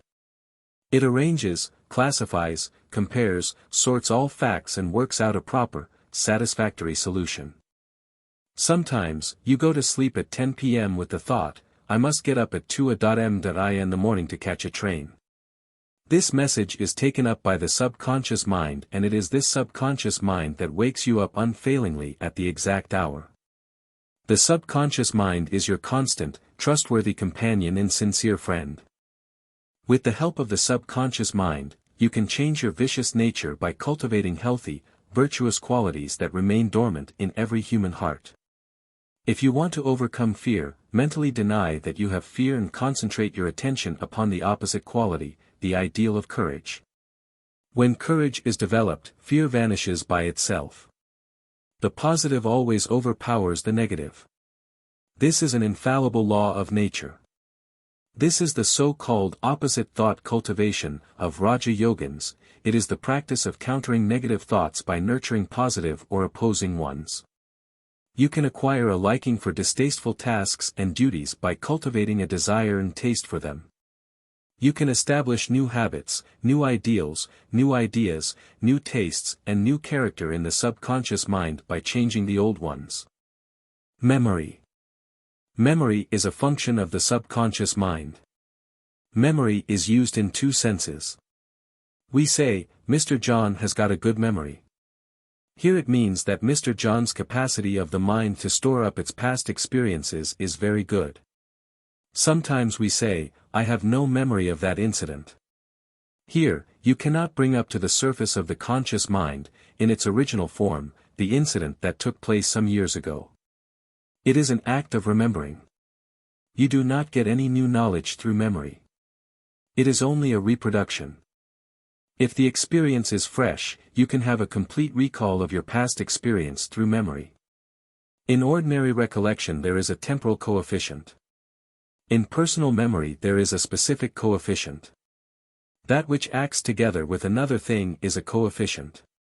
In mathematics, the numerical or literal factor prefixed to an unknown quantity in an algebraic term is a coefficient. How does memory arise? Suppose you have received a nice fan as a present from your amiable friend. When you use the fan, it sometimes reminds you of your friend. You think of him for a cause of remembering or a cause of memory. If your brother is a tall man, the sight of a similar tall man in another place will bring to your mind the memory of your brother. This is memory due to the similarity of objects. Suppose you have seen a dwarf at Madras. When you see a very tall man or Patagonian, this will remind you of the dwarf whom you saw at Madras. The sight of a big palace will remind you of a peasant's hut or a renunciant's grass hut on the bank of Ganga. This memory is due to dissimilarity in objects. When you walk along the road on a stormy day, if you happen to see a fallen tree, you conclude that the tree has fallen owing to the storm. In this case, the memory is due to the relation between cause and effect. The new mental impressions wash away the old mental impressions. If the mental impressions are fresh and recent, it is easy to recall them back quickly. They come up again from the depths of the subconscious mind to the surface of the conscious mind. The revival of old mental impressions takes place. If you visit once the college wherefrom you received your education, 10 years after you became an officer in the government, all the previous mental impressions of your college days will be revived now. You will remember now your old professors, old friends, old books, and various other things. Characteristics of a good memory. The following are the 4 good characteristics of a good memory. 1. If you read once a passage and if you can reproduce the same nicely, it is a sign to indicate that you have a very good memory. This is termed very good memory. 2. If you can reproduce the same thing without increase or decrease, addition or subtraction, it is called perfection. 3. If you can preserve a fact or passage or anything for a very considerable period, it is called retentive memory. 4. If you can reproduce a passage at once without any difficulty when it is needed, it is called bringing near. The process of recollection. When you desire to remember a thing, you will have to make a psychic exertion. You will have to go up and down into the depths of the different levels of subconsciousness and then pick up the right thing from a curious mixture of multifarious irrelevant matter. Just as the railway sorter in the railway mail service takes up the right letter by moving the hand up and down along the different pigeonholes, so also the sorter subconscious mind goes up and down along the pigeonholes in the subconscious mind and brings the right thing to the level of normal consciousness. The subconscious mind can pick up the right thing from a heap of various matters. In a big surgical clinic, the assistant surgeon allows only one patient to enter the consultation room of the senior surgeon for examination. Even so, the mind allows one idea only to enter the mental factory at a time through the mind door. The subconscious mind brings to the threshold of the conscious mind, during an act of memory, the right thing at the right moment, suppressing all others. It serves the part of a censor and allows only relevant memories to pass by. What a wonderful mechanism it is! Who is the driver for these dual minds? Who created these? What a magnanimous being he must be! My hairs stand on their ends when I think of him. My pen quivers when I write. Don't you like to dwell with him? What a great privilege and joy it is to be in communion with him! When you try to remember something, sometimes you cannot remember. After some time, the forgotten something flashes out to the conscious mind. How do you explain this? It is a slip of memory. The mental impressions of the particular thing has sunk deep. The subconscious mind, which is the storehouse of mental impressions, and whose function is memory, has to exert a bit, to analyze and sort and bring it to the surface of the conscious mind through the trapdoor. After some exertion, revival of the old mental impressions takes place and the forgotten idea, or name of a person, which you wish to recollect some time back, suddenly flashes to the conscious or objective mind.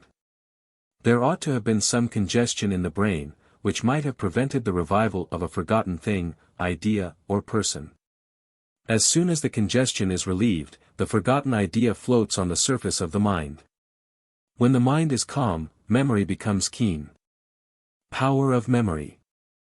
Those who overwork mentally, who do not observe the rules of celibacy and who are tormented by many cares, worries and anxieties, lose their power of memory soon. When you show symptoms of losing your memory, as you grow old, the first symptom is that you find it difficult to remember the names of persons. The reason is not far to seek. All the names are arbitrary. They are like labels. There are no associations with the names. The mind generally remembers through associations, as the impressions become deep thereby. Even in old age, you can remember old events, as there are associations with events. You can remember well in old age some passages that you read in schools and colleges. But, you find it difficult to remember in the evening a new passage you read in the morning. The reason is that the mind has lost its concentration power, the power of grasping ideas. The brain cells have degenerated. In early boyhood, the power of grasping in the mind is very marked. But, there is no power of understanding. In 16, 18, 20, the power of understanding becomes manifest. The power of retentive memory is also great in this age. The mind becomes settled only after 30. Below 30, there is much wandering. A man below 30 inches the vast majority of cases is not able to think and decide for himself. He has no power of judgment. After 45, power of grasping begins to decline. Memory also begins to decline. He has power of retention for what he has learnt before. He cannot learn new sciences. Celibacy helps a lot to develop the power of retention and various other psychic powers. Chapter 14, Mental Impressions. What is mental impression? Whirlpool or thought wave arises in the mind ocean. It operates for some time. Then it sinks below the threshold of normal consciousness. From the surface of the conscious mind wherein it was uppermost for some time, it sinks down deep into the region of the subconscious mind. There, it continues to be a subliminal action and becomes a mental impression. A conscious action whether cognitive, affective or conative assumes a potential and hidden form just below the threshold of consciousness. This is termed a mental impression. Memory, a revival of mental impression. The mental impressions are embedded in the subconscious mind. The subconscious mind is otherwise known as the unconscious mind. Subjective mind, subconscious mind and unconscious mind are synonymous terms. The seat of this subconscious mind is the cerebellum or hindbrain. You can recall the past experiences from the storehouse of mental impressions in the subconscious mind. The past is preserved even to the minutest detail. Even a bit is never lost. When the fine mental impressions come up to the surface of the conscious mind back again as a big wave, when the past thought wave comes back to the surface of the conscious mind again by recollection, it is called memory. No memory is possible without the help of mental impression. How the mental impression is formed. An experience in the sense plane sinks down into the depths of the subconscious mind and becomes there a mental impression. A mental impression of an experience is formed or developed in the subconscious mind at the very moment that the mind is experiencing something. There is no gap between the present experience and the formation of a mental impression in the subconscious mind. A specific experience leaves a specific mental impression. The memory of this specific experience springs from that particular mental impression only, which was formed out of that particular experience. When you perceive an orange and taste for the first time, you get knowledge of an orange. You know its taste. You know the object, orange. A mental impression is formed in the subconscious mind at once. At any time, this mental impression can generate a memory of the object, orange and knowledge of an orange. Though the object and the act of knowledge are distinguishable, yet they are inseparable. Cyclic causation of thought and mental impression. An object awakens or revives mental impressions in the mind through external stimuli. Hence, an intention or thought arises subjectively from within, without a stimulus from outside. When you think of a cow which you have seen before, you repeat the word cow mentally. Then only, the mental image comes. Then, a thought is formed. Mental impression causes intention, and intention causes mental impression, just as seed is the cause of the tree, and tree is the cause of the seed, in turn. There is cyclic causation on the analogy of seed and tree. A thought wave in the mind produces a mental impression, and a mental impression, in turn, causes again a thought wave.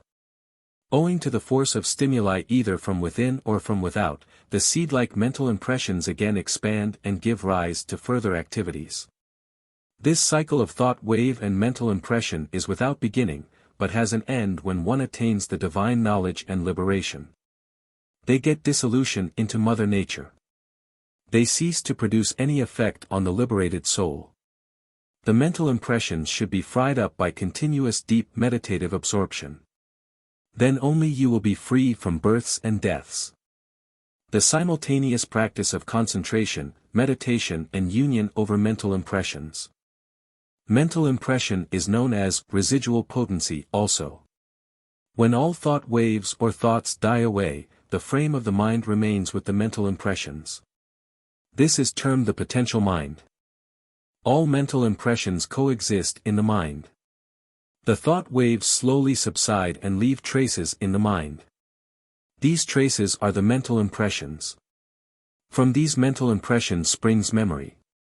If you have yogic vision, you can vividly notice the marvels that take place in the mental factory of an individual, how the thought wave arises in the mind lake, how it subsides and how a mental impression is formed. You will be struck with wonder. The simultaneous practice of concentration, meditation and union over these mental impressions brings out the direct knowledge of the residual potencies. A yogin brings into direct consciousness the previous life states by getting direct knowledge of their mental impressions. Such knowledge can hardly be acquired in universities. A yogin alone can impart this knowledge to deserving aspirants. Virtuous and vicious mental impressions. Like forces, mental impressions aid or inhibit one another. When you see a man in serious sickness and when the feeling of mercy arises in your heart, all the mental impressions of your previous merciful actions coalesce together and force you to serve and help that sick man. Similarly, all the mental impressions of charitable actions come forth to the surface of the conscious mind when you see a man in a serious distress and in straitened circumstances and they force you to help this man. You begin to share with him your physical possessions.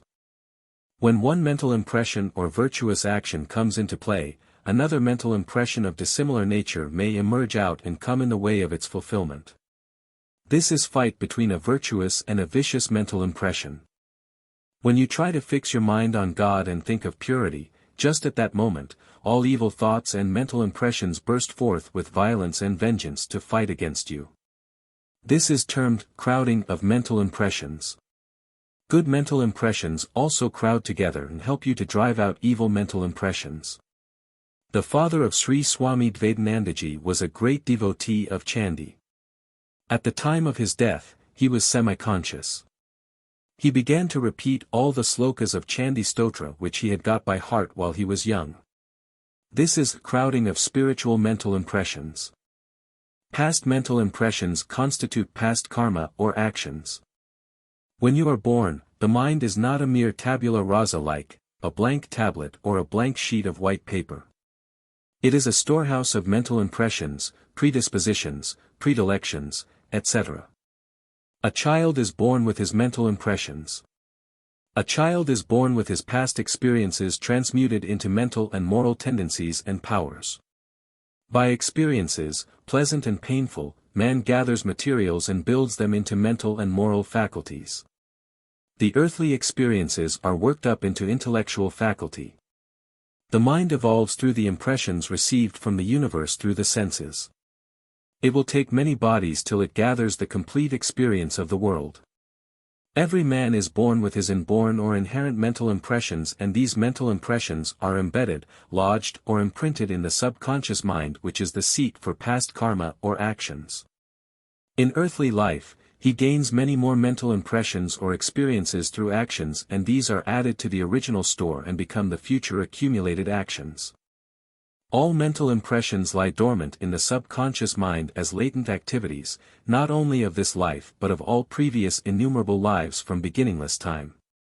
The mental impressions of animal life, those of dogs' births, etc., the mental impressions of a divine life, the mental impressions of kingly life, the mental impressions of the life of a peasant, are all hidden there in the subconscious mind.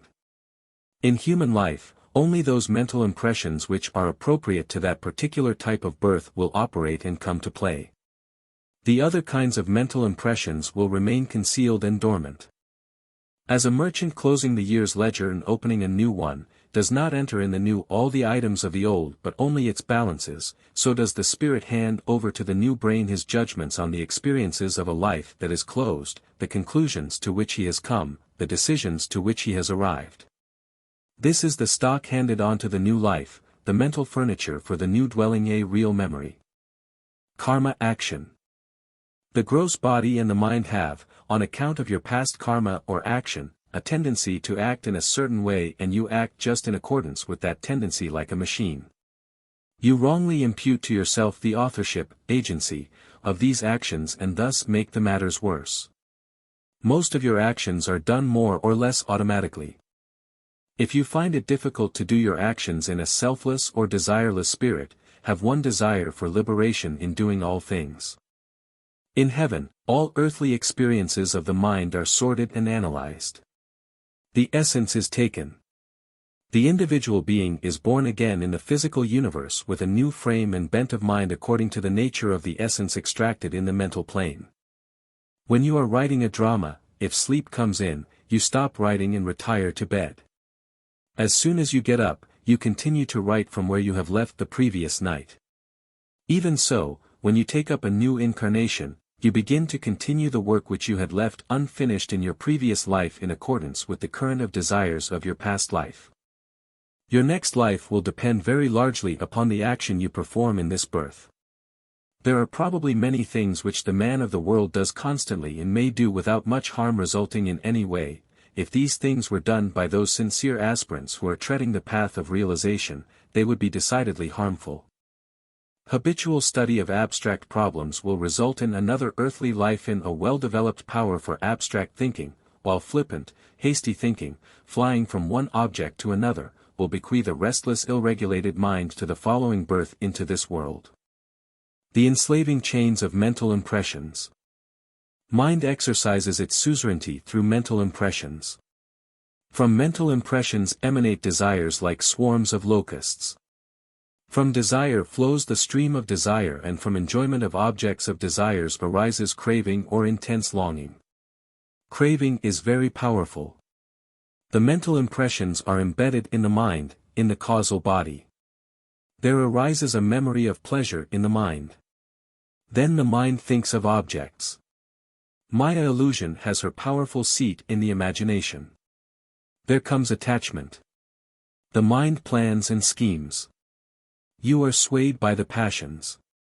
You exert yourself physically to possess those objects and enjoy them. In your efforts, you favor some and disfavor others through raga and dvesha, or attraction and aversion, or like and dislike. You will have to enjoy the fruits of your virtuous and vicious actions. Through this six-spoked wheel of raga and dvesha, attraction and aversion, virtue and vice, pleasure and pain, this samsaric wheel of birth and death moves on without stopping from beginningless time. Thoughts and desires depend upon mental impressions. The nature of desires and thoughts depends upon the nature of your mental impressions. If you have good mental impressions, you will have good desires and good thoughts, and vice versa. Even if you have indulged in vicious actions up to the age of 40, begin practicing virtuous actions such as charity, muttering of mantra, recitation of God's name, control of senses, self-study, meditation, service of the poor and the sick, service of saints, etc. From this moment, and these mental impressions will prompt you to do more virtuous deeds. They will stimulate good desires and noble thoughts. The Lord says in the Bhagavad Gita sacred text, "Even if the most sinful worships me with undivided heart, he too must be deemed righteous, for he has rightly resolved." Evil mental impressions, the real enemy. Who is your real enemy? It is your own evil mental impressions. Substitute favorable desires in place of unfavorable ones. Then you can approach God. The mind will be changed. Old mental impressions will be obliterated. Wrong suggestions of various kinds and crude fantastic superstitions are rooted deeply in your mind. They are harmful. You will have to knock them down by self-inquiry, sublime suggestions, right thinking. I am body, I am Mr. John, I am a teacher, I am rich. These are wrong suggestions and wrong mental impressions. Suggest to yourself boldly that you are Brahman, the supreme cosmic spirit. The previous wrong suggestion and mental impression, I am body, will slowly melt away by strenuous efforts. If you forget your real Brahmic divine nature even for a minute, the old mental impressions of ignorance will try to come up and overwhelm you. See how Narada's determination began to fluctuate even though he was absorbed in meditation, when he saw some divine girls. He at once experienced the sexual desire in himself. The seed came out, he put it in a pot and Chudala in the form of Kumbha Muni emerged from out of the pot. Therefore, you will have to be very, very careful. Keep yourself away from all kinds of temptations, money, woman, name, fame, etc. How to acquire good mental impressions. Try to acquire some good spiritual mental impressions in this birth at least, if you are notable to devote all your time in spiritual pursuit. Do some kind of meditation for a short time at least daily, say for half an hour in the morning and evening. Have a meditation room. Make some kind of repetition of any mantra or God's name. Study the Gita sacred text regularly. Have the association with the wise and saintly. Visit the sacred places Nasik, Varanasi, Haridwar, Prayag once a year for a week's stay. Have the sight of great souls. By doing so, you will acquire some spiritual mental impressions which will be a valuable spiritual asset for a new, good life. You will have a very good birth. You will be placed in suitable environments in the next birth for unfolding the divinity that is lurking in your heart, for practice of yoga. All opportunities and facilities will be given to you by God, through His grace for your spiritual practice. Even by a little systematic spiritual practice, you can change your mentality, your old vicious mental impressions. You can cut short several future births. By practice for 3 years, you can free yourself from the clutches of births and deaths. You are bound to become a renunciant. Why not now in this very birth? Why don't you cut short the cycle of unnecessary births and consequent miseries? How long do you want to be a slave of the world, a slave of passions and senses? Wake up now. Do spiritual practice and get immortality. Rouse the Atman self by the Atman self. New, healthy mental impressions can be implanted by new, healthy suggestions. Suppose your brain is a plank in which are driven nails which represent the ideas, habits and instincts which determine your actions. If you find that there exists in you a bad idea, a bad habit, a bad instinct, a bad nail, as it were, in the plank of your mind, you should take another, viz., a good idea, habit or instinct, place it on the top of the bad one and give a hard tap with a hammer. In other words, you should make a healthy, useful suggestion. The new nail will be driven in perhaps a fraction of an inch while the old one will come out to the same extent. At each fresh blow with the hammer, that is to say, at each fresh suggestion, the one will be driven in a little further and the other will be driven out just that much until, after a certain number of blows, the old habits will be completely replaced by the new habits, new ideas. It demands, doubtless, strenuous efforts. It needs constant repetition of the new, healthy suggestions. Habit is second nature. But, pure, irresistible, determined will is bound to succeed eventually. When you repeat Om, or when you repeat the great saying of the Revelations, I am Brahman, once, one mental impression of the idea that, I am Brahman the Absolute, is formed in the subconscious mind. The object in doing meditative silent repetition of Om 21,600 times daily is to strengthen this mental impression. Death of mental impressions leads to liberation. The physical body may die. But, the thoughts and mental impressions of actions, enjoyments and thinking follow you after death till you attain liberation. These are variable mental impressions that accompany you after death. They are variable because you carry different kinds of mental impressions each time when you die. In different incarnations, you create different kinds of mental impressions. The permanent mental impressions that accompany you after death are the 5 sensory faculties, 5 action faculties, 5 prana vital energies, the fourfold mind and the causal body, which is the support for the astral body. It is the death of the mental impressions, it is the death of the causal body that leads to the final liberation. It leads to the attainment of Brahma knowledge, the knowledge of the absolute supreme God. You will be getting fresh birth so long as there are mental impressions. You will have to take birth again and again till all the mental impressions are obliterated or fried up by the acquisition of Brahma knowledge. When the mental impressions are wiped out, Brahmic divine knowledge shines by itself in its own glory. Spiritual practice consists in destroying the mental impressions. The aim of a spiritual aspirant is to fry out, burn or obliterate all these mental impressions through thoughtless deep meditative absorption. Spiritual practice consists in wiping out the mental impressions. Breathing, hearing, seeing, feeling, tasting, smelling all cause mental impressions or latent memory in the mind. The world enters the mind through the eyes, ears, tongue and old mental impressions. If you remain in seclusion, you can shut out the first 3 doors. Through self-inquiry, the right inquiry of Supreme Self, you can destroy the 4th route. Then, knowledge of the self will dawn. A wise sage is without mental impressions. They are fried out by knowledge. No doubt, the force of the mental impressions remains in the mind. But they are harmless. They will not bind the wise. Chapter 15, Intention. The operation of thought. There is the spiritual life in God. This is what relates us to the infinite. You get everything in Brahman Supreme Cosmic Spirit, as he is self-contained and complete, all full. All your wants and desires are satisfied there. There is then the physical life. This it is that connects us with the universe around us. The thought life connects the one with the other. It is this that plays between the two. We have the power within us to open or close ourselves to the divine inflow exactly as we choose. This we have through the power of mind, through the operation of thought. If you are restless, you are far from God. You have shut yourself up from God. If you are pure, you open yourself to the divine inflow.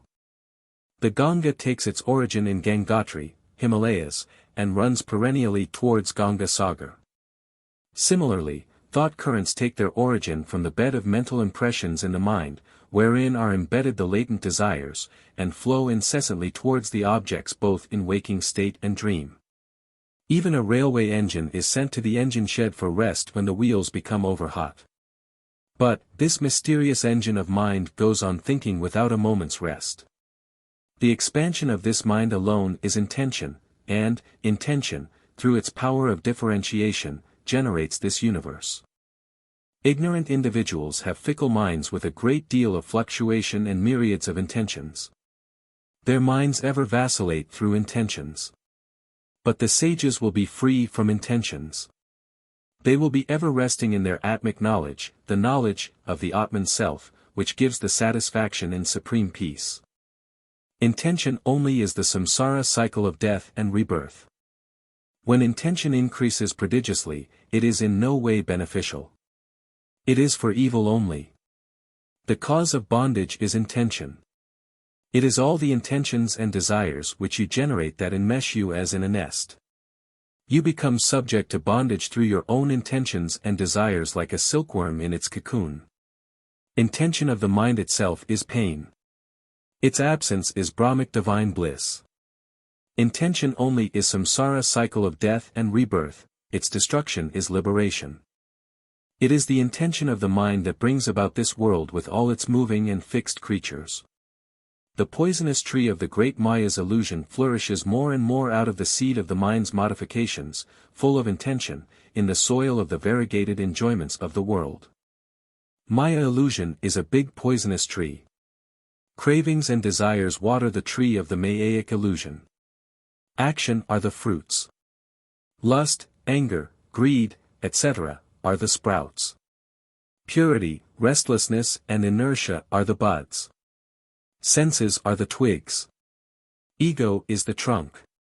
Raga and Dvesha, attraction and aversion, are the two main branches. Various sensual objects are the leaves. The individualized mind, which is full of ignorance and is all-pervading, though existing in name, has no form, either external or internal, like the ether permeating all space. The mere manifestation in all objects of seeming reality is the mind. Wherever there is intention, there does the mind exist. The origin and the dissolution of this universe, which is nothing but a mode of consciousness, take place with the complete origination and destruction of the intentions of the mind. Realization of Brahman Supreme Cosmic Spirit can be effected through the mind alone after abandoning its intentions and perceptions. You should root out intention as completely as possible. This destruction of intention should be intelligently practiced. Annihilation of intentions constitutes liberation. You may perform austerity for myriads of years, you may be able to travel at once through the three worlds, but never will you be able to reach the stainless liberation, except through the firm path of the annihilation of intentions. Therefore, endeavor to destroy this intention and, thereby, attain Brahmic divine bliss which is devoid of pains and heterogeneity. It is only intention of the mind destroyed beyond resurrection that constitutes the immaculate Brahmic divine seat. Why can you not contemplate silently and secretly in your heart upon the destruction of this intention? Then it will so betide that even the throne of an emperor, who sways his scepter over the whole earth, will be regarded by you as but a paltry bauble. Remain without intention and indecision and the feeling of duality. Divest yourself of all intentions and be absolute, beyond the limitations of the mind. Be in a thoughtless state, a state of pure consciousness without any thought waves. This is steadiness in Brahman Supreme Cosmic Spirit or steadiness in non-duality and oneness. Strive hard to get this state. You will be then in perfect peace and joy. The self-nature of mind. The mind can very easily think of worldly objects. It is its self-nature. Thoughts generally flow with ease towards objects. Mental energy will readily flow in that direction. The mental force can easily flow in the old grooves and avenues of mundane thoughts. It finds it extremely difficult to think of God. It is an uphill work for a samsaric mind of worldly activity. The difficulty in weaning the mind from objects and fixing it on God is the same as in making the Ganga flow towards Badri Narayan instead of its natural flow towards Ganga Sagar. It is like rowing against the current of the Yamuna. Still, through strenuous efforts and renunciation it must be trained to flow towards God, much against its will, if you want to free yourself from birth and death. There is no other go if you want to escape from worldly miseries and tribulations. How to destroy intention. Destroy the stains of intention or the cloud of intention through the power of discrimination and constant efforts and be drowned in the ocean of Brahmic divine bliss with spiritual illumination. When you try to bury your shadow in the earth, it always comes out.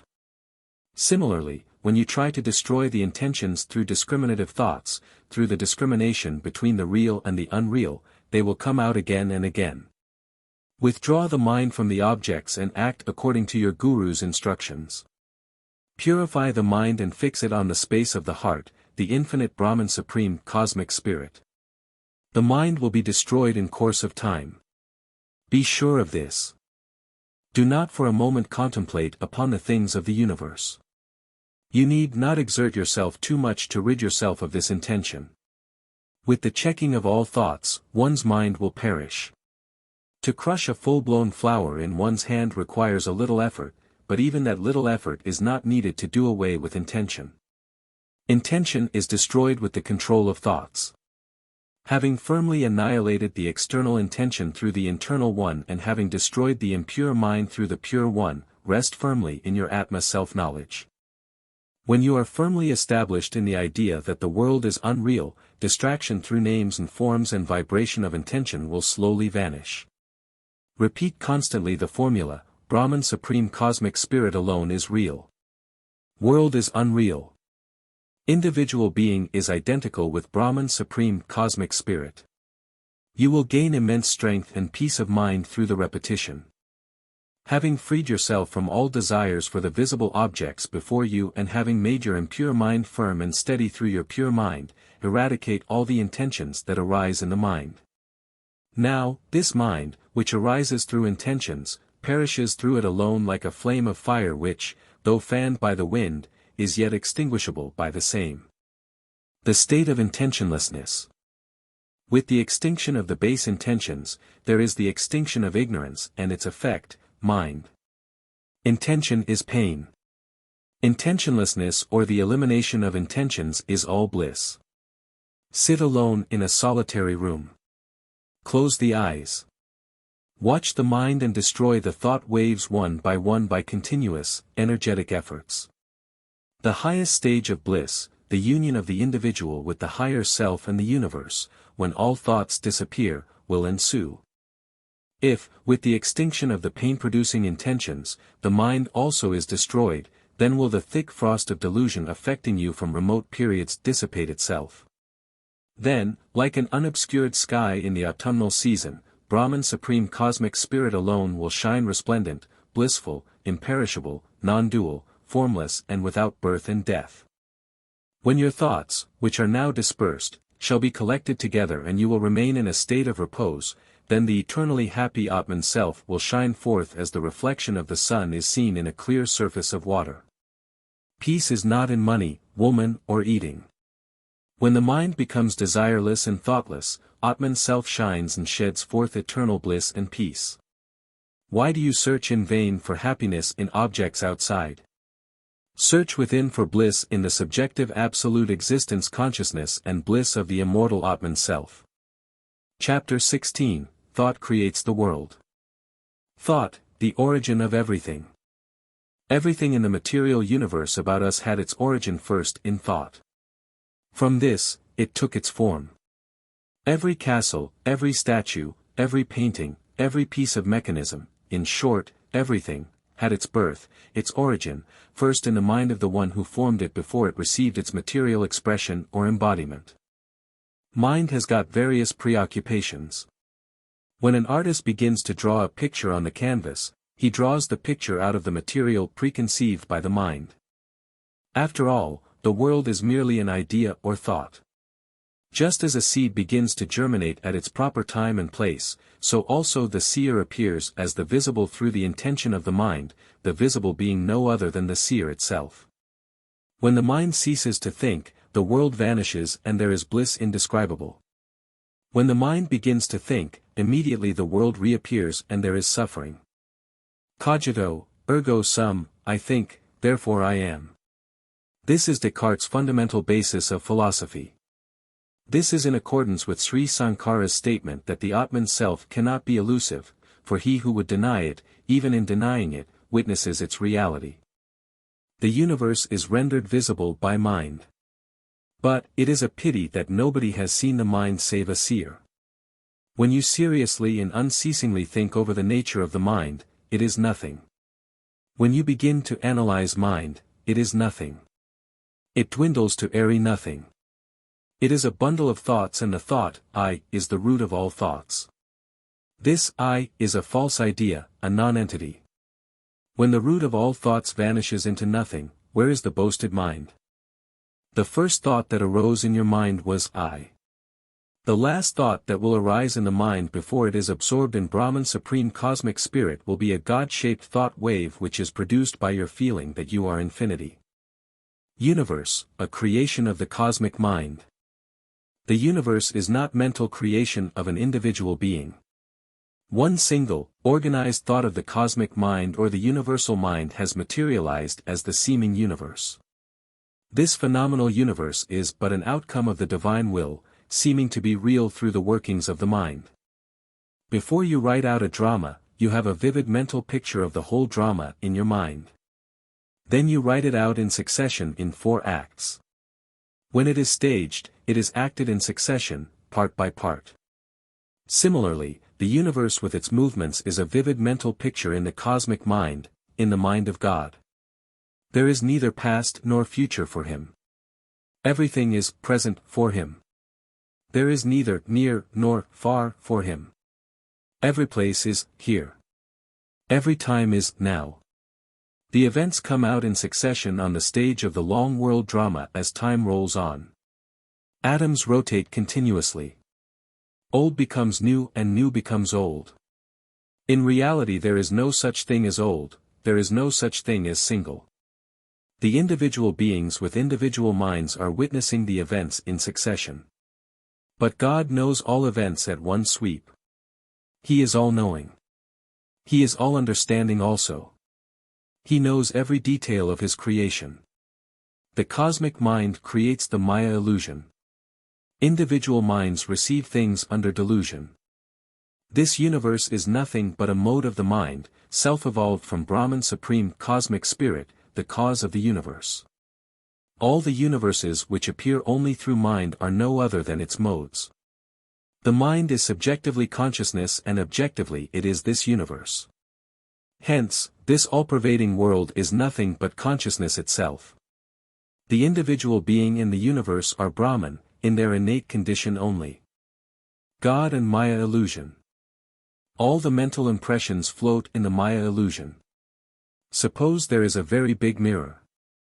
You can see in the mirror the reflection of all persons who move in the street, all carts, cars, all carriages which pass along the road. You can be simply watching these movements from a distance in the mirror without being affected in the least. Even so, the movements of this whole universe take place in the biggest mirror of the Maya illusion. God or the Lord of the universe is simply witnessing everything. He is the silent witness. When the unseen, the hidden power in actions, of the individual beings ripens, God simply wills and the universe is projected. Reality of the universe lies in the intention of mind. This ever-agitated mind, having come into existence out of the ineffable Brahma cosmic spirit, creates the world according to its own intentions or thoughts. This legerdemain of the universe springs out of the intention or thought of your mind. It is through the intention or thought of your mind that the universe appears to be, and it is this intention or thought that is asked to be given up by you if you wish to soar to the one reality beyond the universe. He is said to be established in yoga who has renounced all his intentions. With the growth of a paltry intention, there will arise the universe. With the extinction of the former, the latter also will disappear. With the annihilation of intention, all conception of differences between the seer and the seen will vanish, and then the reality of Brahman Supreme Cosmic Spirit will begin to shine uninterrupted. Then the shadow of all the universe movable and fixed will be found absorbed in it in a non-dual state. With the contemplation of I, all the train of ideas of the universe will set in, otherwise, all the universe will vanish as instantaneously as darkness before the sun. Mind and I are one. Destroy the I, then the mind is destroyed. Mind creates the world according to its own intention or thought. It is the mind that creates this universe. The creation of the world is an imagination of the mind. This legerdemain of the world is enacted by the mind and the mind alone. The world is as the mind sees it. What you call world is the mind only. Mind is world. The mind manifests itself as the external world. This universe is no other than the mind itself. Like a dream generating another dream in it, the mind, having no visible form, will generate non-existent visibles. This perishable universe exists only when the mind exists, but disappears with the absence of the latter. If the mind, which is the instrument of knowledge, perception and activity, vanishes, with it disappears this subjective world also. There is a corresponding notion and object for every sound. There is a notion and an object for the sound, cow. Maya illusion is deceiving you through sound web. The whole world is a mere notion, mere idea. It is a mere intention. It is only illusion. It is only imagination.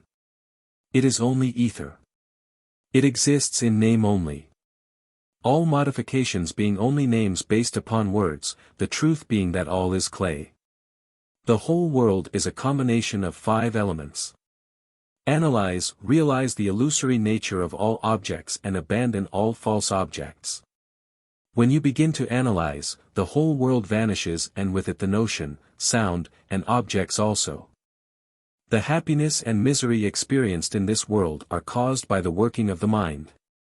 All the hosts of pains and pleasures arise from the mind only. They will perish if the mind perishes through stainless discrimination and spiritual practice. The three worlds are created for the pleasures and pains of the mind. Suspension of the mental activity will cause the three worlds to disappear with their misery. With the destruction of the mind, all the three periods of time vanish into nothing. By controlling the mind, all occult powers are acquired. If the mind is not controlled, all else becomes useless and painful. Therefore, the mind should be annihilated. Mind functions within the three categories. Mind always functions within the categories of time, space and causation. These three categories are mental creations only. A coconut tree is not really 20 feet high. The height is only a mental interpretation. There are vibrations only outside. It is the mind that creates length, breadth, height, thickness, dimensions, void, square, etc. A distance of 2 miles comes out of feeling only. You actually feel that you have walked so much distance. When you transcend the mind, all these categories vanish entirely. Annihilate the mind, therefore, through the inquiry of the Brahman Supreme Cosmic Spirit. You will enter a realm of peace and bliss which is eternal, infinite and causeless, the Supreme Cause. The why and how of the universe, a transcendental question. Mr. Narain, my friend who is standing before me, is my own mental creation. Even this world is my own mental creation. Non-existence is said to be an object of perception, since the non-existence of a thing means its existence somewhere else. According to the idealistic theory, there is no world at all in reality. It is all mere mental imagination. This is the doctrine of consciousness of the Buddhists. According to the realistic theory, the world is a solid reality. Even the dualist school of Madhva and Vishtadvaita of Ramanuj and Raja Yogic school of Maharshi Patanjali hold that the world is real. Kant has demonstrated that space, time and causation are not objective realities, but only subjective forms of our intellect, and the unavoidable conclusion is that the world, so far as it is extended in space, is running on in time and ruled throughout by causality, is merely a representation of our mind and nothing beyond it. A finite mind that is gross and conditioned by time, space and causation cannot comprehend the why and how of the universe, a question that is transcendental. The question has never been answered by anybody, by any scripture, by any sage or teacher. Do not rack your mind on this point. You can never get a solution for this problem. It is the delight of Brahman Supreme Cosmic Spirit, to create this universe. It is his divine play. It is his Maya illusion. It is his self-nature. The non-existence of the world, what it means. The non-existence of the world or its destruction does not mean the annihilation of mountains, lakes, trees and rivers. When your determination that this world is unreal gets stronger and stronger, and when you are well established on this idea that this world is illusory like a mirage, this alone is destruction of the world. You cannot destroy a mountain, but you can destroy the idea of a mountain. The universe is like a dream in a waking state. Just as there is the image in the mirror, this world is a big image in the mind mirror. The mind is like a big thick cloth painted with various pictures. There is neither painter nor canvas nor any material for painting such as brush, dish, oil, powder, etc. The picture of the universe appears depicted on the spotless knowledge, space. The play of the mind arising out of pure consciousness constitutes this universe. Mind is Maya illusion. Maya illusion is mind. The workings of the mind are nothing but the workings of Maya illusion itself. Attraction or attachment in the mind towards forms is Maya illusion. Identification of one's own self with the mind is Maya illusion. How the mind manifests as the world.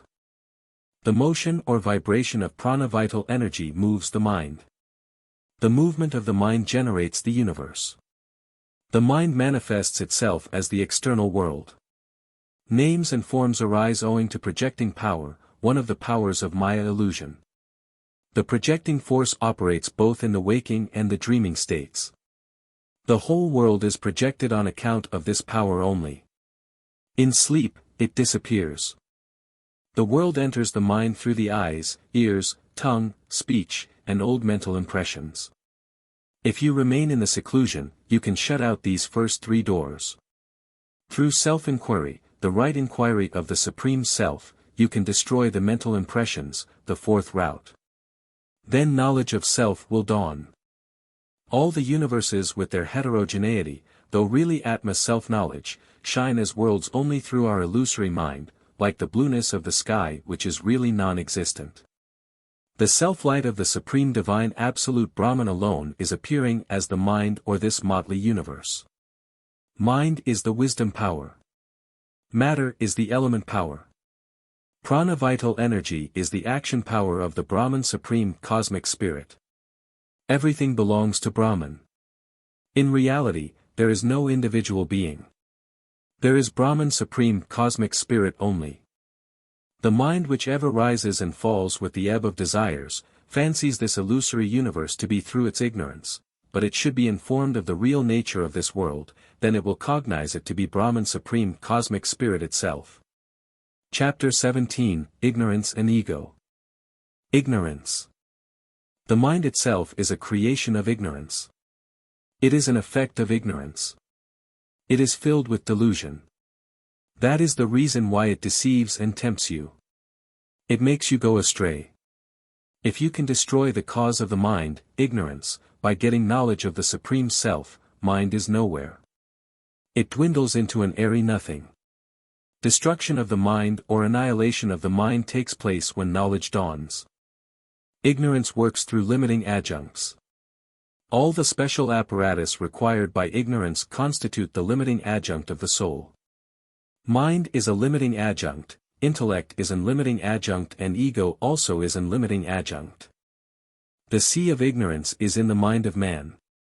The explanation of the empirical concept must be sought in the nature of our cognitive faculty. Sri Sankara explains ignorance in this way.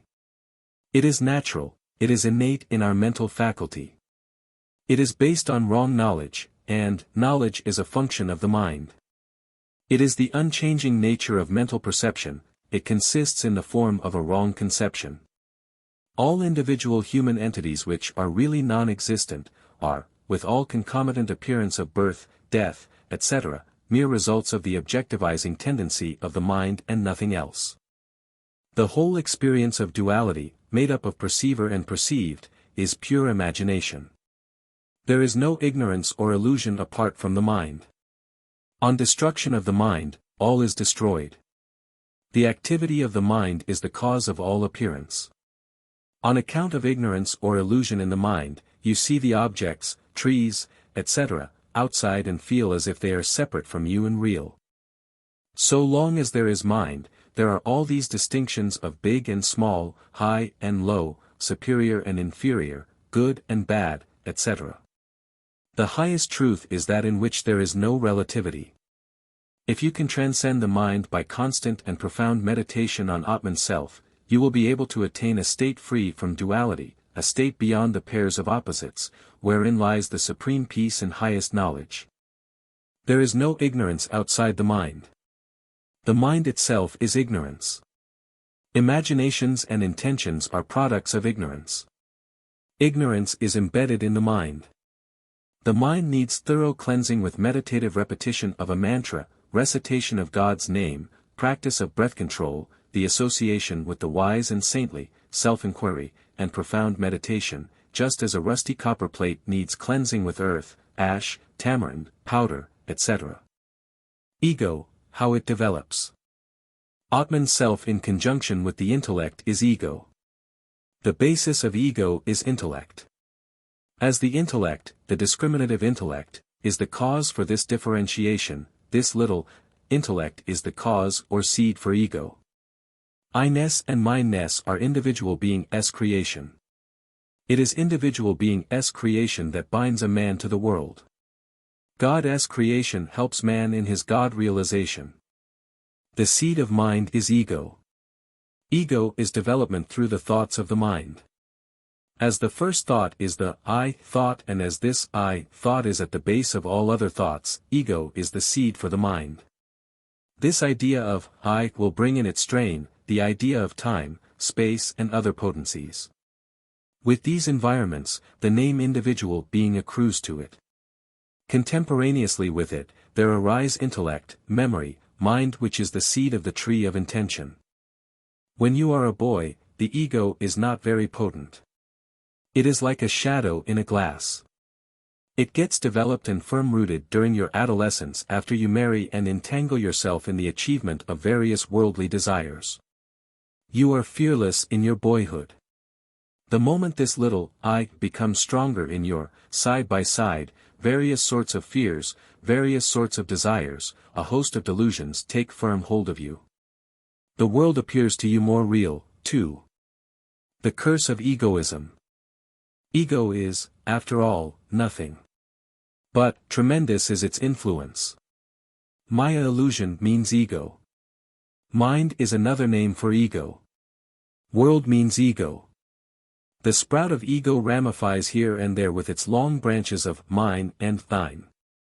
It is inveterate. Ego wants to live in flesh, it is clinging to life, to eat flesh and to embrace flesh. This is pure ignorance only. Look at Maya illusion's deception and wholesale swindling. Beware. Awake. Get knowledge. Just as the cloud screens the sun, so also this cloud of ego screens the infinite sun of knowledge, the Brahman Supreme Cosmic Spirit. You cannot realize God, if you have the least tinge of egoism, if you have the slightest attachment to name and form, if you have the least tinge of desire, or if you have the least trace of worldly desire in the mind. How to eradicate ego? The deep roots of ego should be burnt by the fire of knowledge.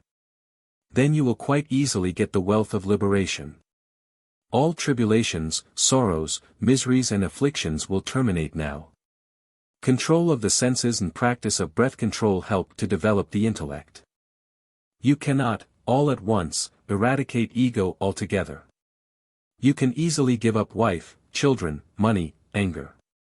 But it is extremely difficult to give up ego.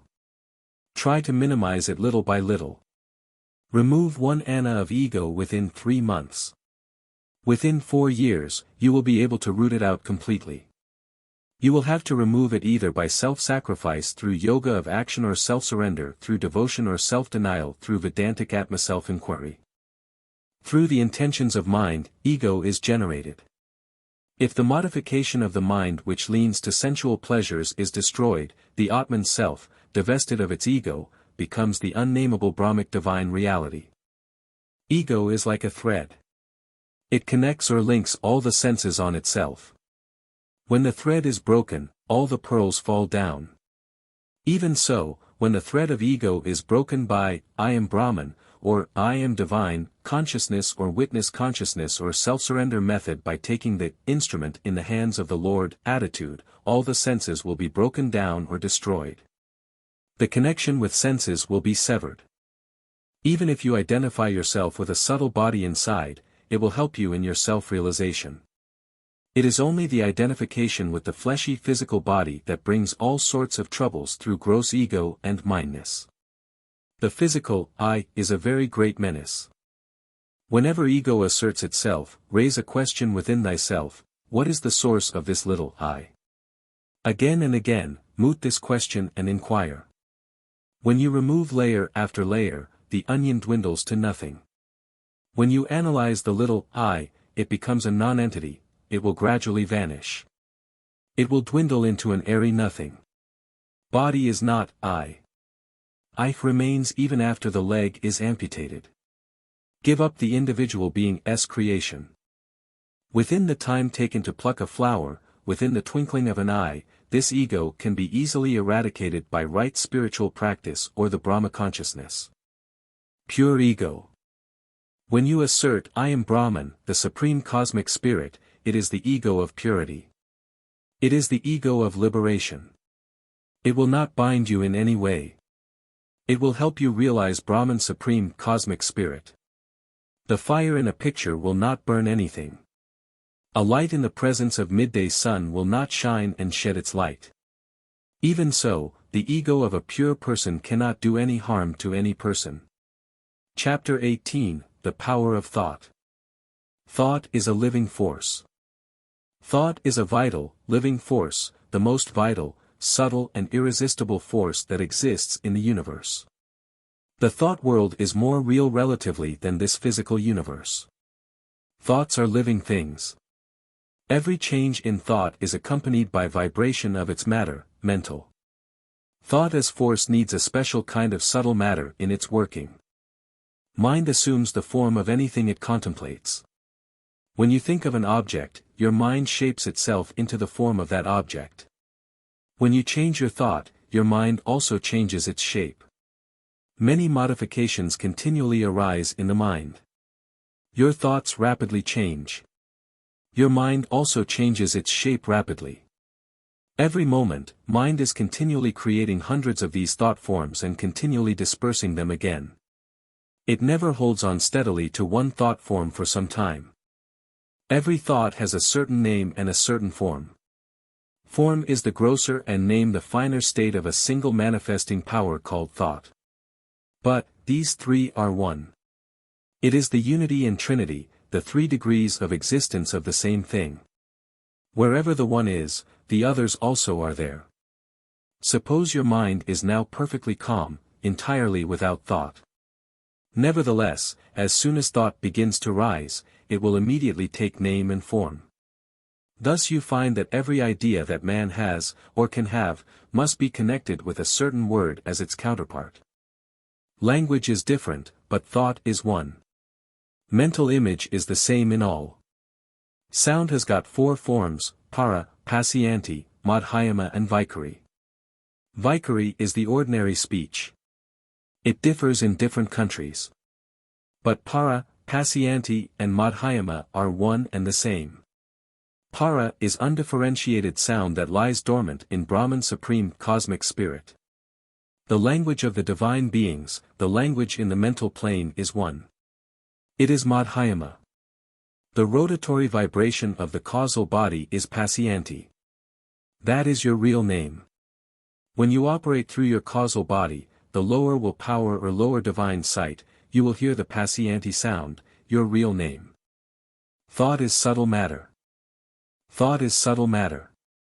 A thought is as much solid as a piece of stone. You may die, but your thoughts can never die. They have form, size, shape, color, quality, substance, power and weight.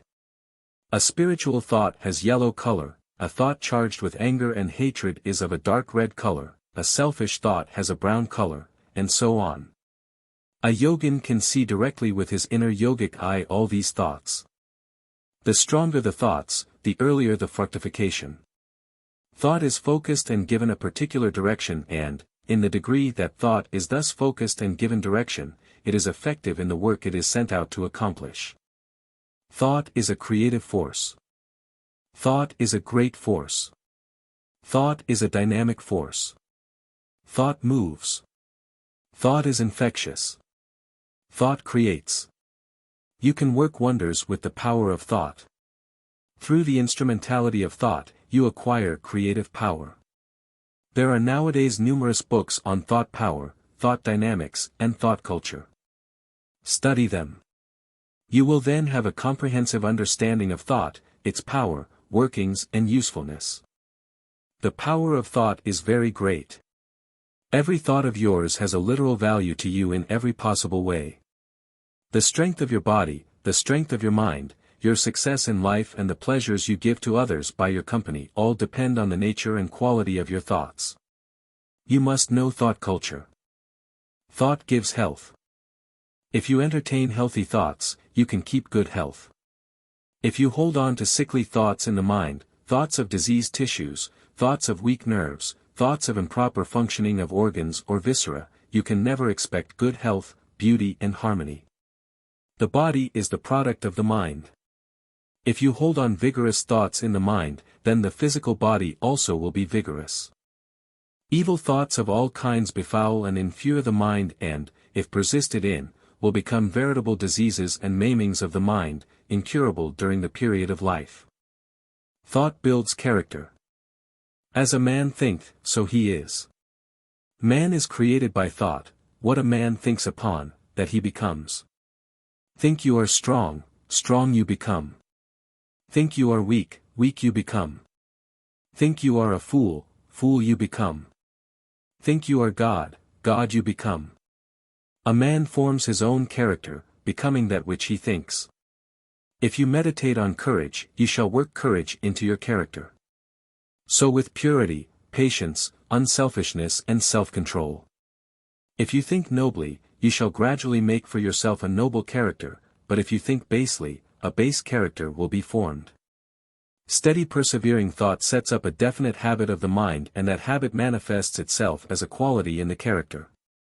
The thread of thought is woven into mental and moral qualities, and these qualities in their totality form what we call character.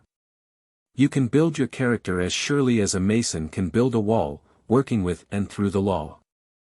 The first step towards a deliberate creation of character lies then in the deliberate choosing of what we will think, and then of thinking persistently on the quality chosen. Ere long, there will be a tendency to evince that quality. A little longer, its exercise will become habitual. Thought makes character. You spin the thread of thought into your destiny. Thought weaves destiny. That which man thinks upon in one life, he becomes in another. If the mind dwells continually upon one train of thought, a groove is formed into which the thought force runs automatically, and such a habit of thought survives death, and since it belongs to the ego, is carried over to the subsequent earth life as a thought tendency and capacity. Every thought has got its own mental image. Every man has a mental world of his own views, his own sentiments, his own feelings, his own habitual thoughts, his own experience and his own mode of thinking. The essence of the various mental images formed in one particular physical life is being worked out in the mental plane. It constitutes the basis for the next physical life. Just as a new physical body is formed in every birth, so also a new mind and a new intellect are formed in every birth. It is difficult to explain the detailed workings of thought and action. Every action produces twofold effects, one on the individual mind and the other on the world. Man makes the circumstances of his future life by the effect of his actions upon others. Every action has a past which leads up to it, every action has a future which proceeds from it. An action implies a desire which prompted it and a thought which shaped it. Each act is a link in an endless chain of causes and effects, each effect becoming a cause and each cause having been an effect, and each link in the endless chain is welded out of three components: desire, thought and activity. A desire stimulates a thought embodies itself in an act.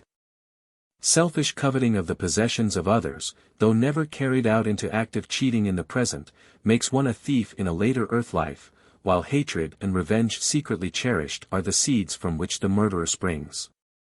So again, unselfish loving yields as harvest the philanthropist and the saint, and every thought of compassion helps to build the tender and pitiful nature which belongs to one who is a friend to all creatures. Like attracts like.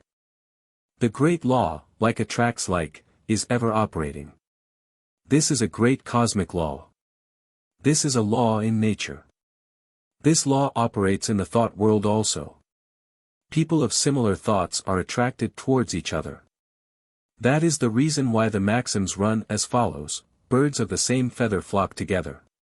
A man is known by the company he keeps. A doctor is drawn towards a doctor. A poet has attraction for another poet. A songster loves another songster. A philosopher likes another philosopher. A vagabond likes a vagabond. The mind has got a drawing power. You are continually attracting towards you, from both the seen and the unseen sides of life, forces, thoughts, influences and conditions most akin to those of your own thoughts and lives. In the realm of thought, people of similar thoughts are attracted to one another. This universal law is continually operating whether we are conscious of it or not. We are all living, so to speak, in a vast ocean of thought, and the very atmosphere around us is continually filled with the thought forces that are being continually sent or that are continually going out in the form of thought waves. We are all affected more or less by these thought forces either consciously or unconsciously, and in the degree that we are more or less sensitively organized or in the degree we are negative and so are open to outside influences, rather than positive, which thus determine what influences shall enter into the domain of our thoughts and hence into our lives. Carry any kind of thought you please about with you, and so long as you retain it, no matter how you roam over land or sea, you will unceasingly attract to yourself, knowingly or inadvertently, exactly and only what corresponds to your own dominant quality of thought.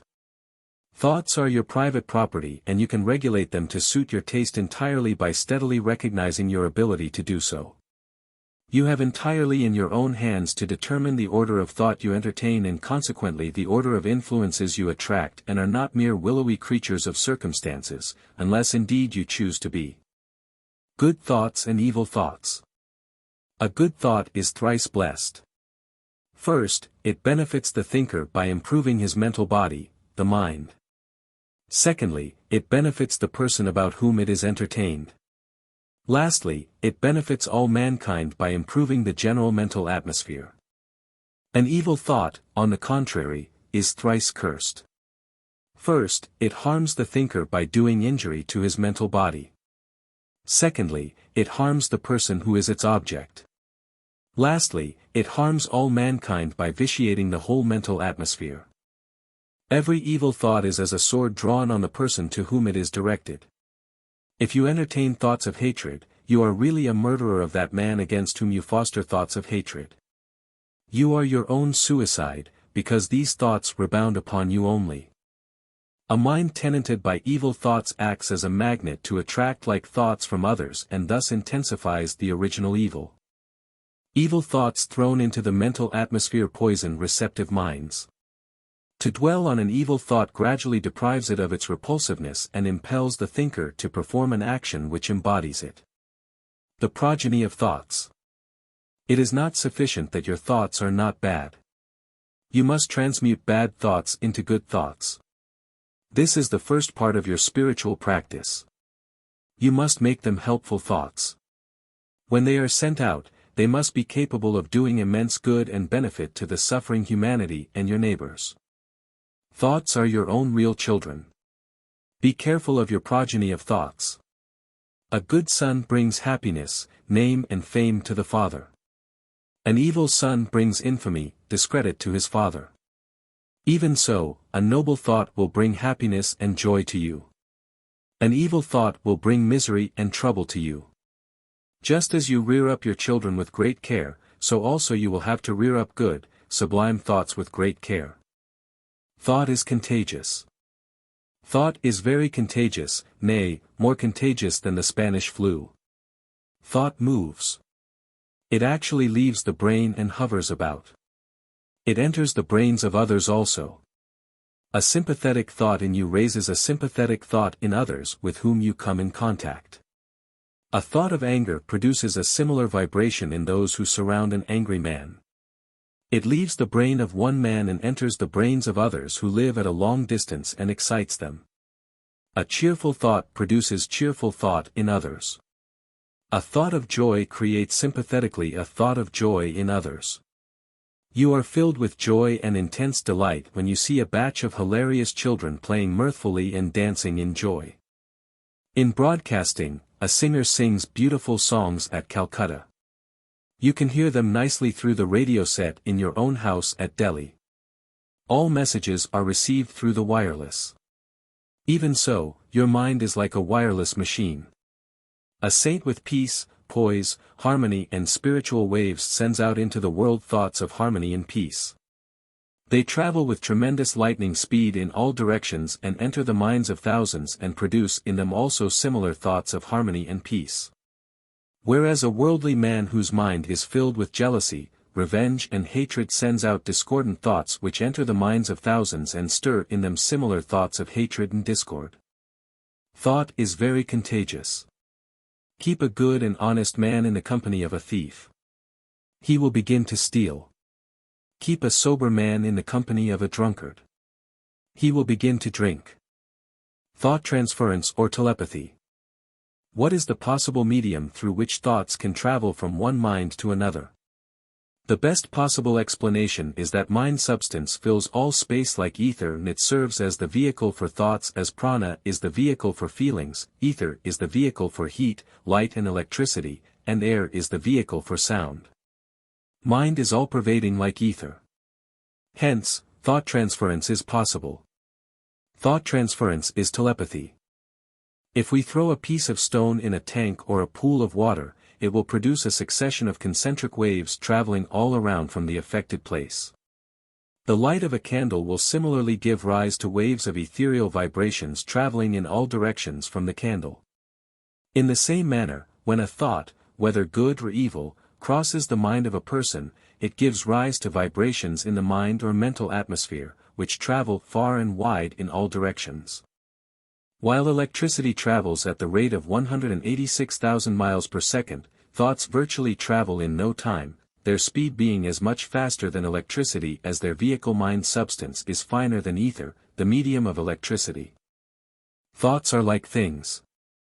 Just as you hand over an orange to your friend and take it back, so also you can give a useful, powerful thought to your friend and take it back also. You must know the right technique to handle and manipulate a thought. The science is very interesting and subtle. You can aid a friend in trouble by sending him thoughts of comfort, a friend in search of truth by thoughts clear and definite of the truths you know. You can send into the mental atmosphere thoughts which will raise, purify and inspire all who are sensible to them. If you send out a loving, helpful thought to another man, it leaves your brain, goes directly to that man, raises a similar thought of love in his mind and returns back to you with redoubled force. If you send out a thought of hatred to another man, it hurts the Atman self and hurts you also by returning back to you with redoubled force. Therefore, understand the laws of thought, raise only thoughts of mercy, love and kindness from your mind and be happy always. When you send out a useful thought to help others, it must have a definite, positive purpose and aim. Then only it will bring out the desired effect. Then only that thought will accomplish a definite work. The duty of an aspirant. You should learn the method of sending out helping, loving thoughts to others and the whole world at large. You should know how to remove distraction and collect all thoughts and send them out as a battalion of helpful forces to do good to the suffering humanity. Thought transference is a beautiful science. It is an exact science. Just as the flowing Ganga brings joy and coolness to those who live on its banks, so also your strong thoughts of love and peace must flow out as a healing stream to bring solace, peace and glee to those persons whose minds are filled with care, worry, anxiety, tribulation, affliction, etc. Even some good-natured householders entertain some occasional good thoughts and send out into the world some helpful thoughts. This is not sufficient for an aspirant in the path of truth. A continuous stream of helpful thoughts must gush out from his mind. It must be a perennial, healing stream of loving, helpful thoughts. He must be able to charge groups of 20 persons, masses of hundreds and thousands with love, joy and cheerfulness. He must stir them with a mere glance and a few sweet, powerful words into enthusiasm, high spirits and exalted moods and exhilaration. That is spiritual strength, will force, inner strength. How saint renunciants serve the world through their thought vibrations. Indians have now imbibed the missionary spirit of the West and cry out that the saint renunciant should come out and take part in social and political activities. It is a sad mistake. A renunciant or a yogin need not become the president of an association or the leader of a social or political movement. It is a foolish and puerile idea. A true renunciant can do everything through his thought vibrations. It is not necessary that a renunciant, a saint should appear on the platform to help the world, to preach and elevate the minds of people. Some saints preach by example. Their very lives are an embodiment of teaching. Their very sight elevates the minds of thousands. A saint is a living assurance for others for God realization. Many draw inspiration from the sight of holy saints. No one can check the thought vibrations from the saints. Their pure, strong thought vibrations travel a very long distance, purify the world and enter the minds of many thousands of persons. There is no doubt in this. A sage living in a Himalayan cave can transmit a powerful thought to a corner of America. He who practices selfless service in the world purifies himself through disinterested works, and he who meditates in a cave in the Himalayas and tries to purify himself really purifies the world, helps the world at large through his spiritual vibrations. Nobody can prevent his pure thoughts coming out and passing to others who really want them. Worldly-minded social workers cannot understand this point. Clear thinking, how it is accomplished.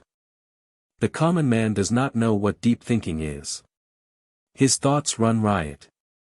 There is a great deal of confusion in the mind sometimes. His mental images are very distorted.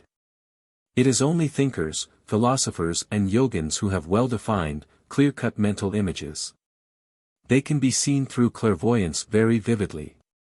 Those who practice concentration and meditation develop strong, well-formed mental images. Most of your thoughts are not well-grounded. They come and slip away. They are, therefore, vague and indefinite. The images are not clear, strong and well-defined. You will have to reinforce them by clear, continuous and deep thinking. Through self-inquiry, ratiocination, deep reflection and meditation, you will have to make the thoughts settle down and crystallize into a definite shape. Then the philosophical idea will become firm.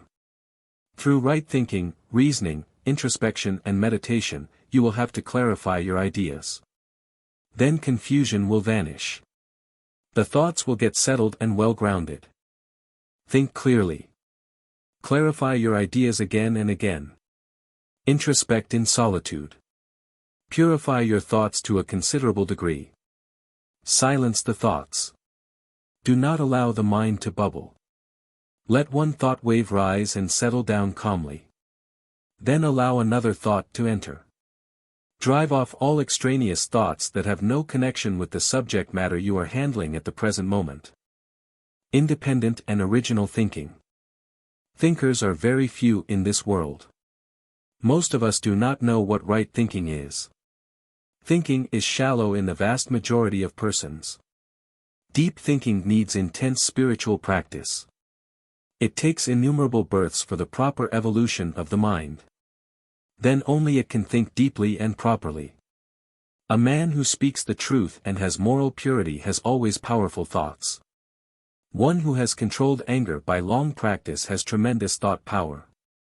If a yogin whose thought is very powerful speaks one word, it will produce tremendous impression on the minds of others. Independent and original thinking is resorted to by the follower of the Vedanta philosophy. Vedantic spiritual practice, deep reflection, demands a sharp intellect.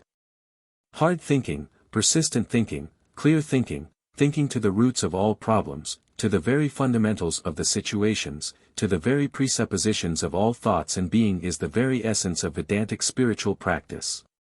You will have to abandon an old idea, however strong and ingrained it may be, when you get a new, elevating idea in its stead. If you have no courage to face the results of your thinking, to swallow the conclusions of your thinking, whatever they may mean to you personally, you should never take the trouble to philosophize. Take up to devotion. Applied thinking and sustained thinking. Applied thinking applies the mind to the object and sustained thinking keeps it continually engaged. Rapture brings about the expanding and bliss of the developing mind whose motives for non-distraction have been accomplished by those two kinds of thinking. Meditation can arise when applied and sustained thinking, rapture, bliss and collectedness of mind arise. Thought is a great force. It has got tremendous power. It becomes a matter of great moment to know how to use this power in the highest possible way and to the greatest possible effect. This can best be done by the practice of meditation. Chapter 19, Thought Culture.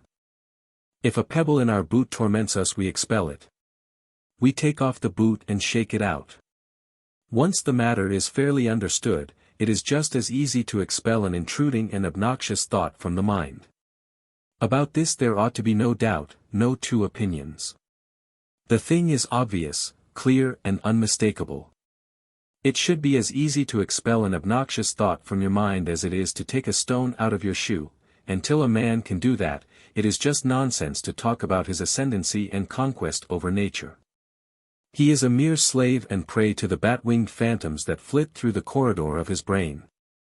Pitiable, indeed, is the lot of these creatures. Benefits of thought control. Thoughts lead to action. Thoughts are the sources of all actions. Thought is the real action. Thinking is the real action. If you can root out all evil thoughts in the beginning, you will not do any evil action. If you can nip them in the bud, you will be free from the miseries and tribulations of this world. Watch your thoughts with vigilance and introspection. Thought is the real action. Activities of the mind are the real action. Once the distraction of the mind vanishes, you will get good steadiness, meditation. The mind will be very, very calm. Get rid of the impurities of the mind. Have mastery over the mind. Then all the miseries of the samsara cycle with births and deaths will come to an end. If you free yourself from the clutches of the mind, liberation will come by itself. There is no doubt about this. A wise man watches his thoughts and eradicates all evil thoughts as they arise from the surface of the mind. So he is happy. He has always pure thoughts. By meditation on God, pure thoughts emanate from the mind, because God is purity, the eternal pure. If you have control over your thoughts, you can turn out immense work with intense concentration. Mental torments of all sorts, cares, worries and anxieties will disappear. The peace that you will enjoy cannot be adequately described. Those who have even a little control over their thoughts and speech will have a calm, serene, beautiful, charming face, sweet voice and brilliant, lustrous white eyes.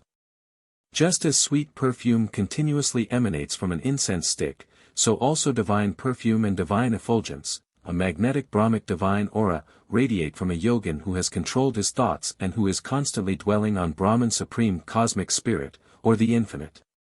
The effulgence and perfume of his face is divine radiance of Brahman.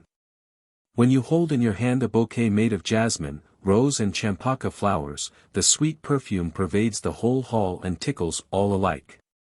Even so, the perfume of fame and reputation of a yogin who has controlled his thoughts spreads far and wide. He becomes a cosmic force. Radium is a rare commodity. There are only 16 grains in the world. Yogins who have controlled their thoughts are also very rare in the world, like radium. Conservation and proper utilization of thought energy. Just as energy is wasted in idle talk and gossiping, so also energy is wasted in entertaining useless thought. Therefore, you should not waste even a single thought. Do not waste even an iota of energy in useless thinking. Conserve all mental energy. Utilize it for higher spiritual purposes in divine contemplation, the constant thinking of Brahman and the inquiry of Brahman's supreme universal spirit. Conserve all thought energy and utilize it for meditation and helpful service to humanity. Do not store in your brain useless information. Learn to unmind the mind. Unlearn whatever you have learnt. They are now useless for you. Then only you can fill your mind with divine thoughts. You will gain new mental strength as all the dissipated mental rays are collected now. In physics you have the term power of orientation.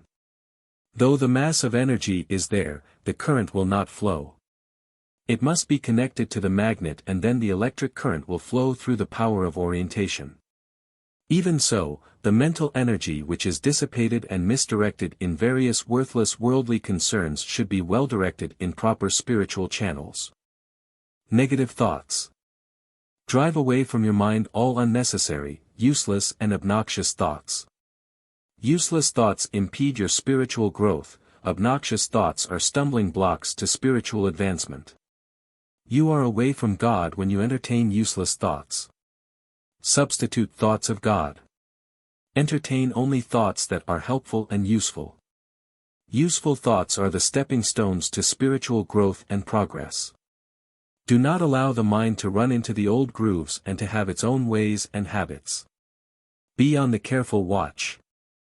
You must eradicate through introspection all sorts of mean thoughts, useless thoughts, unworthy thoughts, impure thoughts, all sexual thoughts, thoughts of jealousy, hatred and selfishness. You must annihilate all destructive thoughts of disharmony and discord. You must develop thought culture of good, loving, sublime thoughts, divine thoughts. Every thought must be of a constructive nature. It must be strong, positive and definite. The mental image must be of a clear-cut and well-defined nature. You must develop right thinking. Every thought must bring peace and solace to others. It should not bring even the least pain and unhappiness to anyone. Then you are a blessed soul on the earth. You are a mighty power on the earth. You can help many, heal thousands, spiritualize and elevate a large number of persons as did Jesus and Buddha. Just as you grow jasmine, rose, lily, Honolulu flowers in a garden, so also you should cultivate the flowers of peaceful thoughts of love, mercy, kindness, purity in the vast garden of the mind. Through introspection, you have to water this garden of mind with meditation and sublime thinking and remove the weeds of vain, useless discordant thoughts. Inconsistent thoughts. Generally, in untrained persons, 4 or 5 kinds of thoughts occupy the mind at a time. Household thoughts, business thoughts, thoughts of office, thoughts of body, thoughts of food and drink, hope and anticipation, some kind of planning to get money, some kinds of thoughts of revenge, some habitual thoughts of answering calls of nature, bathing, etc., occupy the mind at a time. When you are studying a book with interest at 3:30 p.m., the idea of pleasure of witnessing a cricket match at 4 p.m. disturbs your study every now and then. It is only a yogin with focused mind, who can have only one thought at a time and can keep it as long as he likes. If you watch the mind carefully, you will find that many thoughts are inconsistent. The mind wanders at random aimlessly.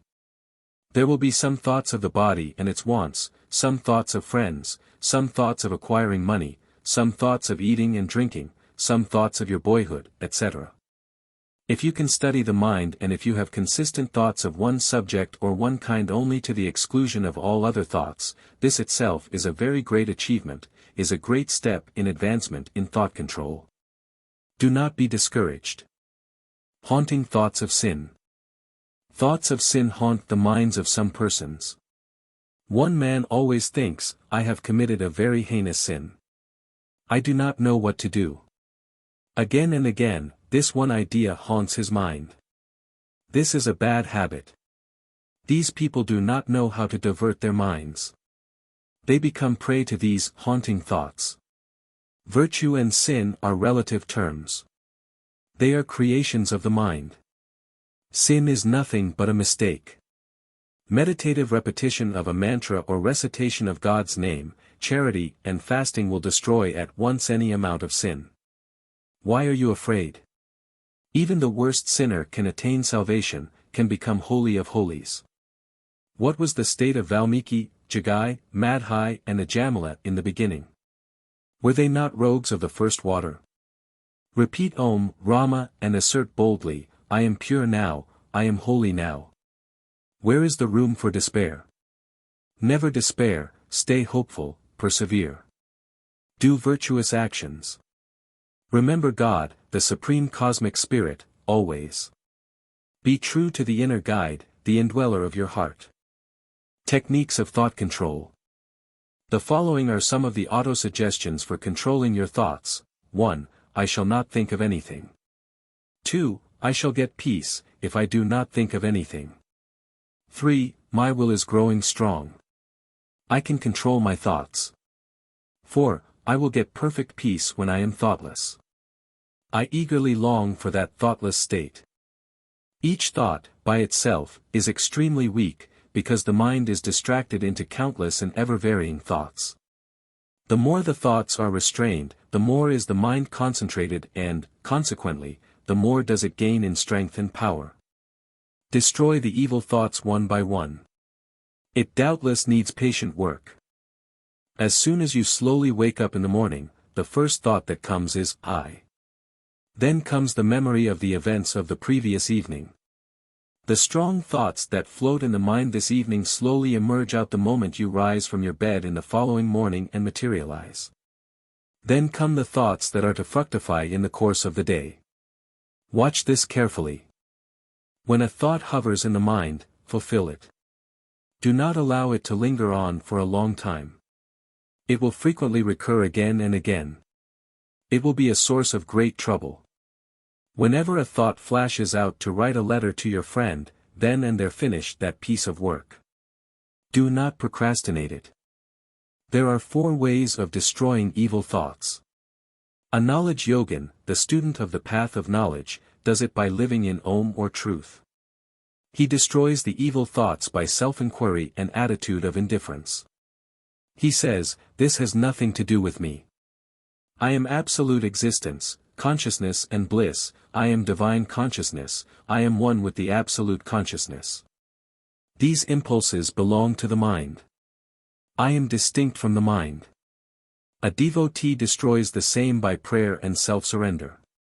He says, O God, I have surrendered myself, the fruits of all actions and the actions themselves to Thee. Give me strength to drive away and destroy these evil thoughts. He gets help from God through self-surrender. God sublimates the sex impulse into pure spiritual energy. The Raja Yogin destroys evil thoughts either by destroying the thought waves as they arise or by substituting opposite, positive thoughts of pure nature, by supplanting sublime thoughts in their stead, by cultivating opposite positive pure thoughts. Brahma Vikara, the inquiry into Brahman. The first and foremost of all thoughts, the primeval thought is I. It is only after the birth of this thought that any other thought can rise at all.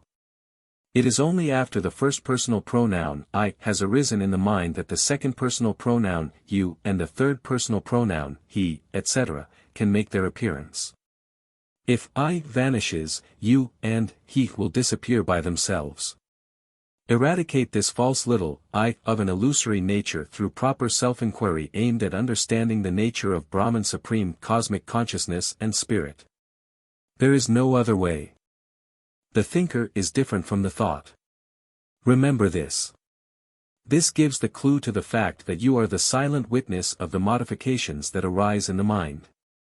You are the immutable, changeless witness, the pure consciousness beyond fluctuations of the mind, the eternal supreme cosmic spirit and consciousness Brahman. You are the eternal, divine essence within, distinct from the physical and mental realms. Destruction of intentions.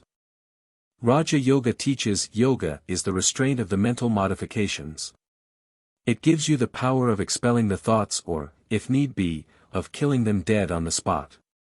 Naturally, the art requires practice, but like other arts, when once acquired, there is no mystery or difficulty about it. It is worth practicing. Mark how one intention expands into many imaginations in a short time. Suppose you get an intention to have a tea party for your friends. One thought of tea invites instantaneously the thoughts of sugar, milk, teacups, tables, chairs, tablecloth, napkins, spoons, sweetmeats, salted things, etc. So this world is nothing but the expansion of intentions. There is no such thing as the world, independent of and apart from thoughts. The expansion of thoughts of the mind towards objects is bondage. Renunciation of intentions is liberation.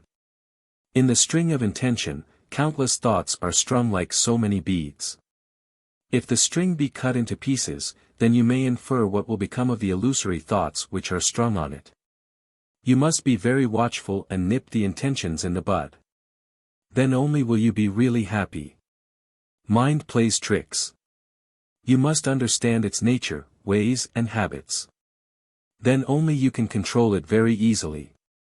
Practice of breath control. The prana vital energy is the outer overcoat for the mind. The vibration of the subtle, psychic prana energy gives rise to the formation of thought. By practice of breath control, the control of the prana energy or the restraint of breath, you can also increase the mental energy and develop thought control and thought culture. This will help concentration and meditation. This will make the mind steady. This will remove restlessness and inertia.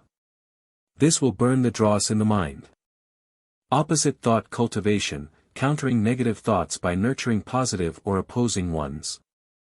If you think again and again on impure things, an evil thought gains new strength by repetition. It gets the force of momentum. You must drive them immediately. If you find it difficult to do so, entertain counter-thoughts of God. Cultivate sublime and elevating thoughts. Evil thoughts will die by themselves. A noble thought is a potent antidote to counteract an evil thought. This is easier than the former method. By repetition of God's name thousands of times daily, good thoughts gain new strength by each repetition. By repeating I am Brahman, or I am divine 1,000 times daily, the idea that you are the spirit, Atman, becomes stronger. The idea that you are the body becomes weaker and weaker. Control of body and speech. If you are not able to control any evil thought, control the body in speech first. Slowly you will gain mental strength and will force and will be able to control the thoughts gradually. If, for a moment you think you will not succeed in vanquishing an evil thought, at once get up and set about some work involving physical labor. One effort after another will make gradually the task easy and, in a few weeks, you will obtain a complete control over your thoughts. Control the physical body and the speech first. Then slowly proceed to control the thoughts. Do not speak ill of others. Control the sense of speech first. Gradually the mind will not think ill of others. The mind will say unto itself, why should I think ill of others when the organ of speech is not prepared to express what I think? You can control your actions only when you have become moral. When you speak ill of a man, you poison the mind of several people. It is extremely ignoble to speak ill of others. But just comment without hatred or malice is permissible occasionally. Do not allow useless or evil thoughts to develop themselves into words. Curb the speech. Divert the mind at once to some good thoughts. Try to remember some slokas from the Gita sacred text or repeat some prayers. Keep some word image as Om Hari, Om Shiva, Om Supreme God. Observance of silence for a couple of hours daily will check the impulses of speech and thinking, will conserve energy and help meditation and thought control and thought culture. Vigilance. Fully realize for yourself the grave and ruinous consequences of evil thoughts. This will set you on your guard when the evil thoughts would come. The moment they come, exert yourself or divert the mind to some other object of divine thoughts, prayer or meditative repetition of a mantra or recitation of God's name. A real earnestness to drive away the evil thoughts will keep you on the alert so much so that even if they appear in dream, you will at once wake up. Should the enemy appear when you are awake, it will not be very difficult for you to cope with him, if only you are sufficiently watchful. Keep the mind fully occupied. When the mind is vacant, evil thoughts try to enter. Evil thinking is the beginning or starting point of adultery. Through a lustful look only, you have already committed adultery in the heart. Mental actions are the real actions.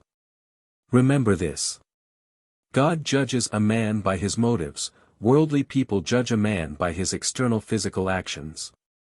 You will have to look to the motive of the man. Then you will not be mistaken. Keep the mind fully occupied. Then evil thoughts will not enter. An idle brain is the devil's workshop. Watch the mind every minute.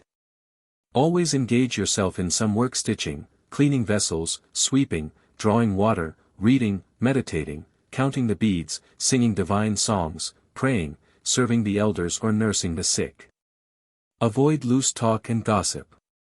Fill the mind with sublime thoughts, such as those contained in the Gita sacred text, the Revelations, the Yoga-Vasisha, etc. Pure background of thought.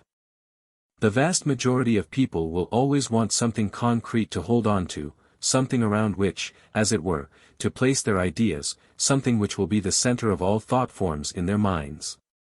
That is mind's very nature. A background of thought is needed for fixing the mind. Have a pure background of thought or mental image. The mind assumes the shape of any object it intently thinks upon. If it thinks of an orange, it assumes the shape of an orange. If it thinks of Lord Krishna with flute in hand, it assumes the shape of Lord Krishna. You must train the mind properly and give it proper, pure food for assimilation. You must have pure background of thought to take you to the goal of salvation. If you are a devotee of Lord Krishna, have a background of thought of his picture and the repetition of his famous mantra, I bow to Lord Vasudeva, and his qualities, form formula qualities. A follower practicing the meditation on formless and attributeless Brahman should have a background of thought of Om, and its meaning as infinite ocean of light, existence, consciousness and bliss, all-pervading, complete Atman self. Work in the world, and the moment the mind is free, begin to think of the background of thought, either attribute full or attribute less background according to taste, temperament and capacity for spiritual practice. By constant thinking, a habit in the mind will be formed and, without effort, the mind will run towards the background of thought. It is a pity that the vast majority of persons have no ideal, no program of life at all and no pure background of thought. They are doomed to destruction. The background of thought of a young married lady is usually lustful. The background of thought of an old mother is the affection towards her sons and grandsons. The background of thought of the vast majority of persons is hatred and jealousy. Even the so-called educated persons with many university qualifications, which is only husk when compared with spiritual knowledge, have no ideal, no program of life and no background of thought.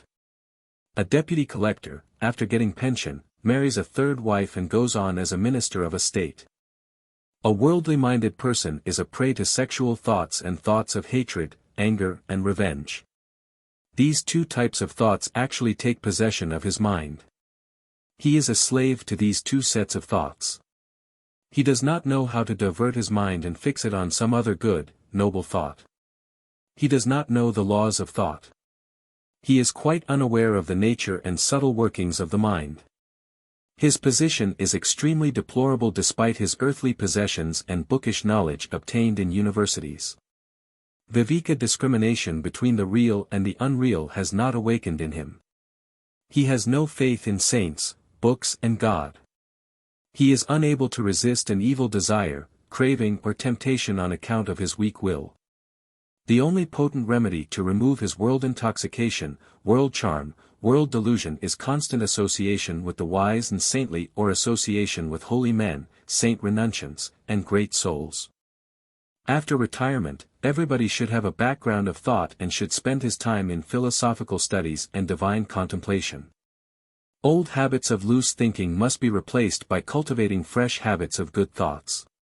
At first, a tendency to think of good thoughts will be formed. By continued practice, a positive definite habit of thinking of virtuous, helping thoughts will be developed. You will have to struggle very hard. The old habits will try to recur again and again.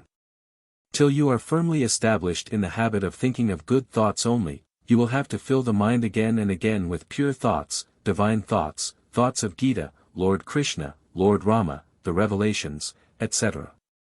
New grooves and avenues will be formed now. Just as a gramophone needle cuts a small groove in the plate, pure thinking will cut new, healthy grooves in the mind and brain. New mental impressions will be formed. Glory of the waveless sage. Through constant and intense practice, you can become waveless or thought-free. The waveless yogin helps the world more than the man on the platform. Ordinary people can hardly grasp this point. When you are waveless, you actually permeate and pervade every atom of the universe, purify and elevate the whole world. The names of waveless sages such as Jada Bharata and Vamadeva are even now remembered. They never built ashrams. They never lectured. They never published books. They never made disciples. Yet, what a tremendous influence these waveless sages had produced on the minds of the people. Glory to such waveless sages. Chapter 20 Vasanas, Desires in Subtle Form. Vasana desires, how they manifest. Vasana, a desire in subtle form, is a wave in the mind lake. Its seat is the causal body. It exists there in the form of a seed and manifests in the mind lake. Just as flowers are latent in seeds, subtle desires are latent in the mind and the causal body or seed body. Daily new flowers blossom out. They fade out in a day or two.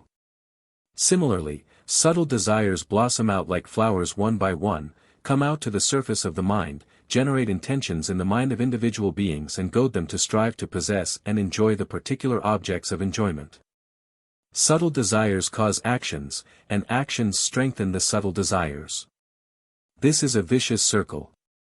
On the advent of knowledge of Brahman Supreme Cosmic Spirit, all desires are fried out. The real enemies are the subtle desires within. Annihilate them. Eradicate them. They are inveterate. The whole mango tree with branches, leaves and fruits is contained in a subtle form in the seed.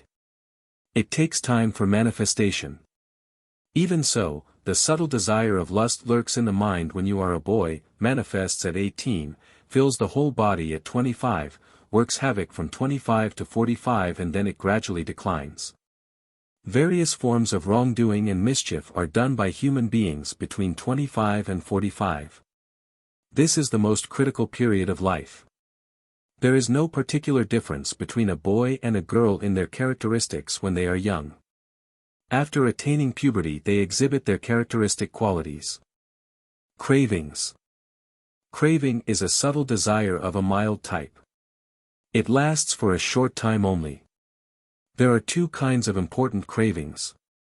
There is the craving of the tongue where the tongue wants to eat the various things every now and then. It is a form of morbid appetite.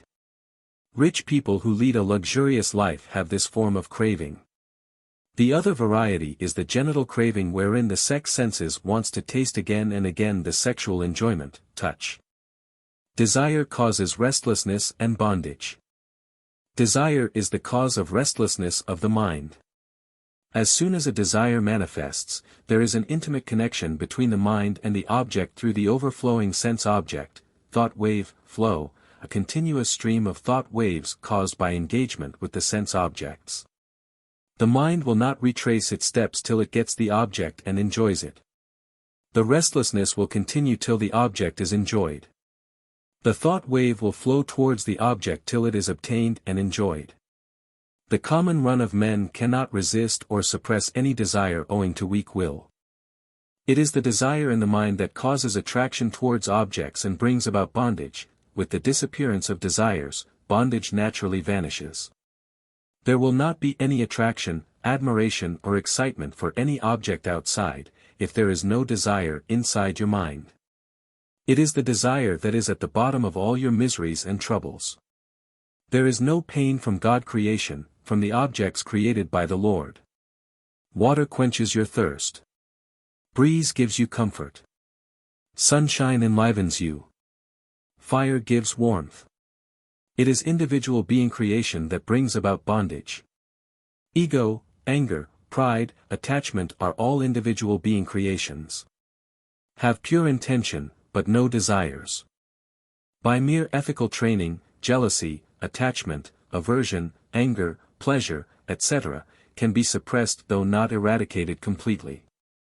These impure, unfavorable desires can be considerably attenuated by moral culture. They attain a subtle condition. They cannot harm the individual. They remain under perfect control. Eradication, not suppression, the proper remedy. A desire may be suppressed for the time being by an aspirant. But it again manifests with redoubled force when a suitable opportunity arises. Like a minister obeying the king, the five organs of the body act in accordance with the dictates of the mind. Therefore, you should through your own pure mind and proper efforts eradicate the desires for objects. You should rend asunder the long rope of desires tied to the vessels of man, whirled on the ocean of samsara cycle of life, death and rebirth, through enormous efforts on your part. Desires should be thoroughly eradicated. If these desires are destroyed by self-inquiry or inquiry of the Atman self and the discrimination between real and unreal, the mind which is ever restless will get quiescence like a guileless lamp. How to destroy desires? Calmness of mind. The intellectual sheath serves as a great fortress for the aspirant. From there he can attack the desires when they try to emerge from the seed body, causal body, into the mind.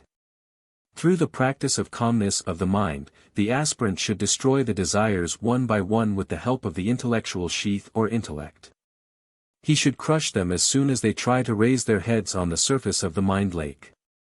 He must not allow them to sprout forth. This is the renunciation of desires. This attack or fight is from inside. When a desire or intention arises in the mind gives a push to the internal sense. From the internal senses, this push is communicated to the external instruments such as hands, legs, eyes, ears, etc. The practice of calmness of the mind stops this very push, which is the root cause of motion of all the senses and external instruments. The calmness of the mind is peace of mind produced by the eradication of desires, the renunciation of desires. The mind of a man who possesses this virtue is cooler than ice. Even the coolness of the moon cannot compete with coolness of the mind of a man with calmness of the mind. Generally, the mind of a worldling is a blazing furnace. A man of calmness of mind is neither exalted when he gets a desired object nor depressed when he gets an undesired thing. He keeps a balanced mind always. He has no enemies. The happiness of an emperor is nothing when compared with the supreme spiritual bliss of a man of calmness of mind. The calmness of the mind is one of the 4 sentinels of liberation. If you have calmness of the mind, you will get the company of the other 3 friends, contentment, self-inquiry, and the association with the wise and saintly. Control of senses. The attack on desires should commence from outside also. External thought wave restraint should be done through the control of the senses or restraint of the senses. You must not allow sense vibrations to enter from outside into the mind through the avenues of senses. This is also necessary. The calmness of mind alone is not sufficient. The senses must be rendered blunt by control of the senses. The desire for sweets, for instance, should be destroyed by the calmness of the mind through the renunciation of desires, by crushing the desires within as soon as a desire arises, and the external thought wave, which arises by the sight of sweet meat, should be destroyed by withdrawing the eyes from the same when you move about the bazaar and by giving up taking sugar.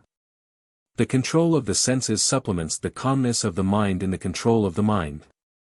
Control of the senses is an auxiliary for the complete eradication of desires. If you give up an old habit of taking tea, you have controlled to a certain extent the sense of taste. You have destroyed one desire. This will give you some peace, because the craving for tea has gone and you are freed from your efforts and thinking in getting tea, sugar, milk, etc. Thinking is pain, seeing is pain, hearing is pain for a philosopher and a spiritual aspirant. It is all pleasure for a worldling.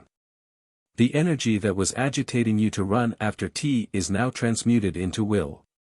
You gain peace and will power by giving up one thing. If you give up 15 things, your peace of mind will be still greater and the will still more powerful. This is the fruit of renunciation. So, you are not a loser in renunciation. You gain more knowledge, more bliss and more power.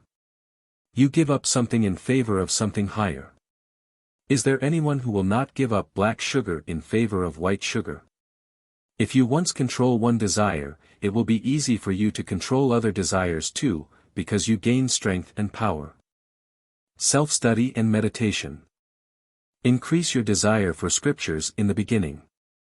Occupy your mind with the study of standard philosophical books. Thereby you can decrease your body desires, or the thought of the body and desire for name and fame, reputation, status, prestige, etc. Later on, you will have to give up desire for scriptures also. You must entirely devote all your time and energy in meditation and meditation alone. The destruction of desires is caused through well-conducted deliberation, self-inquiry, Brahma meditation, dispassion and renunciation. Self-inquiry and God consciousness. The wise know that the mind associated with desire tends to bondage, while the mind absolutely free from desire is said to be an emancipated one.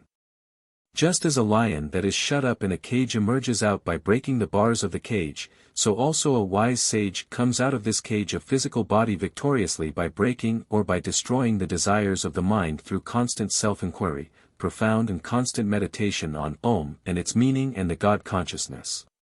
The more you attenuate your desires by self-realization or the God consciousness, the happier you will become. In proportion to the thinning of the desires, the mind also is proportionately thinned out. Mind is nothing but a bundle of desires. Mind is no other than desires which generate an endless series of rebirths. The true nature of the mind is desires. The two are synonymous. Conquest of ego.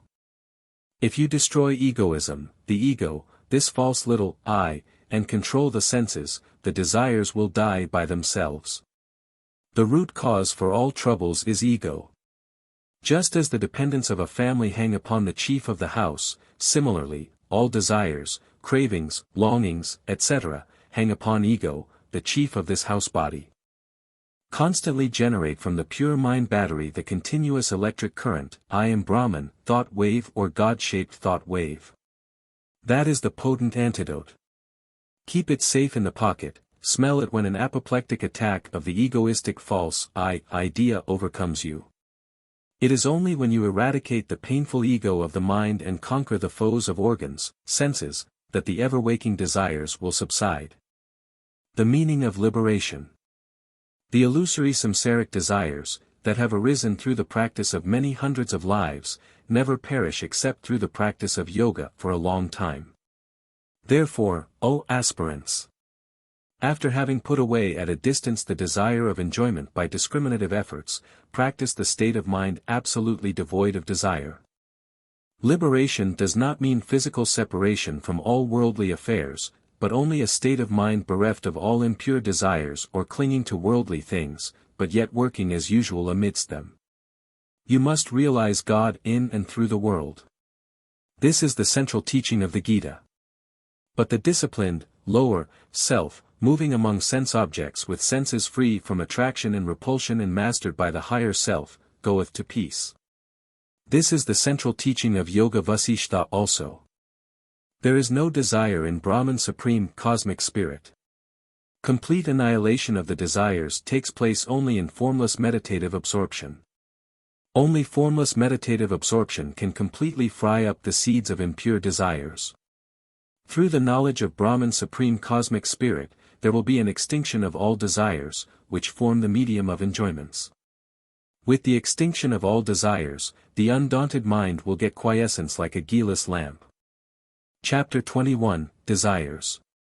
Sweep out the sphere of your mind, make a place for loved one to sit. Dust out all thoughts of this world, so that his throne may be fit. 1,000,000 desires engulf you, 1,000,000 ambitions and aims. How can you make room for his presence, unless they vacate his domain? What is desire?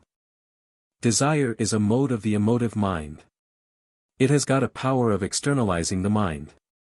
Desire is the fuel, thought is the fire. The thought fire is kept up by the desire fuel. If you withdraw the supply of fuel, the fire will be withdrawn into its womb. If you stop thinking by cutting off desires, the mind will be withdrawn into Brahman Supreme Cosmic Spirit. It is only when the mind, being divested of all its desires, is indifferent to pleasures and pains and is not attracted by any object, that it will be rendered pure, free from the grip of the great delusion like a bird freed from its cage and roaming freely in the ether. Desire, thought and ego form one vicious circle. If you can destroy any one of them, the other two will die by themselves. These are the three pillars or cornerstones of the edifice of mind. They are the three links of the mind chain. Destroy any one of the links, the whole chain will be broken. Why do desires arise? Why do desires arise in the mind? On the account of absence of bliss. The cause for desire is the existence of objects outside. Curiosity becomes a desire in the mind. Interest and feeling precede a desire. Hope and expectation fatten the desire. Wandering, the very nature of mind. Just as heat is inseparable from fire, the dispersion or wandering of the mind is inseparable from the mind. It troubles the spiritual aspirants a lot. It destroys all of a sudden the determinations of strong-willed persons also. The mind ceases to exist if it is destitute of this oscillation. This fluctuating mind alone creates the universe. Even impurity can be removed easily. It demands strenuous efforts for a protracted time on the part of the spiritual aspirant to remove this wandering of the mind. The undaunted sage suffered a lot from this distracting wandering of the mind when he tried to enter into absolute state. Raja Bhartrihari underwent the same difficulty when he tried to overcome this troublesome fluctuating wandering of the mind. Wandering of the mind is Maya illusion. The wandering of the mind is impure desire. You will have to destroy this wandering power by constant meditation focused on the divine Brahman, yoga or ceaseless inquiry into the Brahman self. Then, peace will come by itself. Types of desire. Desire in the mind is the real impurity. Sexual desire, vulgar attraction for the opposite sex, is the greatest impurity. This causes the real bondage. You can even give up wife, children and wealth. But, it is extremely difficult to give up ambition, name and fame. Ambition is a serious obstacle in the path of yoga. This is the most powerful weapon of Maya illusion with which she slaughters worldly-minded persons. Even if there is a tinge of desire for name and fame, the truth will not manifest. Truth will shine by itself. It does not need any pompous advertisement. It is the very self of all beings and objects. Subtle, hidden desires. Even after you have renounced all the desires, there may remain in the mind some subtle, hidden desires that cannot be comprehended. These are very dangerous ones. Therefore, you will have to be very, very careful. The lurking undercurrents of desires will throw you down at any moment if you are not very vigilant and cautious, will destroy your dispassion and will bring about your downfall eventually. I have witnessed many fallen yogis who had fallen from yoga owing to the overpowering influence of these subtle, hidden desires. So long as you have these subtle, hidden, unnoticeable desires in your mind, you can never dream of entering into the absolute state without any modification of the mind. You can never develop real supreme non-attachment and dispassion also. Cravings. You may become old, your hairs may turn gray, but your mind is ever young. The capacity may vanish, but the craving remains even when you have reached advanced senility. Cravings are the real seeds of birth. These craving seeds give rise to intention and action. The wheel of samsara cycle of life, death and rebirth is kept revolving by these cravings. Nip them in the bud. Then only will you be safe. You will get liberation. God consciousness, the constant thinking of Brahman Supreme Spirit, meditation on Om and devotion will root out these craving seeds which are laid deep. You will have to dig them out properly in various corners and burn them beyond resurrection. Then only will your efforts bear the fruit of formless meditative absorption. Love and kill, marry and observe celibacy, enjoyment without desire, action without fruits, are paradoxical terms. A man with gross practical intellect can hardly understand these terms. A subtle, pure intellect is needed. Suppose you were a terrible smoker for the last 15 years. Then you gave up smoking for 5 years. The craving for smoking also died. Suppose one of your friends offers you a cigar in the 6th year. You have no craving for smoking now. If you take it now and enjoy it just to please your friend, it will be called a pure enjoyment only. You have enjoyed it without a craving or a desire. God enjoys pure enjoyment. Satisfaction of desire yields illusory happiness only. Desire excites the mind and senses. When desire is gratified by enjoyment of the object of the desire, satisfaction comes in temporarily. Rapture is delight in the attainment of the desired object. Bliss is the enjoyment of the taste of what is attained. Where rapture is there is bliss, but where bliss is, there is not, quite of necessity, rapture. Rapture is like a weary traveler who hears or sees water or a shady wood. Bliss is the enjoying of the water or entering the forest shade. When there is desire, then alone is there pleasure. The cause for pleasure is desire. When there is no desire, there cannot be any pleasure. When there is no hunger, delicious food can give you no pleasure. When there is no thirst, any refreshing beverage will have no effect. So, hunger is the best sauce. The first cup of hot milk gives pleasure. The second cup induces disgust. After the enjoyment is over, satisfaction comes. Hence, disgust arises when the second cup is taken. There is no real pleasure in the milk. The happiness is in Atman self only. It is reflected in the object, milk, owing to ignorance, owing to illusion. It is illusion happiness. If there were real happiness in milk, it should induce pleasure always and in every person. It is not the case. A desire arises in the mind. There is a thought wave now.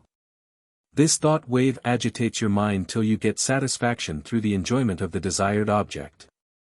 There is peace or happiness after the enjoyment is over. Another desire arises in the mind. Now, in the interval between the gratification of one desire and the manifestation of another, there is pure bliss, because there is no mind then. It is at rest. You are in union with Brahman Supreme Cosmic Spirit. That state of pure bliss between two desires is Brahman Supreme Cosmic Spirit.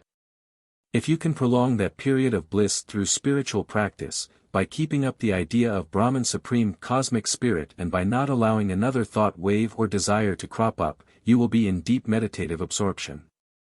The period between one thought wave and another thought wave is the real juncture. Desires are insatiable. Mind plays havoc through desires. As soon as a desire arises, you think you will get all happiness by its realization. You exert yourself to achieve the desired object. As soon as you get it, a little satisfaction, a false gratification, is experienced for a short time. Again, mind becomes restless. It wants new sensations. Disgust and dissatisfaction come in. Again, it wants some new objects for its enjoyment. That is the reason why this world is termed as mere imagination by follower of the Vedanta philosophy. Desires are innumerable, insatiable and unconquerable. Enjoyment cannot bring in satisfaction. It is a mistake to think so. Enjoyment fans the desire. It is like pouring ghee in fire. Enjoyment strengthens, increases and aggravates a desire. See the case of Raja Yayati of yore. He borrowed the youthful state from his son to have sexual enjoyment for thousands of years. At last, he cries out in his old age with bitterness, "Alas! What a fool I am! Still my sexual desires are waxing.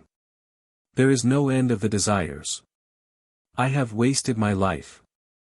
O God! Have mercy on me. Lift me up from this mire of samsara cycle of life, death and rebirth." This comes in Mahabharata. In the Gita chapter 3-39, you will find desire which is insatiable as a flame. Freedom from desires necessary for knowledge.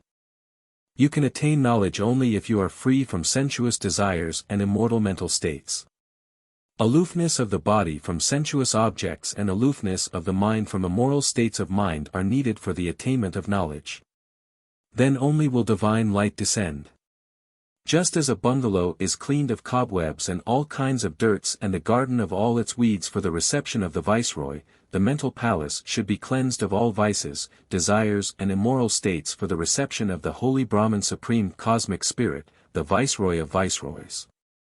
When a desire arises in the mind, a worldling welcomes it and tries to fulfill it, but an aspirant renounces it immediately through the discrimination between real and unreal. Wise people consider even a spark of desire as a very great evil. Therefore, they will not entertain any kind of desire. They will be ever delightful in the Atman self only. How to control desires? In this ocean of samsara cycle of life, death and rebirth, desires are the crocodiles. Kill them as soon as they arise on the surface of the mind. Do not yield to them. Do not become despondent under your trials. Make friendship with the pure mind and destroy the impure mind with the help of the pure mind. Make your mind rest in the blissful Atman self. Desires should be crushed the very moment they arise in the mind, by discrimination and dauntless, indefatigable efforts. Whenever a desire arises in the mind, consult always your power of discrimination. Discrimination will at once tell you that the desire is attended with pain, that it is only a vain temptation set up by the mind, and that dispassion and renunciation alone can bring about satisfaction and the peace of mind. It will advise you to renounce the desire immediately and take to the study of revelations, repetition of Om, and to have deep meditative steadiness in a solitary place on the bank of the sacred Ganga. Think deeply again and again whether the new desire will give you more happiness or more spiritual gain. The discrimination will guide you to take up the help of will and drive the desire immediately. Discrimination and will are two potent weapons for an aspirant on the knowledge yogic path to destroy evil temptation and remove all major and minor impediments. Never accept gifts from anybody, even from your closest friends. It will produce slavish mentality, weak will and attachment. Asking is begging. Recommending is begging. A beggar is absolutely unfit for freedom and spiritual pursuits. Just as you starve a plant by depriving it of water, so you may starve out obnoxious desires by allowing the mind not to dwell upon such desires. You have no desire for a thing till you know what it is like. It is only after you have seen it or heard of it or touched it that you get a longing for it. Therefore, the best principle for a man is not to take, touch or see anything that is likely to taint the imagination. You will have to turn aside the attention resolutely and particularly the imagination from the subject. In course of time, all objectionable desires will die out. It is the desire in the mind that has created this body. The nature of the desire depends upon the quality of the mental impressions. If these are good, virtuous mental impressions, good desires will crop up and, if they are bad, they will give rise to evil desires. Intellect also is according to the nature of actions. It has to be specially trained by repeated efforts to think and act according to the holy injunctions of sacred scriptures. Desire becomes thought and thought becomes action. An evil desire sets up an evil thought which leads to an evil action. Do always virtuous action, charity, austerity, meditative repetition of a mantra, recitation of God's name, control of senses, meditation and study of scriptures. Give up actions prohibited by the books. Have constant association with the wise and saintly. This is very important. It is the only means of changing the evil mental impressions of the mind. The mind with half-developed knowledge feels severe pain when it relinquishes all desires. It demands aid, through prayer, from higher souls. A counter-desire, a desire for God, one strong desire to attain the Brahman supreme cosmic spirit will destroy all other worldly desires. Put down vicious desires through virtuous desires. Then give up the virtuous desires through one strong desire, the desire for liberation. Abandon this desire for God also in the long run. Give up the unfavorable desire through favorable desire. Give up the favorable desire through the desire for the true nature. Give up desire for true nature by deep profound meditative absorption. Desires will become extinct with the rise of discrimination. When desires cease, the individual beinghood becomes extinct. Constant thinking of Brahman will destroy all desires. There are no desires in the Brahman supreme cosmic spirit. Brahman supreme cosmic spirit is all purity. Repeat Om. Repeat the mantra, all purity I am. All the desires will vanish. Kill the thoughts. Practice thoughtlessness. You can destroy desires. Mind associated with thoughts of gratifying the passionate desires, blindly goads a man to seek for sensual pleasures. Uncontrolled thoughts are the roots of all evils. Sublime thoughts will easily destroy lower, base thoughts. Do not entertain any base thought. Destruction of desires leads to atmic bliss. A mind associated with desires is bondage. Mind free from desires is liberated. Desires are themselves pain. Non-desire is itself pure atmic bliss. Mere annihilation of Maya illusion is liberation. With the extinction of the base intentions, there is also the extinction of ignorance. Should all longings for the visible cease, then such an abnegation of mind is itself the destruction of the mind. Such a bliss is generated through one's efforts only. There is nothing like the right exertion. Right exertion changed the destiny of Markandeya. He became an immortal. Desire is the enemy of peace. You have become the beggar of beggars through desires. A desireless man is the richest man in the world. It is the mind that makes a man rich. Free yourself from the firm grip of crocodiles of desires. Do not get disheartened under trials. Cheer yourself up. Stand up like a lion. Destroy the impure mind with the help of the pure mind. Make friendship with the pure mind and rest yourself peacefully in the Atman self. Chapter 22, Raga and Dvesha, Attraction and Repulsion. But the disciplined, lower, self, moving among sense objects with senses free from attraction and repulsion and mastered by the higher self, goeth to peace. Gita Sacred Text. Attraction and repulsion, the cause of bondage. Raga attachment or attraction, dvesha repulsion and indifference are the three important thought waves of the mind. Raga and dvesha, attraction and repulsion, like and dislike, love and hatred, or attraction and repulsion are the two currents in the mind which bind a man to the samsaric wheel of birth and death. Attraction and repulsion are the two faults in the mind that have brought you to this world. The essential nature of bondage is attraction and repulsion. The essential nature of ignorance is attraction and repulsion. All the emotions come under the category of attraction or repulsion. These two currents are the characteristics of the mind and not of the spirit. Pleasure and pain, happiness and sorrow, exhilaration and depression are due to attraction and repulsion. If attraction and repulsion vanish from the mind, happiness and sorrow also will disappear. Selfish love and divine love. When two forces of equal quality or power meet, a third force is formed. When two people of equal force and quality are attracted towards each other, a third force is formed between them. That is termed love. This is the scientific way of explaining what love is. Attraction is attracting power. Repulsion is repulsing power. When I see myself in another man, when I see him as my own self, I begin to love him as my own self. When I find something in you that I myself possess, I am naturally drawn towards you and begin to love you. This is the Vedantic way of explaining love. Love is pouring forth one's affection, the divine love, on another. Love is God. Love is of two kinds, selfish or physical love and real love or divine love which is unselfish and lasting. The first kind is love with attachment. The second one is love without attachment. He who is a real aspirant of Vedantic path, who feels his own self everywhere and a real devotee who sees Supreme God everywhere in everything can really love others. When an inferior person hangs on another person for his happiness or existence, physical attachment crops up. Attachment causes slave mentality and weak will. Attachment is death. Physical love is death.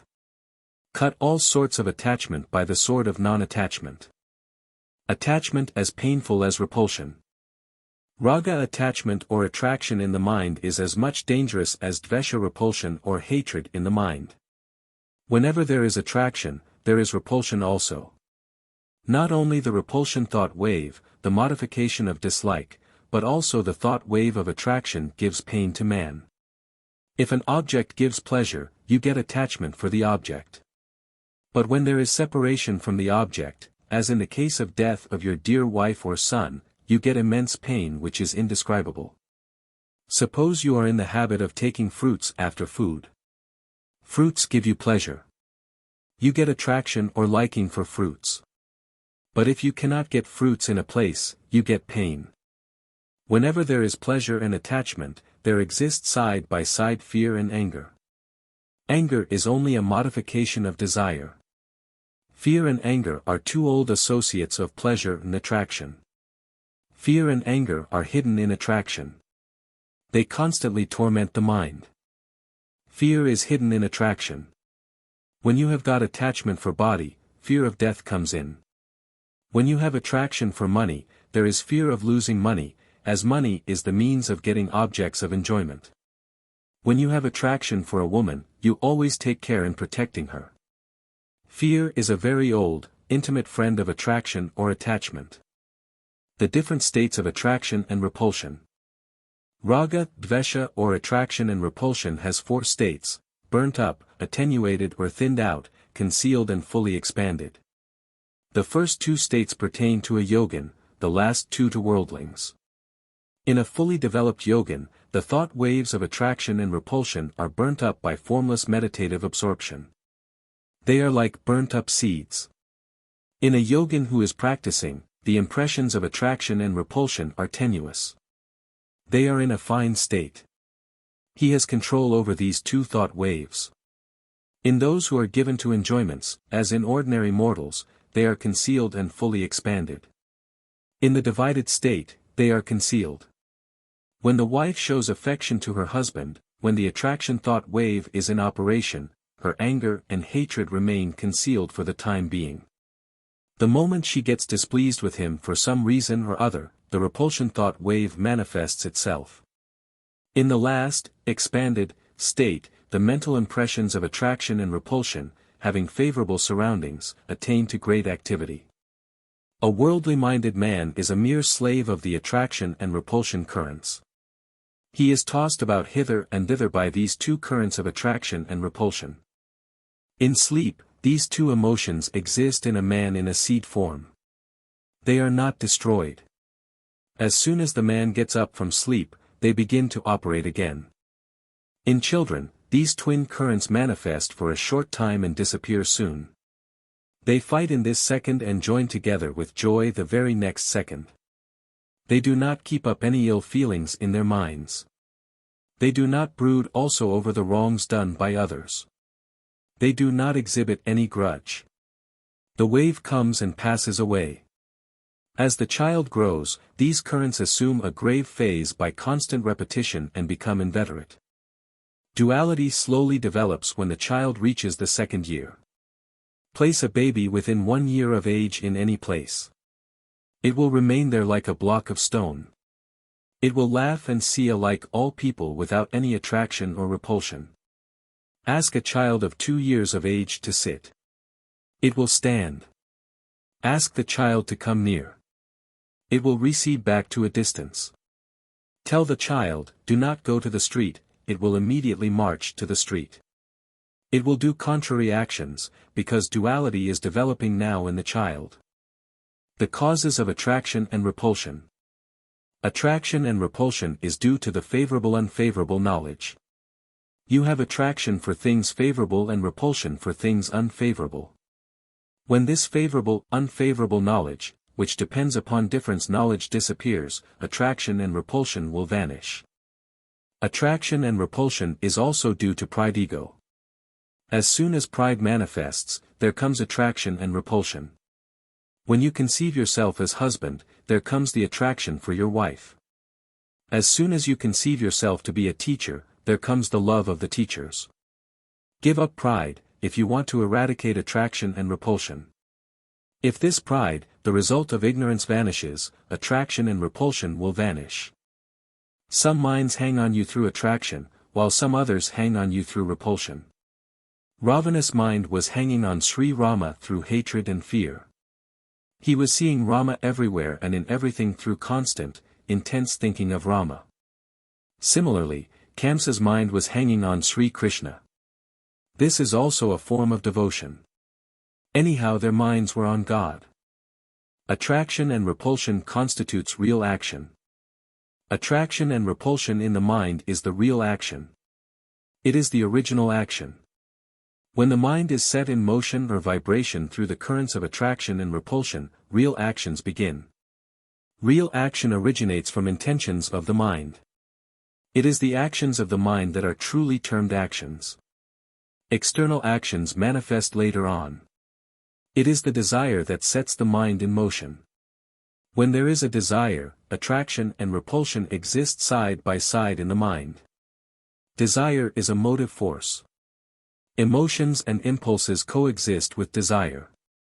From ignorance emanates non-discrimination.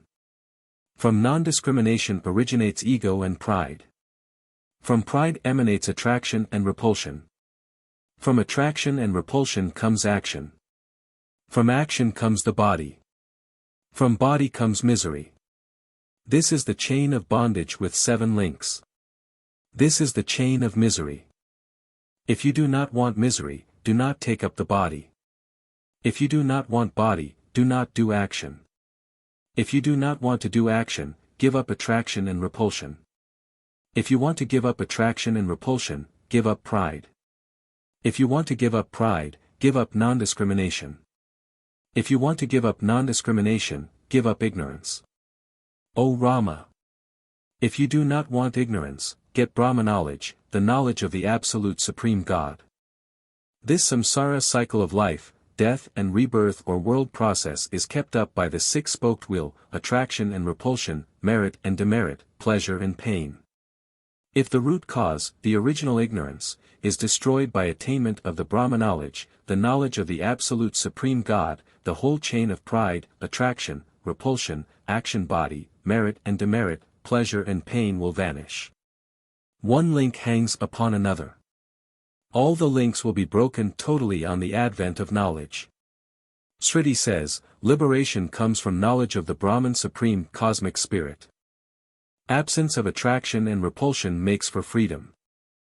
That yogin or sage who has destroyed these 2 thought waves of attraction and repulsion, is the highest man in the 3 worlds. He is the real King of Kings, Emperor of Emperors. The chief distinguishing mark of a liberated soul is freedom from attraction and repulsion. Even if a sage or yogin sometimes exhibits traces of anger, it is mere appearance. Just as the impression made in water with a stick passes away soon, as also the anger will disappear in the twinkling of an eye, even though it manifests in a sage. This can hardly be understood by worldly people. He who has no attraction but possesses the power of endurance can do anything. He can move about wherever he likes. He is as free as the atmospheric air. His happiness, freedom and peace are unbounded. Their extent can hardly be imagined. The freedom and joy of such holy renunciant cannot be imagined by the poor, petty-minded worldlings. It is attraction and luxury that have enfeebled the householders. Destruction of attraction and repulsion constitutes the essence of spiritual practice. I shall tell you the gist or essence of spiritual practice. Destroy the true modifications of the mind, attraction and repulsion, by self-inquiry, constant thinking of Brahman, the right thinking in meditation. Go beyond the pairs of opposites. You will get eternal, infinite bliss and peace. You will shine in Brahmic divine glory. You will become the Brahman Supreme Cosmic Spirit. You are, the Brahman Supreme Cosmic Spirit. Just as heat and fire can be removed by recitation of a mantra and medicine, so also the attraction and repulsion currents, the characteristics of the mind, can be removed by practices of yoga. These can be completely fried up by formless meditative absorption or the highest stage of bliss, the union of the individual with the higher self and the universe, when all thoughts disappear. Amongst the several thought waves in the mind, attraction and repulsion and delusion are very deep-rooted. They demand strenuous and persistent efforts for their eradication. In your mental lives, you can either keep hold of the rudder and so determine exactly what course you take, what points you touch, or you can fail to do this and, failing, you drift and are blown hither and thither by every passing breeze, by every emotion, by petty attraction and repulsion currents.